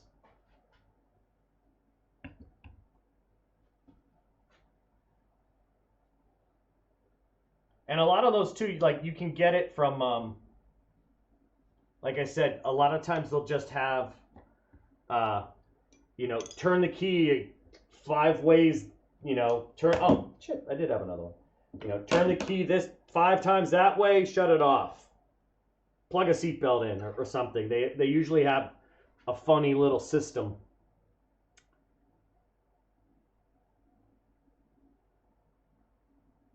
I'd say, you know, in a situation like that, I always hate having to get a tow unless I need to. I would probably gamble it. You know,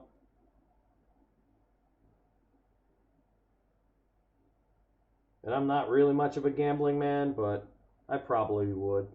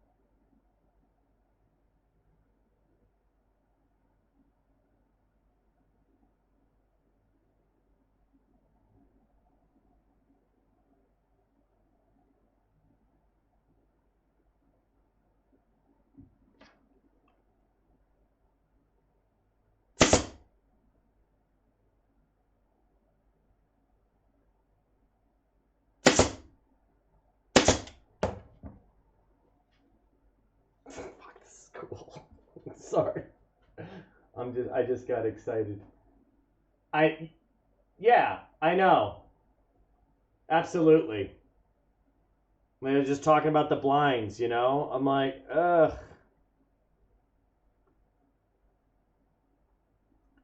Well, see if there's a trouble code.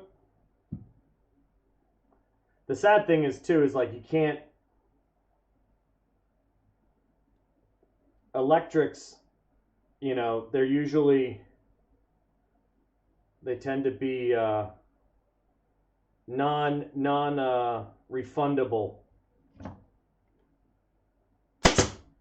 and mostly because they know people need them to diagnose sometimes. So if someone doesn't know what's going on, oop, I'm out of ammo.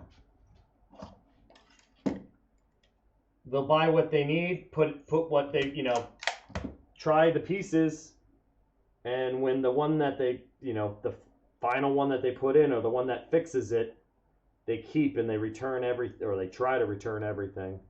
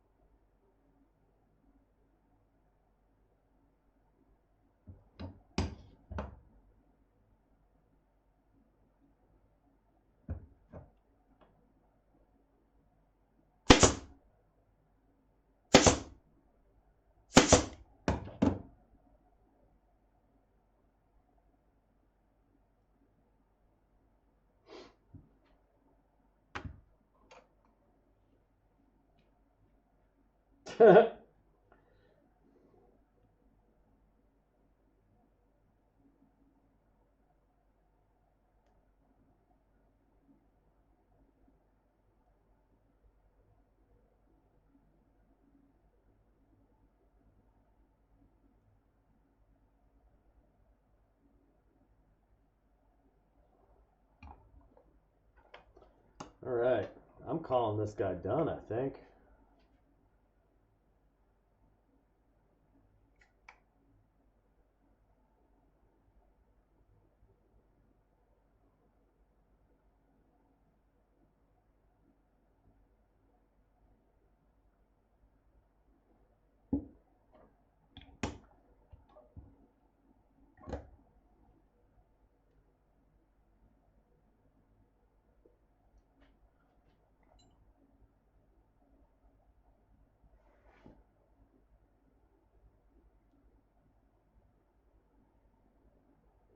Trying to diagnose a mid-range paper shredder that has a continuous on button and doesn't shred.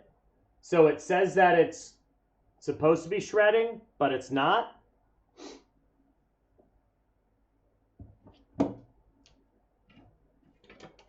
Bad motor. That switch isn't actually switching anything.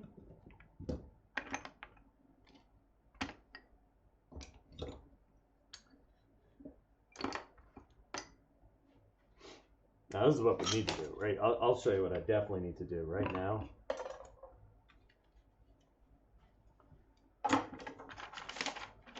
So,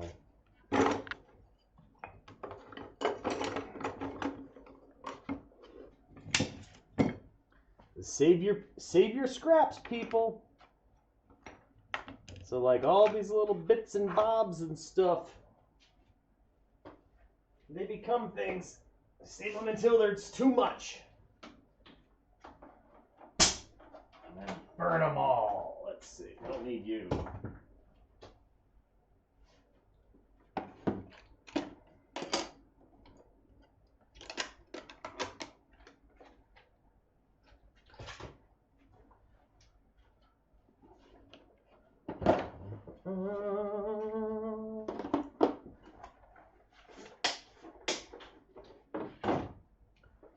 Let's see. Put away the trumpets. Not a bad day build. Not a bad day build at all.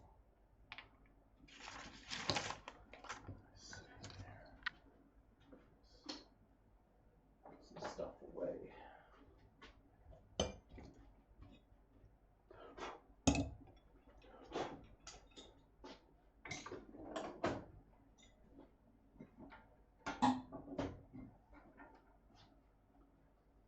Show you what you're gonna laugh when you get to see what I have to take out though for this. We'll feed the cats in a second, but I was laughing a second ago when I was thinking about it.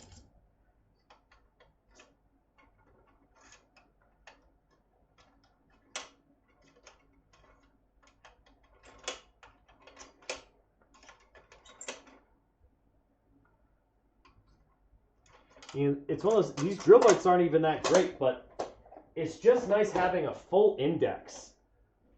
You know, even if they're not the best drill bits, just having one of every one that you need is a huge help. All right, done, done, done.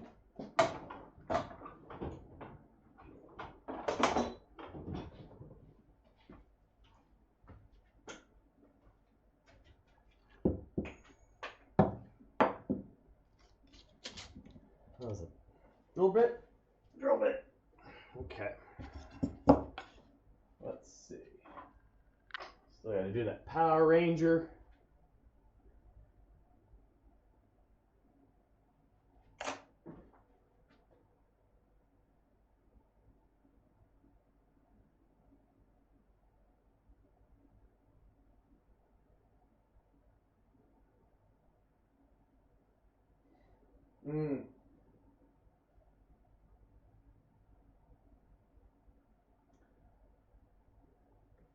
What you mean like the router table for like shaping stuff?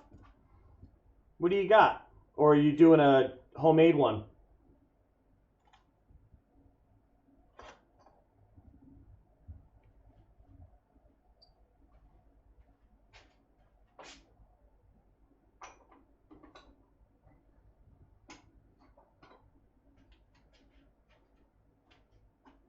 And what are you gonna be routing?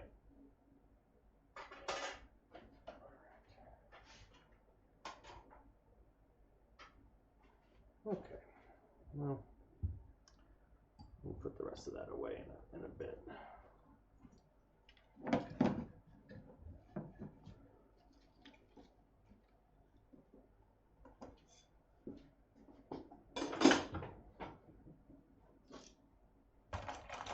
So here's, I gotta move shit.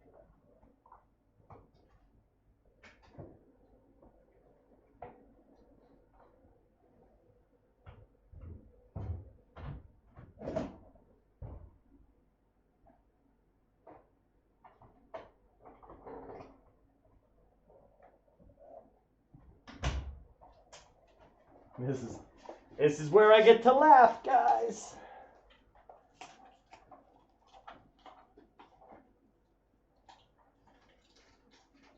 Okay, what do you put in it for a, yeah, Rockler Woodworking. Sure, they got some nice stuff. What are you mounting in it as far as a router? How big?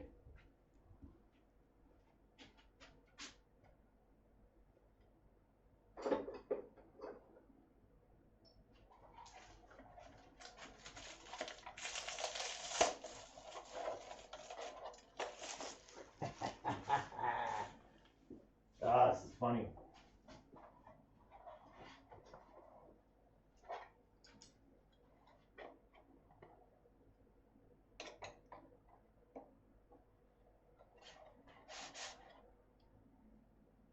Oh, you suck. You're too small. Because it's for the blade. It's expecting the blade to be sticking out. You stink. Curses.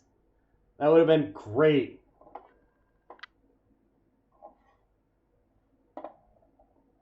But it's made for a skinny blade. Like, that's where the blade's grabbing hold. You suck. Ruin my fun.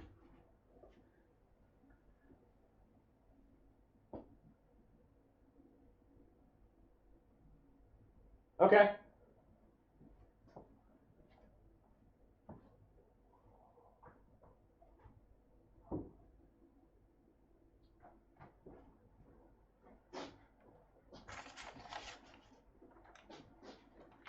So let's see. How close did we get to our design?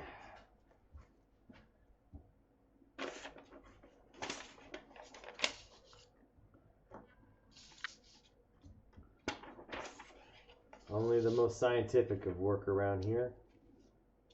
I made it longer. That's what we did. All right.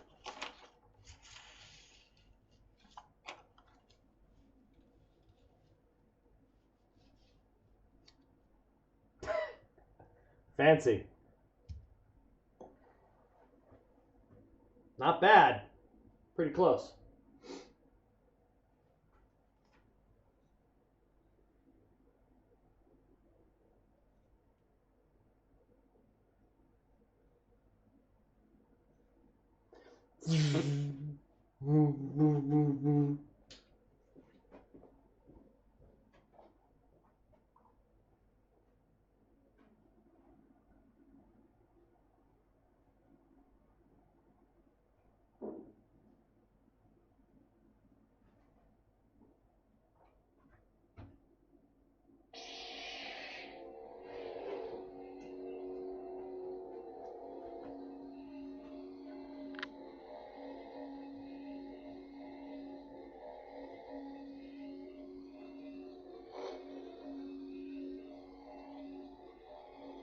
There's a little bit of a little.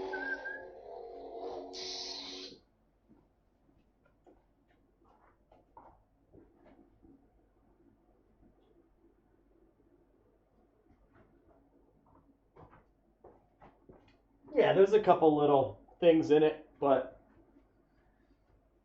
I think it looks pretty good for scrap wood. So we got some little funky details. We'll give it some sanding. We got little buttons. We got some little stuff up there. We got a little lens going on.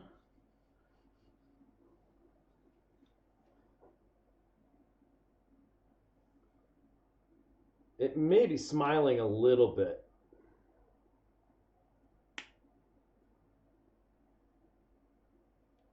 Not anymore.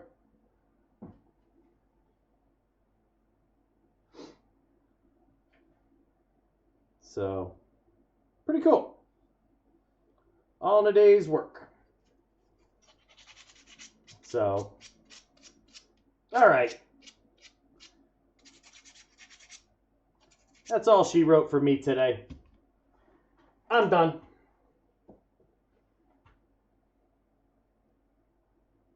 Not bad. This is fun. This is a fun little project just to crank out. You know, let's get some photos of it.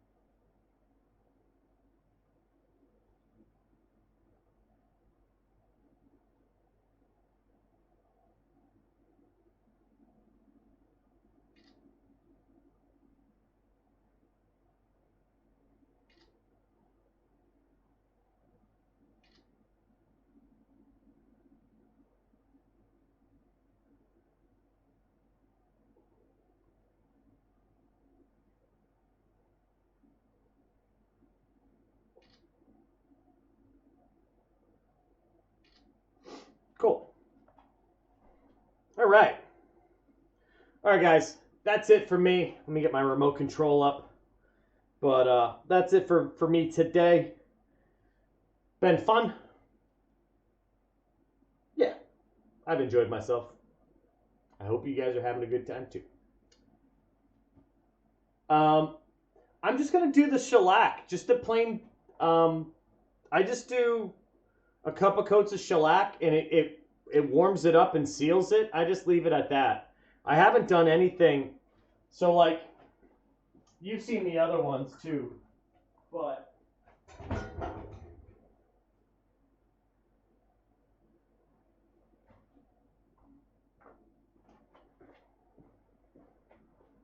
like this is only like 1.5, maybe kind of 2 coats of shellac. And it tends to warm it up a little bit anyway. If I put one more coat on it, it's going to start looking browner, which is fine. I don't mind it. But most of these I just do straight up shellac, just like this. Because if you ever want to do it afterwards too, you can always just tint the shellac and go over it, and it would be like a stain. So yeah, I haven't really done any like real finish on any of these guys.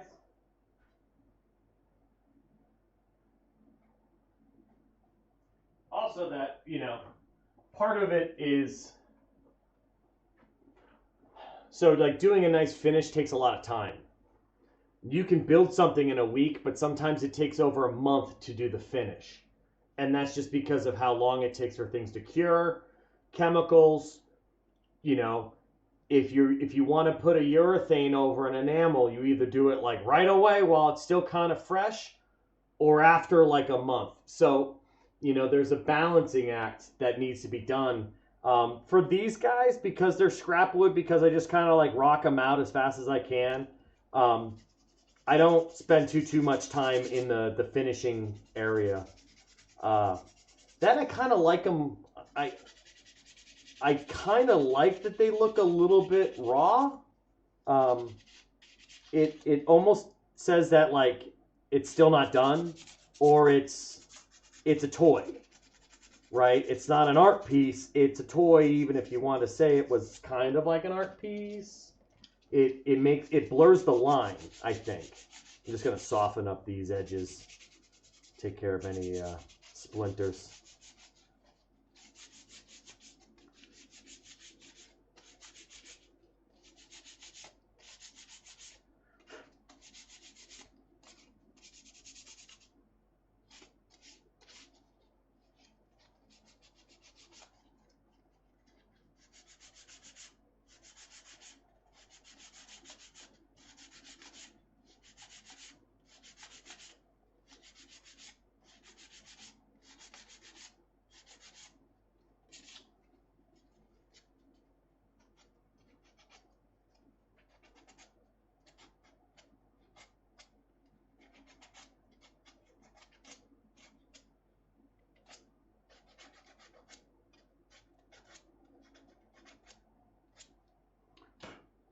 All right. Cool. Beep, bop, boop. Ron, you're fired. So, yeah. Anyway. Cool. Done. Fini.